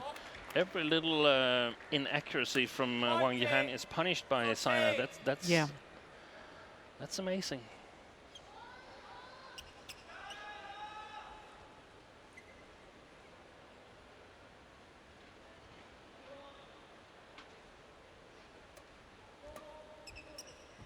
It's gone long.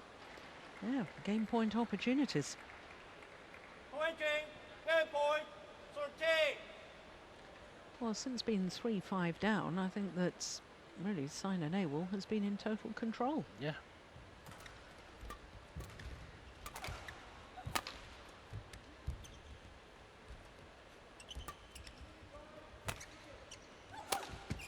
Great that's smash. Fabulous smash. 21-13, opening game. The defending champion is looking very, very good. 18 minutes for game number 1. It was clinical, wasn't it? Yeah, it was. Look at this final smash. Brilliant.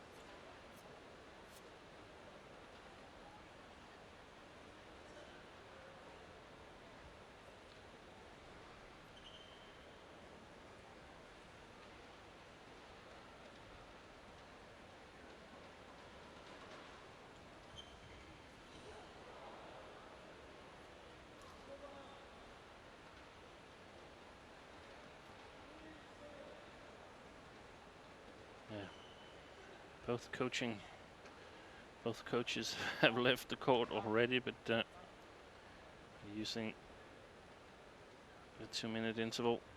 Court 1, 20 seconds. Court 1, 20 seconds. That seemed a long 2-minute Yeah. timeout, didn't it? Yeah, it did.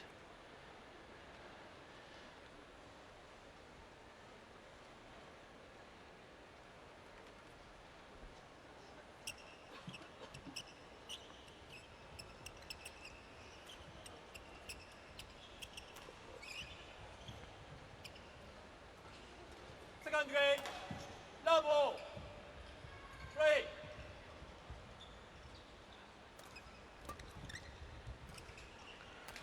Pushed it wide. Yeah. 1, low.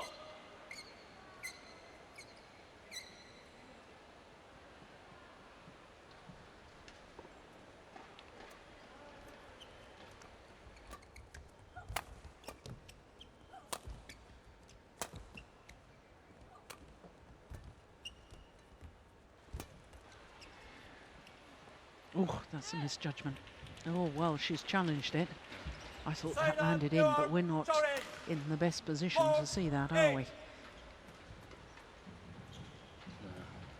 And it's very, very early stages of this game to be making a challenge. Yeah. You would expect the linesman to be able to make a good call when it's coming straight down, dropping from above. Here it comes. Yeah. Yeah. Exactly. Orange, unsuccessful. Silent network. Orange, 1 remaining. Service over. 1-0.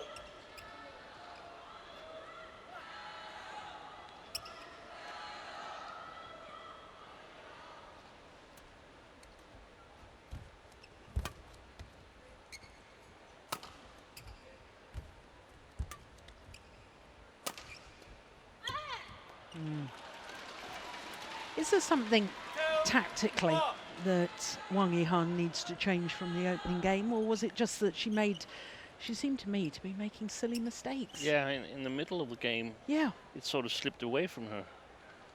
She was definitely in it at 13-14, and then everything slipped away.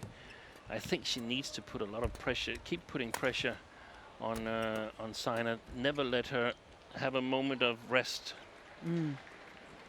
The question is, does she have the touch, the ball security to do that, or will we see mistakes like this one?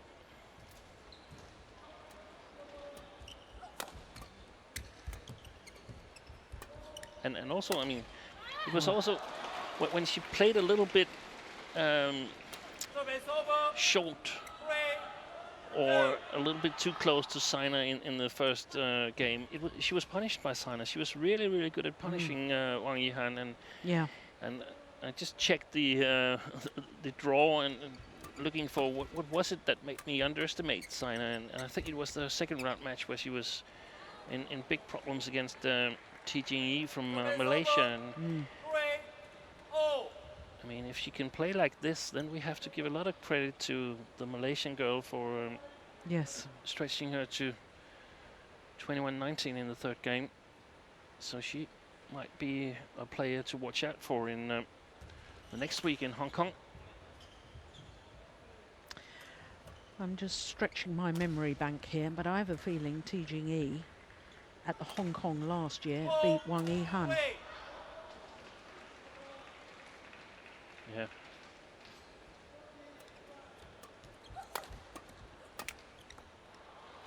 And a player that definitely has potential, but we have rarely seen her make more than one good match, one good challenge. She's been troubled by injury, but she seemed very good shape in this tournament. Good retrieving. Well played. Man, that's a clever smash from Sina Newa. But talking of Malaysian players and Chinese players, you were pointing out to me this morning about the World Junior Championships, 2 in the girls' singles, no medalists from China, or in the boys' singles. And the semi-finals in the women's singles, 2 Malaysians and 2 Japanese players. Yeah, very big surprise that Hebing Zhao was knocked out in the quarterfinals. Yeah. Chinese left-hander. Favourite to win the World Junior title, girls' singles. I think she was defending champion. Am I No. wrong about that? No. No? Akane Yamaguchi, Akane Yamaguchi. Point. 4. who of course didn't defend, could have defended her title, but chose to play here. Trying to defend her final points of her world ranking, because it's quite a battle for Japan in the women's singles as to who's going to qualify for the Rio Olympics. Well played, well played. And every time she plays a little bit too short, Wang Yihan, then Sina's there and ready to exploit it.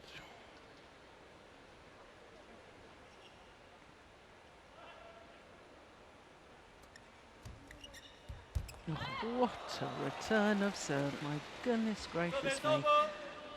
Change. Oh.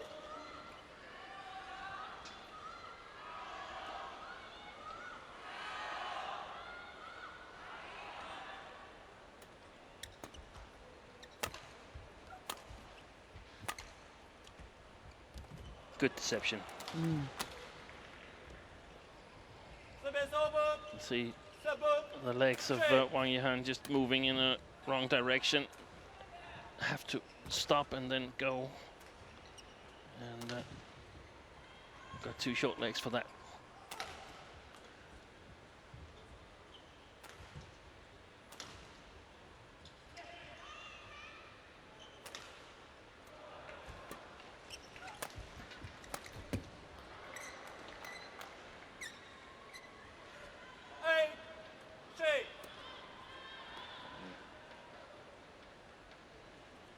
It's another awkward looking bit of movement, wasn't it, from Wang Yihan? Yeah.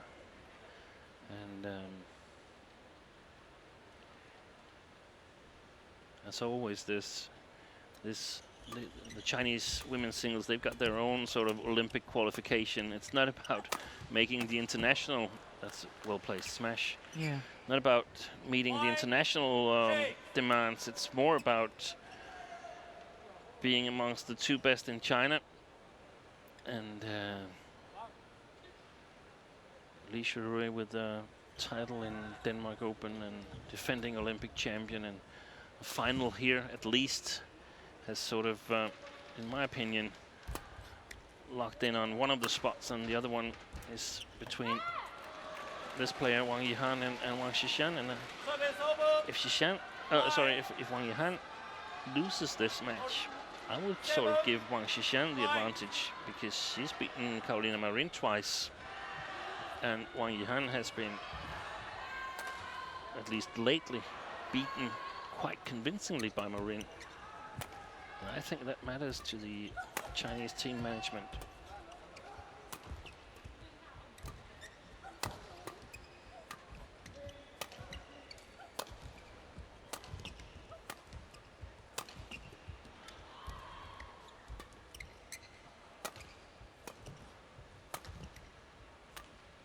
Good rally. Yeah. Oh, it's gone wide. And that was the first clear from Wang Yihan, who had the correct length. Otherwise, she's been playing really, really short.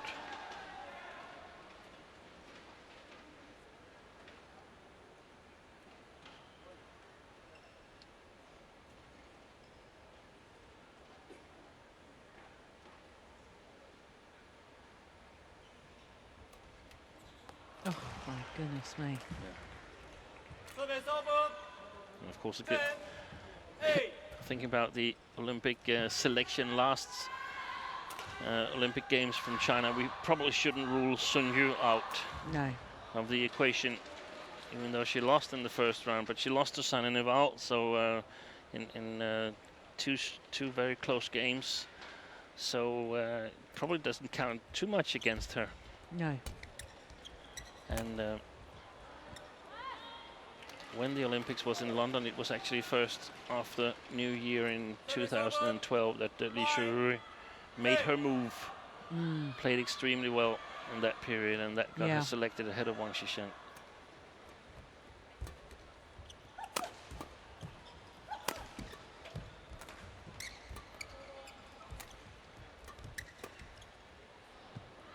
Wide.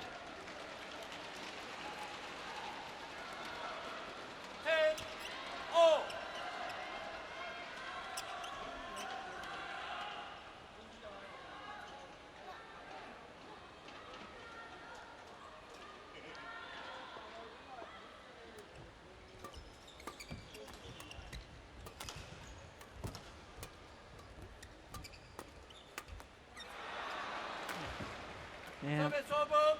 I always think Wang Yihan looks very awkward with those fast pushes towards her backhand side. She always tries to play the round the head shot, Yeah. and the number of times she makes that sort of error instead of playing a backhand. So it's Naywell who has the advantage, 11-10.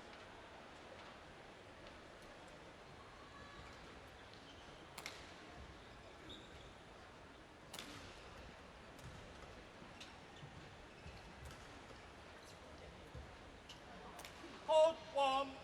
20 seconds. Little bat on the back from Vimal Kumar. 20 seconds.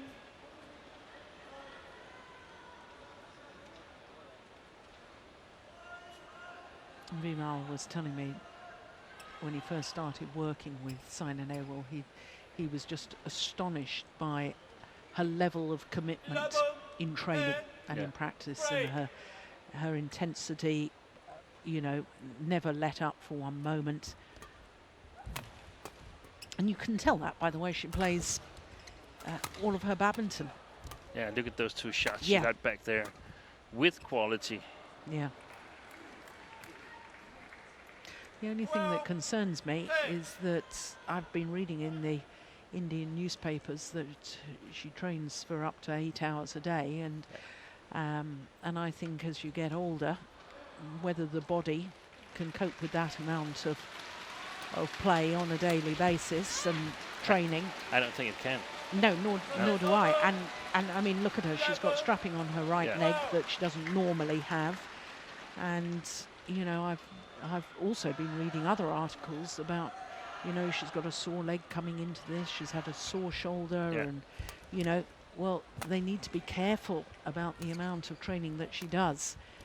Of course, she's still got to work hard. She's still got to be fit enough, but not to the detriment of causing injuries. No, exactly. That's always the fine line Yeah. in practice 11. and tournament play as well. I mean, everything has to be fitted together, and if you're doing well in tournaments, you have to back off a little bit in practice. And if you're losing first or second round, then it's much more easy to put extra practice on. Oh my goodness! Service over. Well, that was swing and hope, and it worked. Look at this second defensive shot. Couldn't get a third.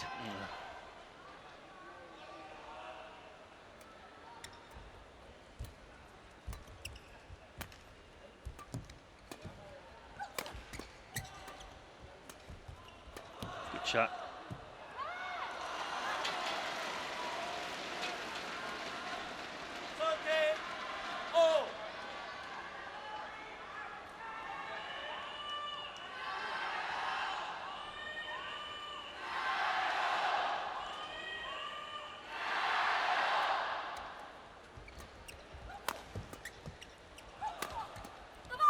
That's clever again, isn't it? Yeah. Good use of the body smash. 14, 13.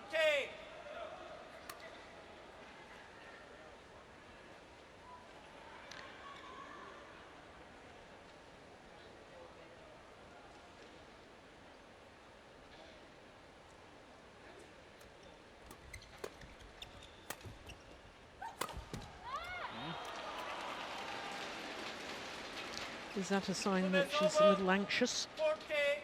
No, I don't think so. No.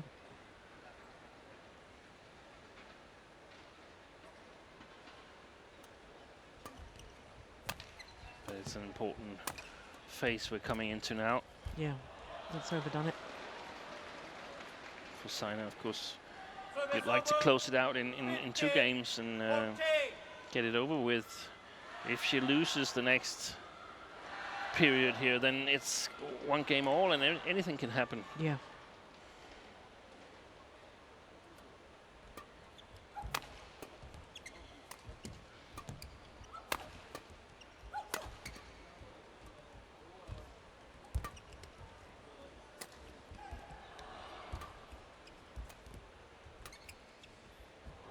Oh, yes. Well played. Yeah, that's clever.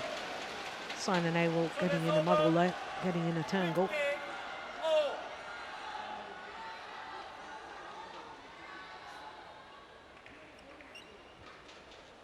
Yes, great length on that shot.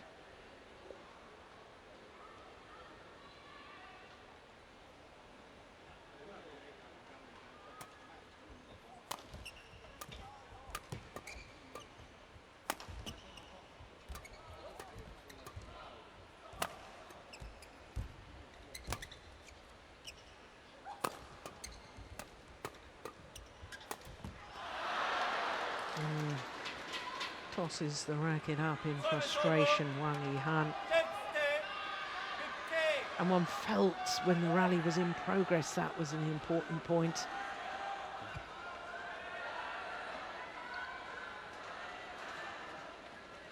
There we go, there's the frustration. Oh, why did I do that?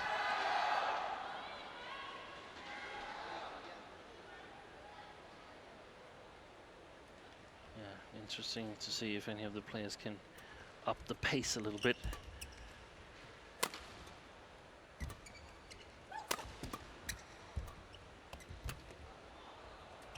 Oh, that's a good save. Good defense too.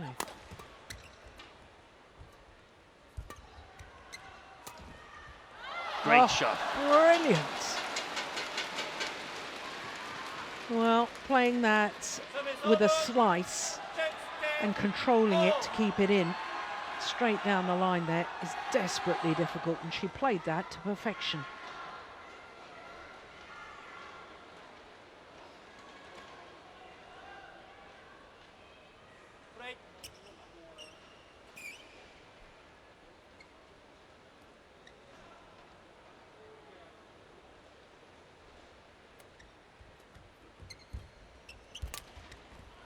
Oh, did well there, Wang Yihan.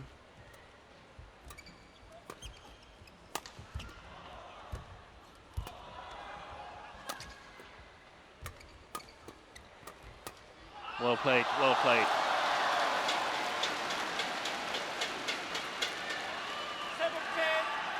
Well, you talked earlier, Steen, in the men's doubles about the hunger of the players because of the difference importance, and it's going through my mind, is Wang Yihan playing for an Olympic place right now, and does she realise that, and is that what's spurring her on? That might be the case. And what's her best result this year? Wang Yihan, runner-up of the Korean Super Series. She did win the Chinese Taipei Grand Prix Gold. Yeah, but that's not much to show for perhaps the most successful player in the Super Series history. That's been a bad year. Yeah.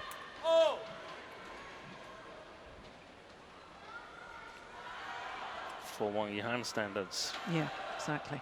A lot of other players would give everything to have a year like that.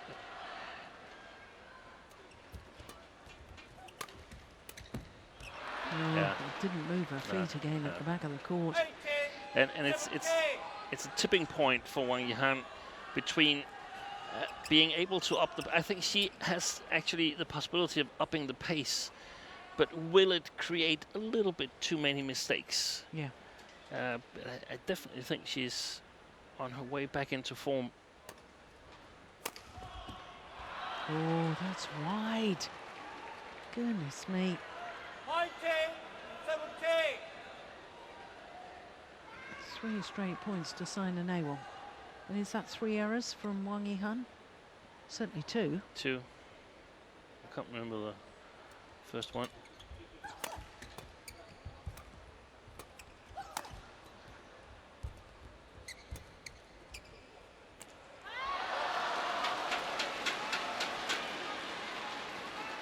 Service over. 18. 19.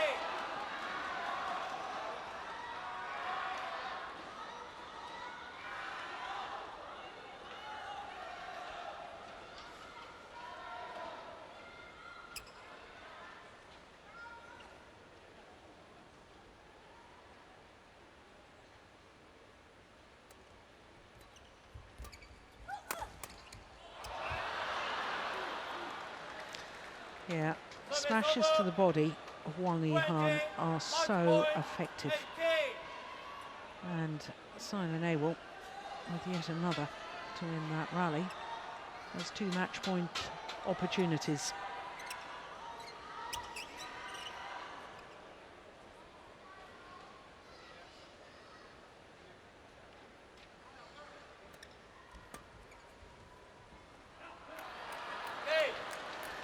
Only needed the one, and it was a rather tame finish to the match, in all honesty. All credit to Sina Nawal. 21-13, 21-18. But how many unforced errors right at the end of the match from Wang Yihan? Yeah. Umpire confirms the score, 41 minutes, and the defending champion is through to the final once more.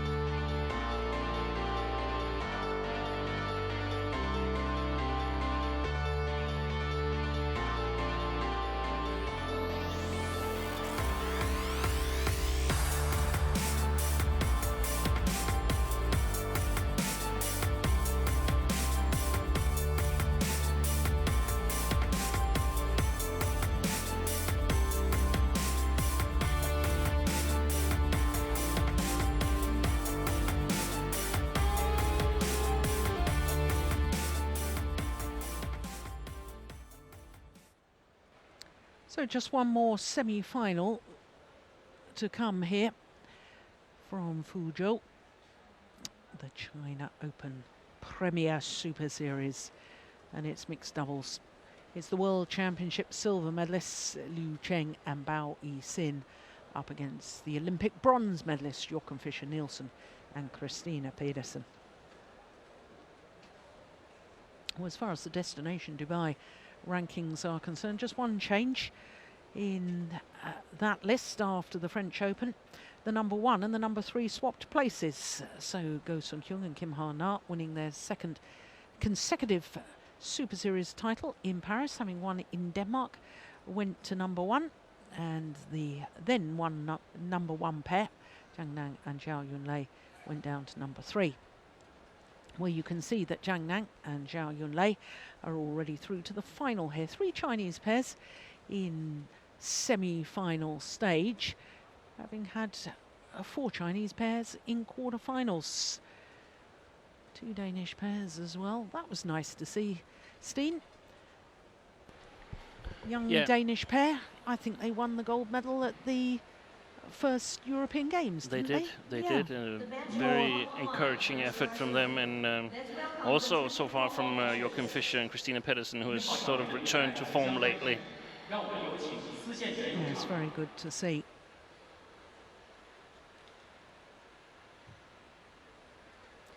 Well, the mixed doubles discipline with the destination Dubai rankings, only discipline of the 5 disciplines where the number 1 changed places after the French Open. Christina Pedersen from Denmark and Bao Yi-sin from China. So here come the players for the last of our semi-finals, led out by the left-handed Jochen Fischer-Nielsen, who will turn 37 later this month. His partner, Christina Pedersen, 29, from Aalborg in North Jutland. They have been playing together since 2008. This is their 8th year together, and having won the Japan Super Series earlier this year, it means that they've had 8 consecutive years where they've won at least 1 Super Series title each year. That is a remarkable record. Well, their opponents, the number 4 seeds, Liu Cheng and Bao Yi-sin, well, what a World Championships they had. Reached the final in Jakarta, losing out to the Olympic champions in that final. Liu Cheng, he's 23, as indeed is his partner.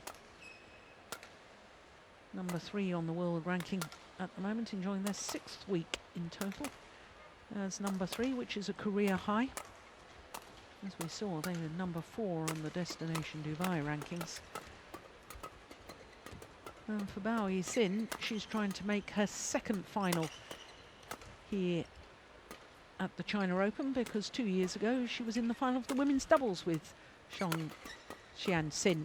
Lost out to Wang Xiaoli and Yu Yang in that final. Their win-loss record for the year, the number 4 seeds, 5 finals from 13 tournaments, winning the India Superseries and the China Masters Grand Prix Gold.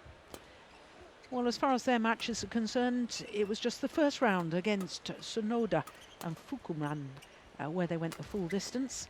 The second round was a repeat of the Australian Open final, and they got revenge over the Hong Kong pair in the quarterfinal against the married couple, Chris and Gabby Adcock. Well, it was a much closer second game than it was first. So to the man who is still 36 at the moment, not until the 23rd of this month will he turn 37. Twice they've been in the final of this tournament before, 2011 and 2013. Last year they were the number 3 seeds and lost in the last 16. They've been in 4 finals this year from 12 previous tournaments. They won the Malaysian Grand Prix Gold and the Japan Super Series, reached the final in Germany, the German Grand Prix, and the India Super Series as well. Now, isn't that impressive? And I can tell you, yesterday in their quarter-final, they were 7-14 down in that second game before fighting back to win it 24-22 in 45 minutes.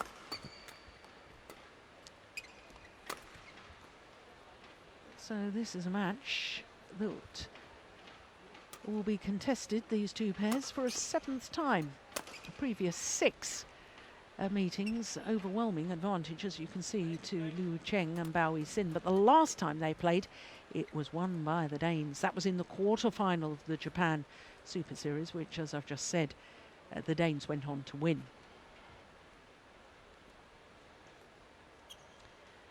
Now, Steen, I know you were talking to the Danish head coach at breakfast this morning. Did you discuss this match at all, or in particular, or not really? Yeah, we talked a little bit about it. I said that I felt that the match yesterday when Bao and Liu Cheng beat the Adcocks, that Bao Yixin fell down a little bit in the second game, and that was pretty much it. And the Danes, they've sort of had their second life or something like that. Wasn't playing that well last year.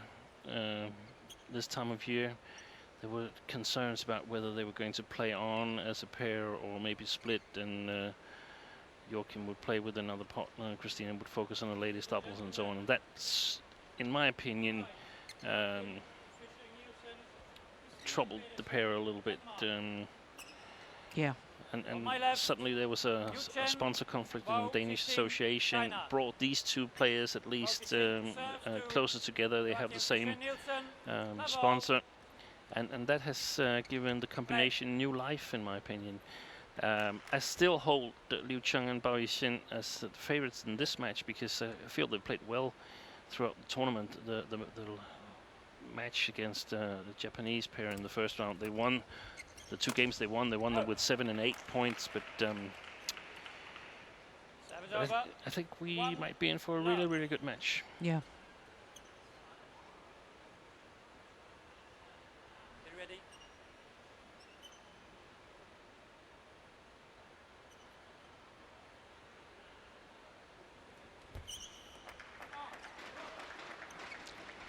Well, I did notice just before the match started, Steen, that there seems to be change of coaches on the Chinese coaching bench. We've got Chen Chi-chu,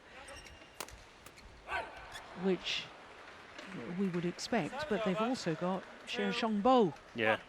who won this title, mixed doubles title, with Zhang Yawen back in 2006, the year before it became a Super Series. Yeah. Any significance in that, do you think? Possibly, but I'm not sure there is.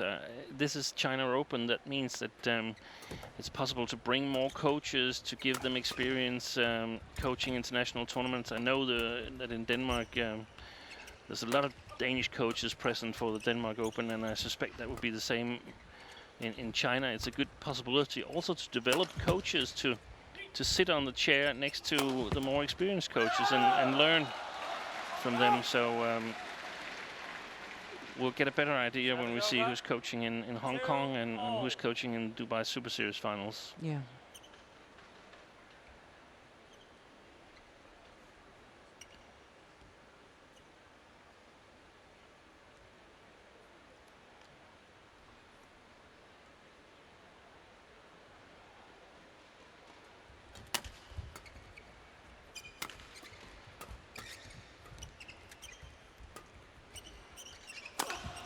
Oh, that was a good smash. Yeah. Good defence too from Christina Pedersen. Serve's over. 3-2. And that is an area of her game where I think she's really worked on and developed her defensive play. Yeah, because if we go back to when they started playing together 6-7 years ago, that was a weak point. But I mean, that's sometimes what we overlook as coaches or commentators or critics, the ability to actually improve throughout your career. It's not always about having everything from the beginning, but it's more important that you're able to learn and master new things. And Well taken. one of my idols in that area is one we talked about earlier today, Lee Hyo-jung from Korea, the Olympic gold medalist in mixed doubles 2008.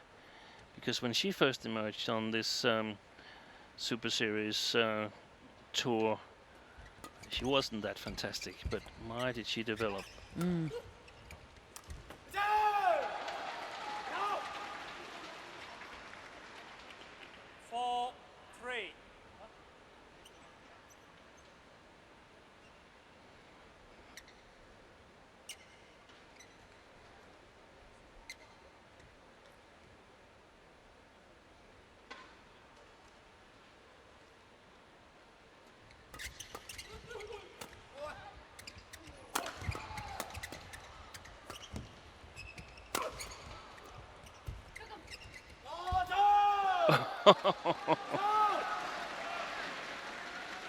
I think though you shouldn't thought about returning that one. 5-3.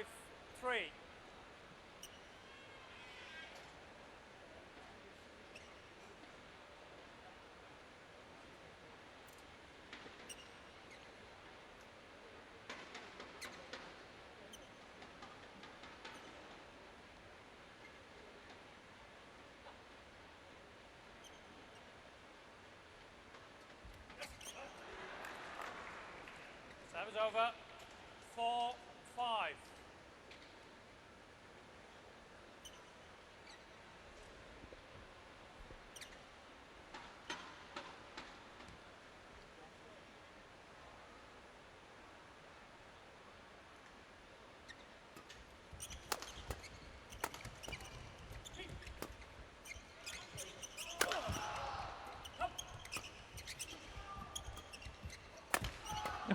Goodness.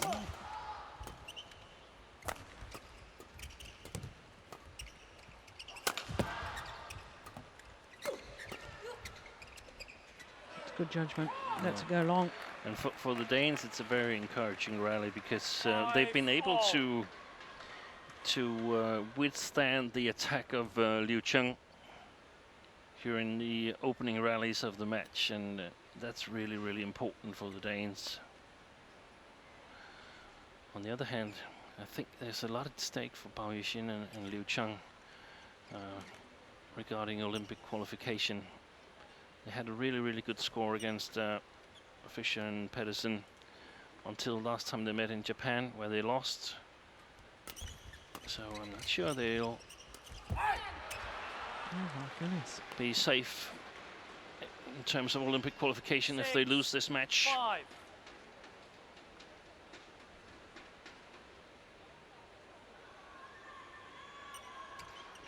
And that's of course because they're in competition with two other Chinese pairs, Zhao Yunlei and Jiang Nan, whom we expect to be selected for the Olympics, but also Xu Chen and Ma Jin. Yes, and as we saw from the draw just before this match got underway, the defending Olympic champions, or reigning Olympic champions, and Zhao Yunlei safely through to the final, beating Xu Chen and Ma Jin in a repeat of that Olympic final. Yeah. And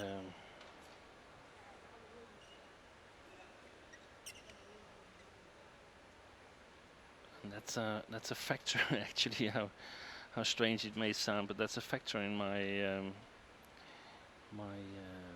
prediction of the Chinese as the favorites here, because Jiang Nan, Zhao Yunlei lost very early in Japan Open, and the Chinese team didn't do really well in that tournament, so I expect them to have had some sort of a break, a holiday after the Worlds.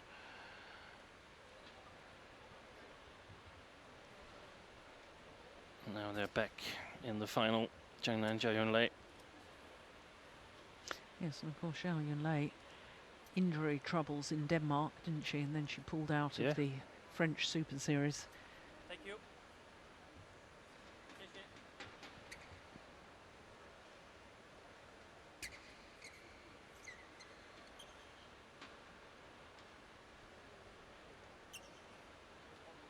7-6. They also lost to the Danes in Japan, right? Jiang Nan, Zhao Yunlei? I think they did. I'll check.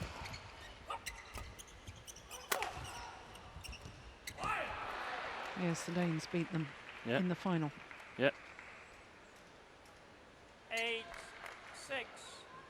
Which was an odd result. Yeah. I know that the Danes have had quite good head-to-head against Jiang Nan and Zhao Yunlei, but they've been the Chinese have had the upper hand over the last many months. So suddenly the Danes winning was of course encouraging, but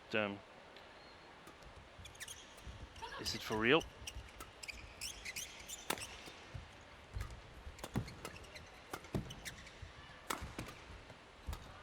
Yeah, that's well played. Yes, brilliant. And they've gotten off to a really good start, the Danes. 9-6. You can see there's discussions going on the Chinese side of the net. Yes, because Bao Yi-sin was going forward after playing that defensive shot, but her partner didn't move to the back of the court to cover. Should he have moved, or should she have gone back for that? I can't answer that because I've already forgotten the build-up to that situation. Wide, long, yeah. Well, there's a challenge here. He needs to challenge because he shouted. You bow challengers out. Can I have your call? Out.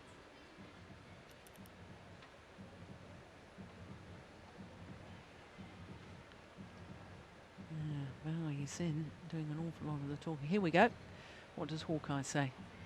It says out. It was out. Challenge unsuccessful. New bow. One challenge remaining. Generally, unless you're really sure, it's a good idea to use your challenges on your own side of the court where you can actually see what's happening.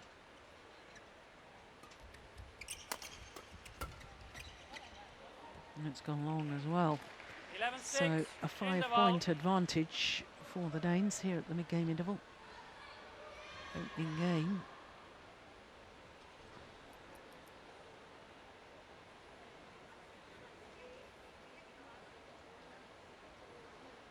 I definitely think Xie Zhongbo is there as an apprentice. It's Chen Qichu who's doing all the talking. Normally we see Chen Qichu sitting next to Zhang Jun. That's why I asked the question a little earlier, because I thought, well, where is Zhang Jun? Because he wouldn't have been involved in the other mixed doubles because it was China-China. Yeah. 20 And seconds. But we haven't seen him with the mixed doubles in this tournament. He's been sitting on the men's doubles matches. Right.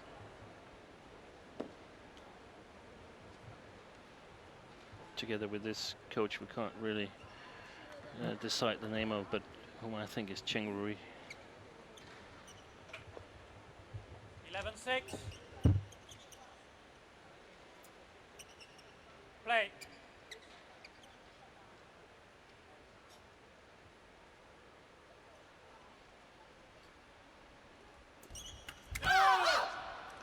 Serve's over. 7-11. So obviously we couldn't hear what Lazua was saying, but No. what do you suspect he was saying, apart from, you know, well done, you've started very well? Yeah, probably just reinforcing the things that they've talked about. I don't know if they've spotted one or two things during the first rallies here, but definitely important that they put a lot of height on their lifts to Liu Cheng so that he can't jump in and smash, so it comes down more vertical, makes it easier for the Danes to defend. It's not always so. Sometimes it's the opposite advice you give them to lift more flat. You see, that's what you want to avoid. 9-12. Yes, the scenario of the flick serve. Same principle of lifting flat.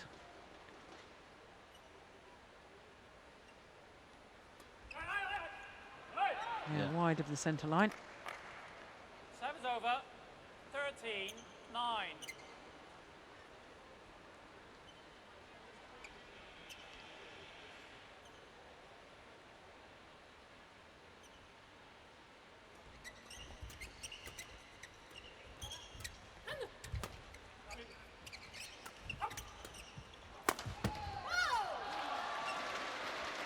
Serve's over.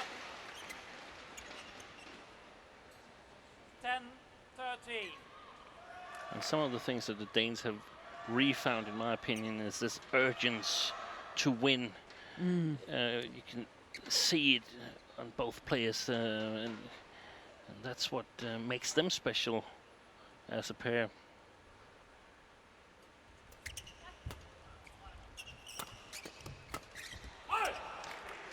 Yes, and you can see physically with Joachim Fischer Yeah. that urgency, that intensity in every single rally. Yes. You know, he's great to watch because, you know, you can just see the effort he's putting in and how much it means to him. He's very expressive as well. So you know when he's happy, you know when he's cross with himself. And we can empathise with that as viewers.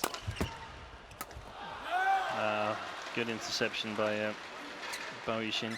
But it's also demanding to play with him because he wears his... Heart on his sleeve. Thank you. So, if you're not really familiar with his style, you might interpret it in all kinds of different ways, that he's unsecure or he feels that you're playing badly or something like that. So, all credit to Christina Pedersen for being able to cope with that. Yeah.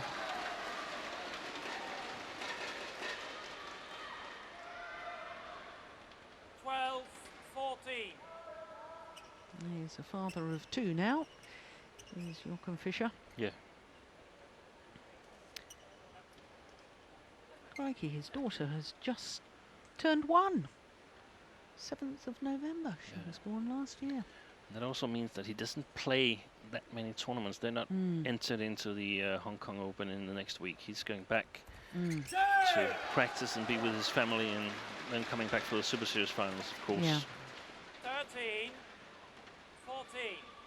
That's a little bit of worrying times now for the Danes. That Bao and Liu, they got back very quickly into this first game.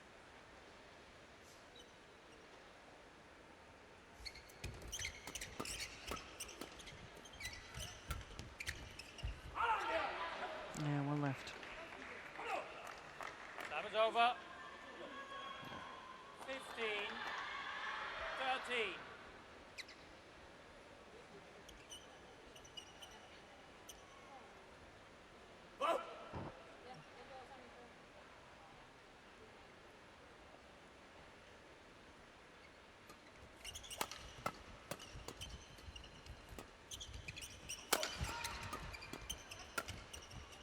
Oh, what great defence. Yeah. Oh, Well my played. goodness. Good rally.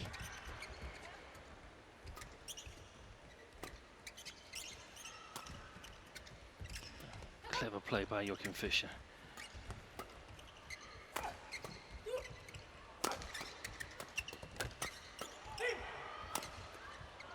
This is unbelievable. That looked wide.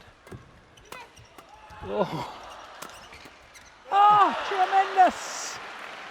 Ah. 16.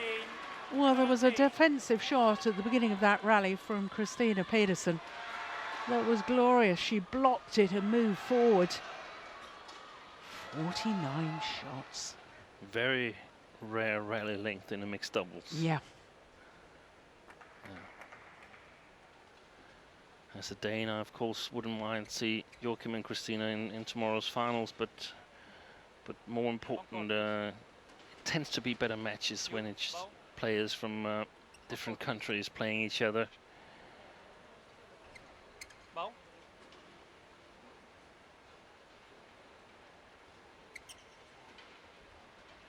But 16. otherwise, we'll get a rematch of the 13. World Championship final. Yeah. So we're a little bit spoiled. Well, this is mixed doubles is the only final that can possibly be two nations. Yeah. All the others are already decided, and they're all different nations across the net 14. in each of the 16. other four finals.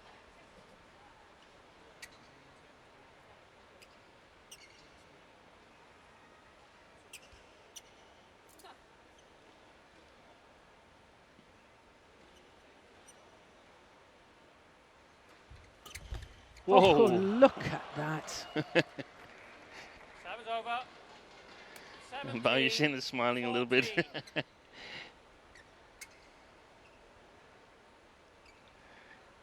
But China are already got a representative in all 5 finals, so it's possible for a clean sweep Yeah. by China. Yeah, good achievement, and they had a lot of semifinals as well.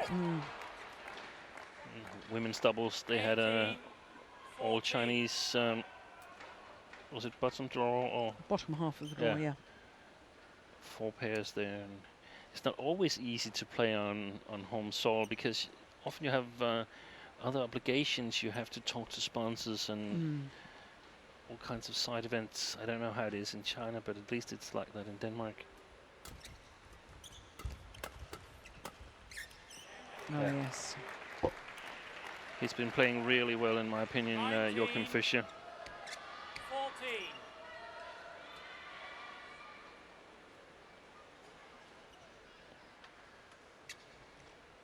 Great read of the situation.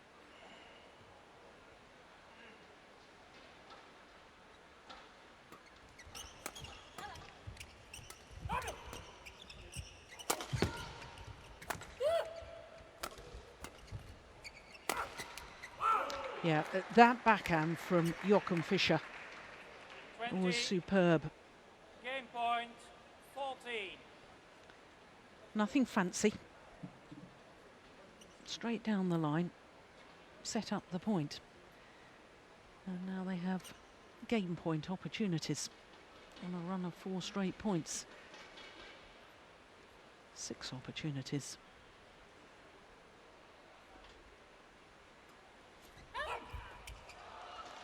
And that's one saved. Time is over. 15, 20.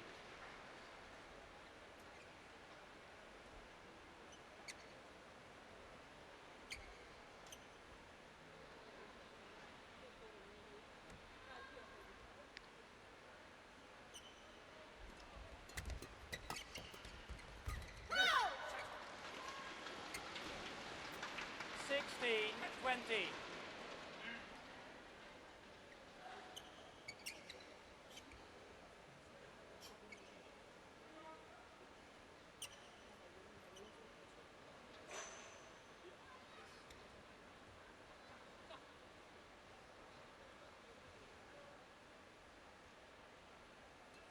It's a good serve. Oh, good return too. In the opening game First to the game won by Danes. Joachim Fischer-Nielsen, Christina Pedersen, 21-16. Clear call by the umpire. 21-16. 21 minutes needed for that opening game. Yeah, and Leo and Bao, they've got to fix the attacking situation. Joachim and Christina, they've succeeded in neutralizing their powerful attack, and if you take that away from these two players, then you can play with them. We've clearly seen that. So we've got to figure out what are we doing when we have the big attacking opportunities.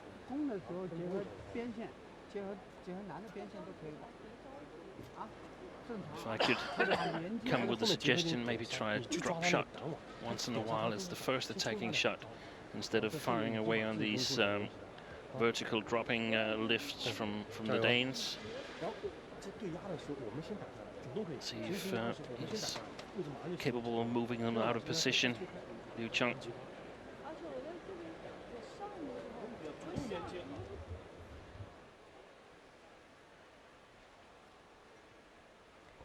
Well, the Danes did play well in that opening game, there's no doubt about it.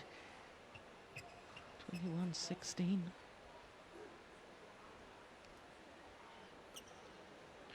Yeah, and it's a bit worrying for the Chinese pair who had such a big lead in head-to-heads that it seems like the Danes have figured them out. Mm.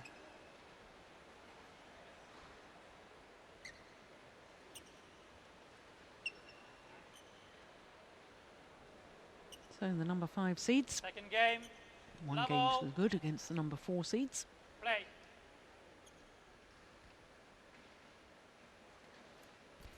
It's such a good serve, isn't it? Serve is over. 1. Now, right at the start of this match, Steen, you said that in your mind, because of the way that the Chinese have been playing, they started as favourites. So Yeah. I'm assuming the style of game or the tactics that the Danes have been using is a pleasant surprise to you, because you know, I know you're not biased, but you are a Dane, and I am biased when the Danes are there, but I try to be as little as possible. Yeah. But yeah, it's a very nice surprise that they're able to withstand the attack of the Chinese. And if we think back yesterday, where we saw Bao and Liu against the Adcocks, we saw how fast-paced they played this first game.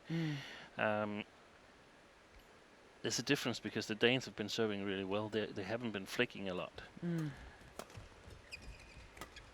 See, high lift, that's better. And again. That's better. High lift again. And it's simply not that dangerous, his smash, when the shuttle is dropping straight down from the ceiling. Serve is over. 2-1. So I didn't see their match in Japan, where they won for the first time, Joachim and Christina. So it was interesting to see what it was that really worked so well.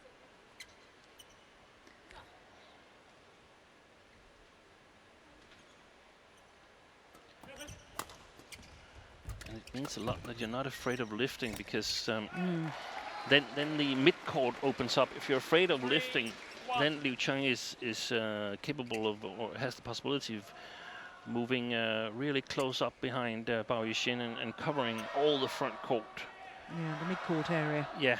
Yeah. Mid-court and front court area. So suddenly the court gets very small. But these lifts, they've been very useful so far.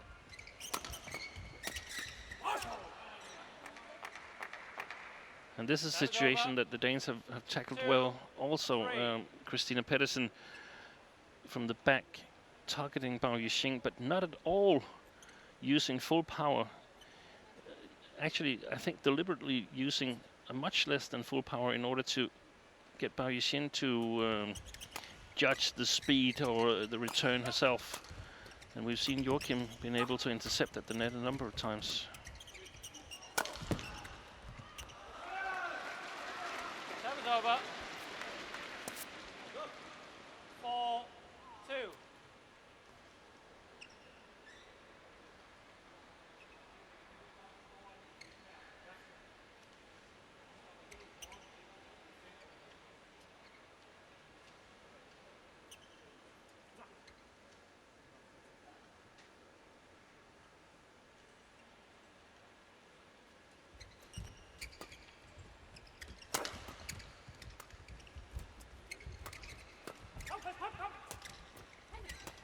My goodness, how did they get away with that?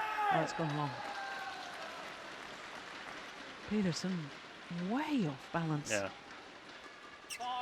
Generally, for Bao and Liu, it's an advantage if they can get as much pace or speed into the shuttle as possible. The more fast-paced the shot exchanges are, the bigger chance of winning for the Chinese side.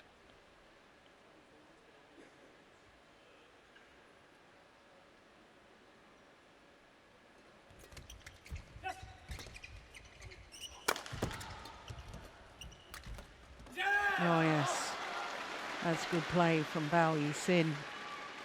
Yeah. 6-2. Change, please. Very alert. And she simply has to win the net.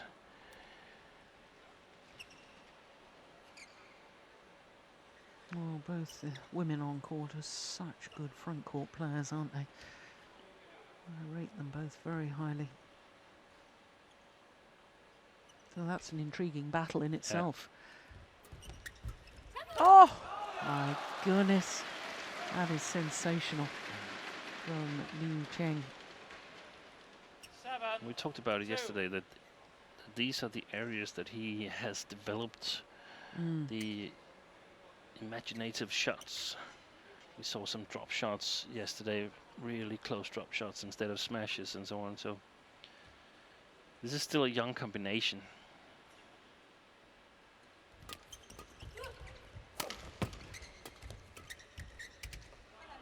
That's good judgment. Service over. Kenneth Jonasson on the left as we look at them. 7. Marzua on the right.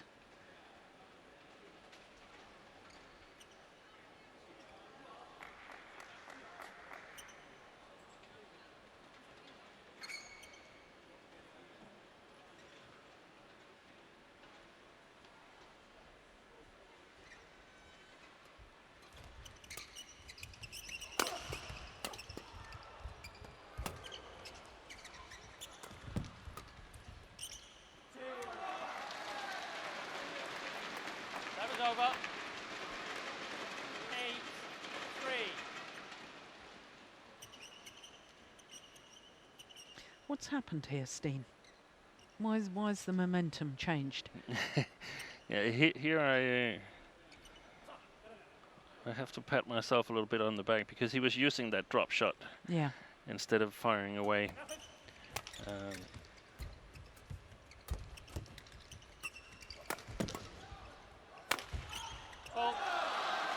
But when they're able to sort of inject that pace into the rallies, that they have the upper hand over the Danes. There's no doubt about that. So Bao Yixing, one step forward, close the net down. Liu Cheng playing his normal style. When you get the high lifts to the back court, be a little bit more patient than you were in the first game, and then just be patient and come forward. You're a lot quicker on your feet than the Danes, so that will pretty much be my advice to the Chinese in the in-between games interval.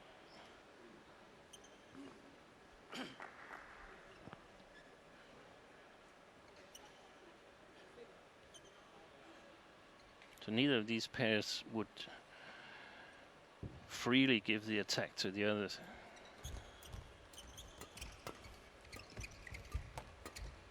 Beautiful, beautiful fight Yeah. for the attack there. Yeah, it's good, isn't it? Seven over. 10-4.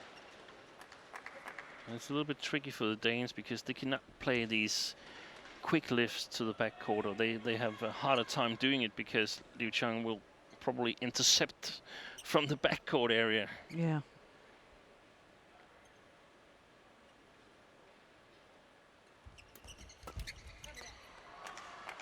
Seven over. 5-10.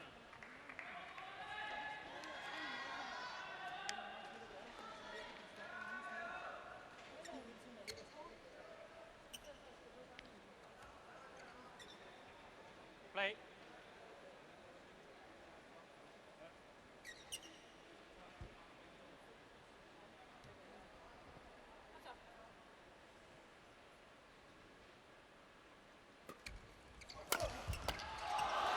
See, the Danes, they don't get back in position. 5, interval.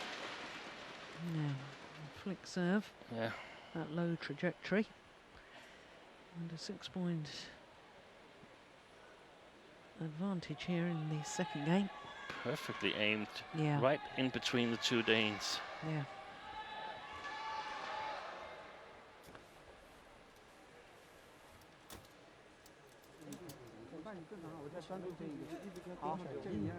Chen Chi-Chu, he was a left-hander, wasn't he? Yeah. Played a lot with Zhao Ting, if I remember 20 correctly. seconds. That's right. 20 seconds. I think Coach. one of Thank the you. results that I know was a runner-up at the All England, I think. I think that was 2003. On court, please. Bronze medalist, I think, at the World Championships that same Yeah, year as so- well.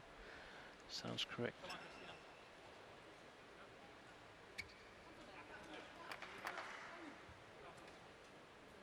11-5.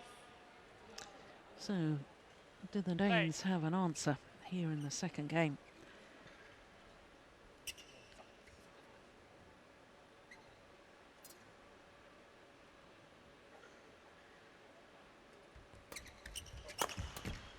Oh, It's wide.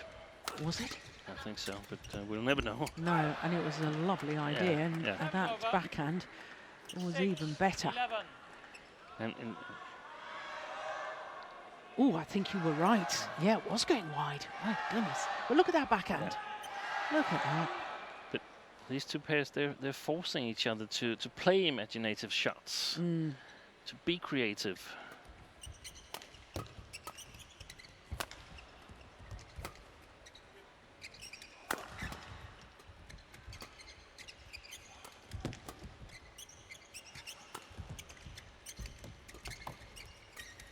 Good rally. Yeah. Oh, there's the backhand again. Oh, tremendous. 7-11. That's great effort by the Danes, because it's not so easy to be as alert and accurate as you need to be in this game in between attack and defense. When you started out in the defense and have to defend this big smash that he's got, Liu Chang.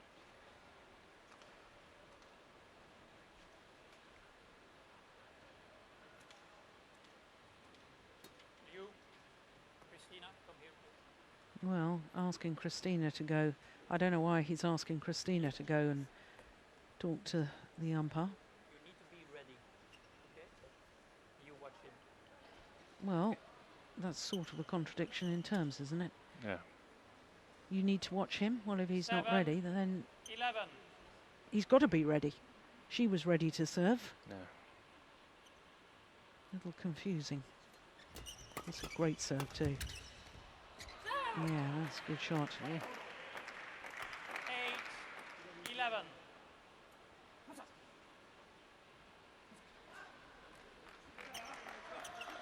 Oh, 3 straight points since the game interval.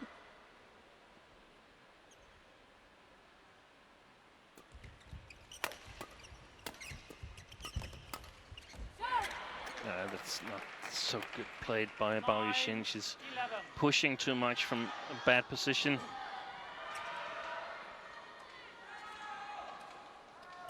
So what should she have done? Blocked She it to the net? Yeah, yeah. It's been about winning the attack in this mixed doubles here.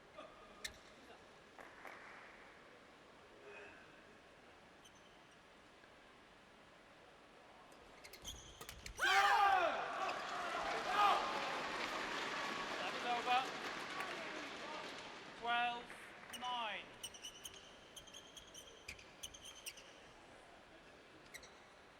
Well, it's like that in most mixed doubles, but I mean, there's some pairs who doesn't have that strong attack. You can afford to be a little bit more in the defense than you can in this match. Wow. Serve's over. 10-12.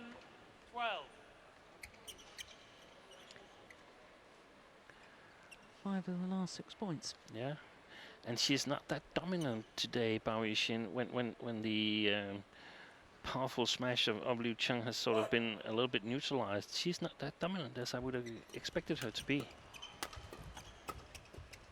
Oh my goodness, that's good from Joachim Fischer.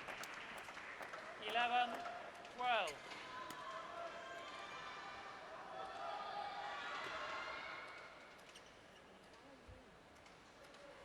Making his way forward to the net.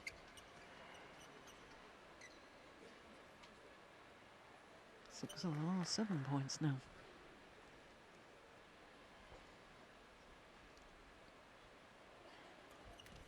Oh dear. Serve's over. No, it was a nice idea. I like the fact that he was changed the angle of his serve. Yeah, to the left shoulder of Liu Cheng. Yeah. And it would be very hard for him just to dump it below the tape because Christina Pedersen was exactly opposite him. No, directly opposite him. Crikey. Serve's over. Take that. Yeah, nod of approval from head coach. 12-13. Well done. And a different dangerousness from Joachim Fischer than from Liu Cheng. Liu Cheng is dangerous because of the power. Joachim Fischer is dangerous because of the steepness, and the quickness of his movement.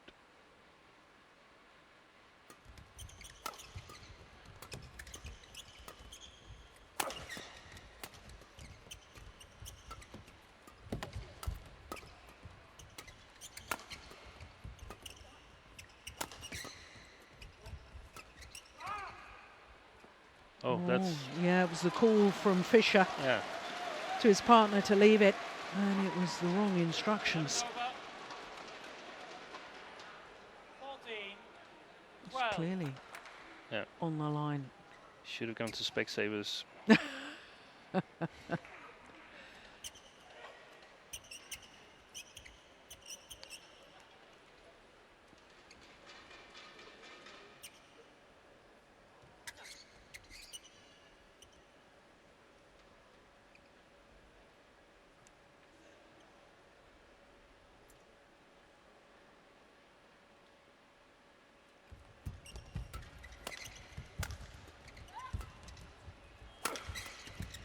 Oh, good defense.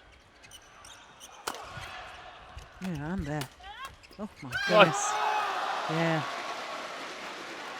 What a good rally. It was too fast-paced for me. I couldn't see what was happening suddenly at the net. It was so quick. Look at that defense. Yeah, it was a slight mishit, I think, on the attempted brush off the top of the tape from the left-hander.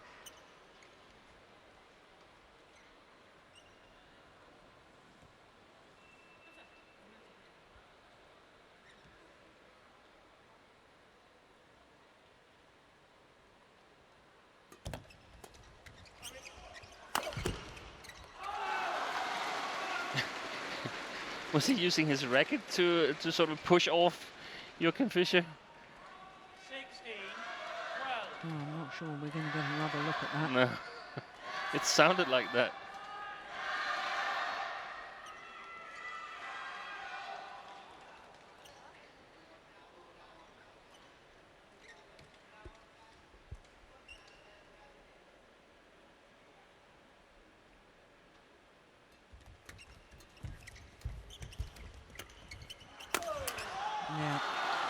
Oh, oh, dear me.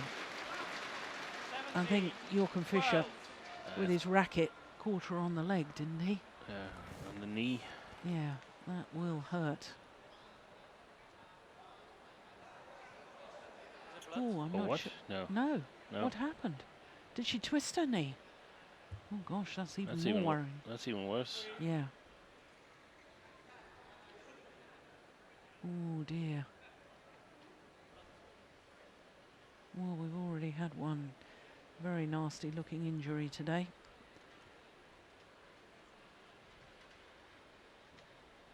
And the umpires called for the tournament referee, Orny de Vos from Belgium.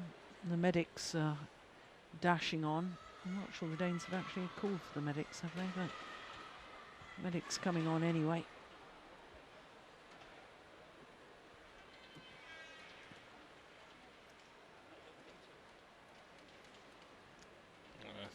I think it must be a blood injury, is it? That Yeah.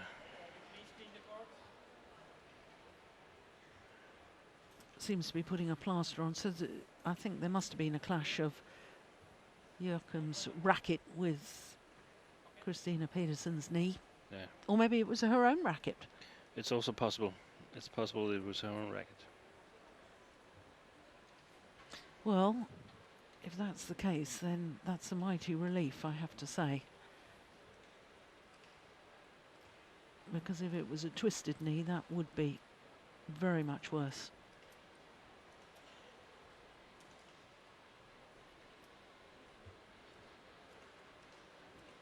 And as is the rules of international sport nowadays, all blood injuries must be treated immediately. Yeah, and also the Danish coaches are sitting quite calm behind the court. Ought to have like the rugby, shouldn't we, where you can dash on with another player while somebody's getting blood treatment. I'm only joking.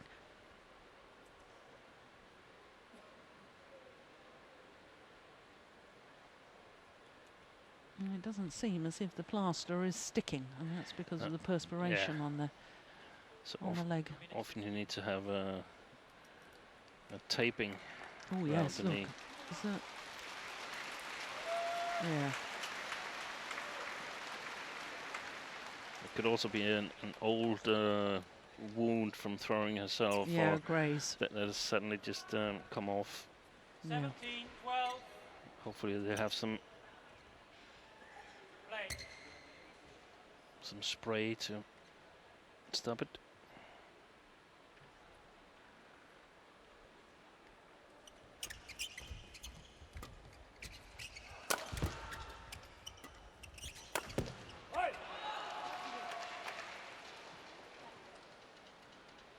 Service over. Oh, 13. I didn't miss by much. 17.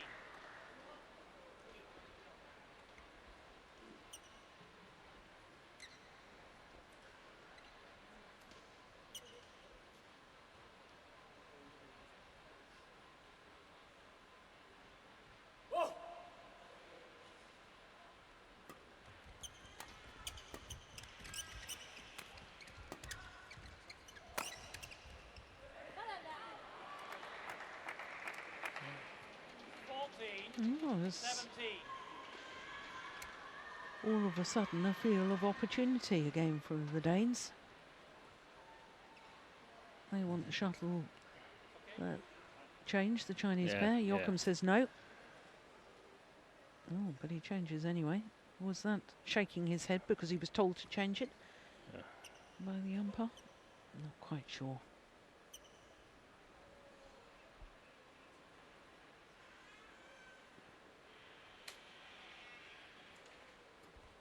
Oh, a good serve.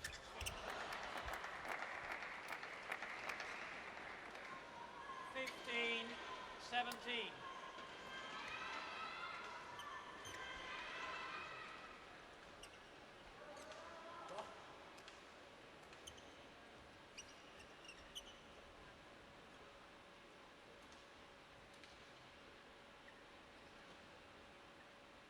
Yeah, well played.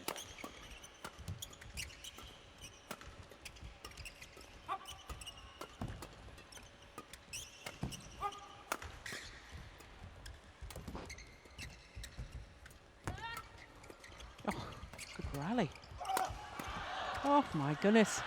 And it's landed in. Well, a huge gap down that forehand side. And I thought for a moment that was going to go long. But no, it landed in. That was brilliant.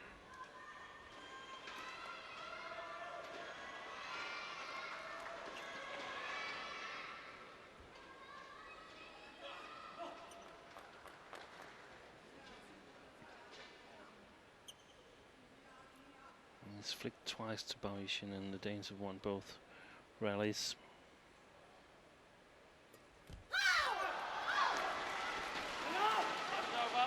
Well, we've noticed in recent tournaments sometimes the Fischer serve can wobble, the low serve that is.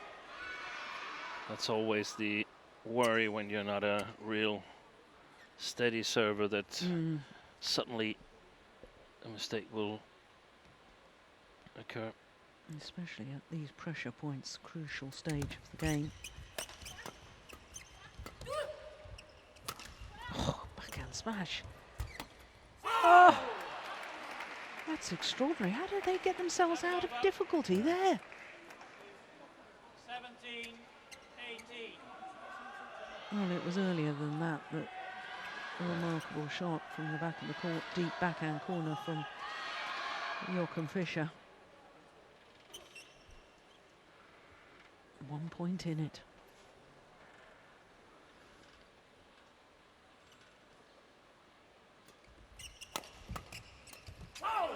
Another point from coming off a flicker. And back level. I don't think Bao Yixin has a really great awareness in this sort of non-practiced play, that the situations that you can't standardize in practice. She doesn't have that great awareness, in my opinion. Well, she hasn't shown it in this match. This is vital.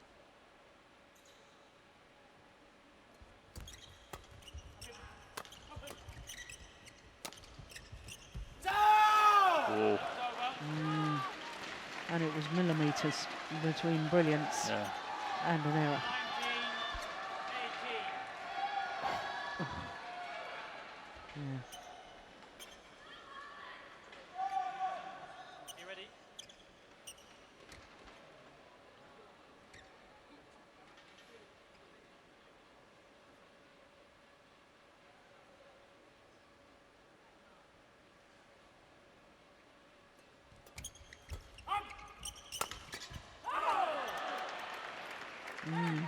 It was good placement of the smash, wasn't it? 19 all. Not really giving Bao Yixin anything to feed off, any pace to feed off. And it's 19 all.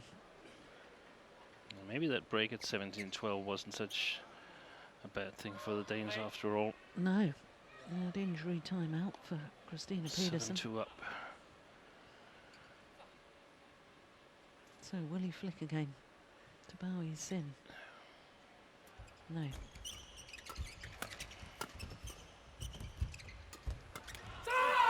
Oh, that's a great take off the top of the tape from Christina Pedersen. But it was set up by a wonderful backhand from Joachim Fischer. And the Danes have a match point opportunity. An opportunity to secure their place in a third China Open final.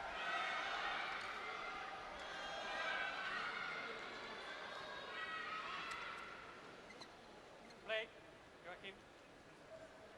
No, he served into the net last time he was serving to Liu Cheng. Yeah, it's going to be a flicker. Yeah. Yeah. And it did the job. 21-16, 21-19. And the Danes, Joachim Fischer Nielsen and Christina Pedersen, beat the number 4 seeds, Liu Cheng and Bao Yixin. 50 minutes. And it means that all 5 finals tomorrow will be players from different nations Match run by contesting Joachim across the Fischer-Nielsen, net. Christina Pedersen, 21-16, 21-19. Umpire confirming the score. 2 Thank straight you. games, and as you say, Steen, coming from 12-17 down in that second game, and that injury timeout, yes, it really did help the Danes. There's no question of that. So that means that we know all the lineup for tomorrow. All our semi-finals completed.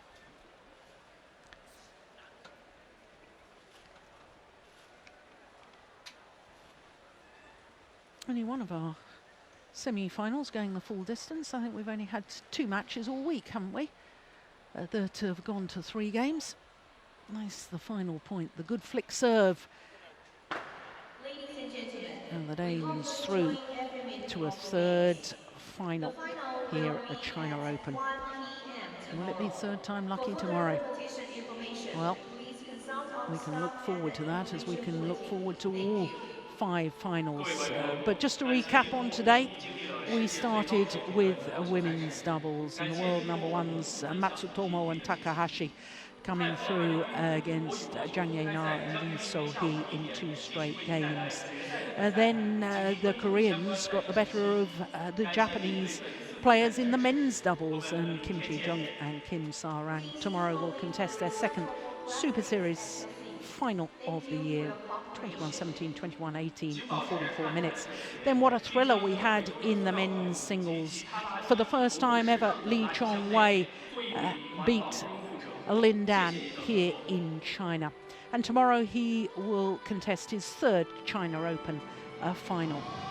Saina Nehwal, the defending champion, well, she was very impressive in beating the 2011 winner Wang Yi-han. And as we've just witnessed in the mixed doubles, the Danes, the Olympic bronze medalists, tomorrow will have a 3rd shot at the China Open title. 21-16, 21-19.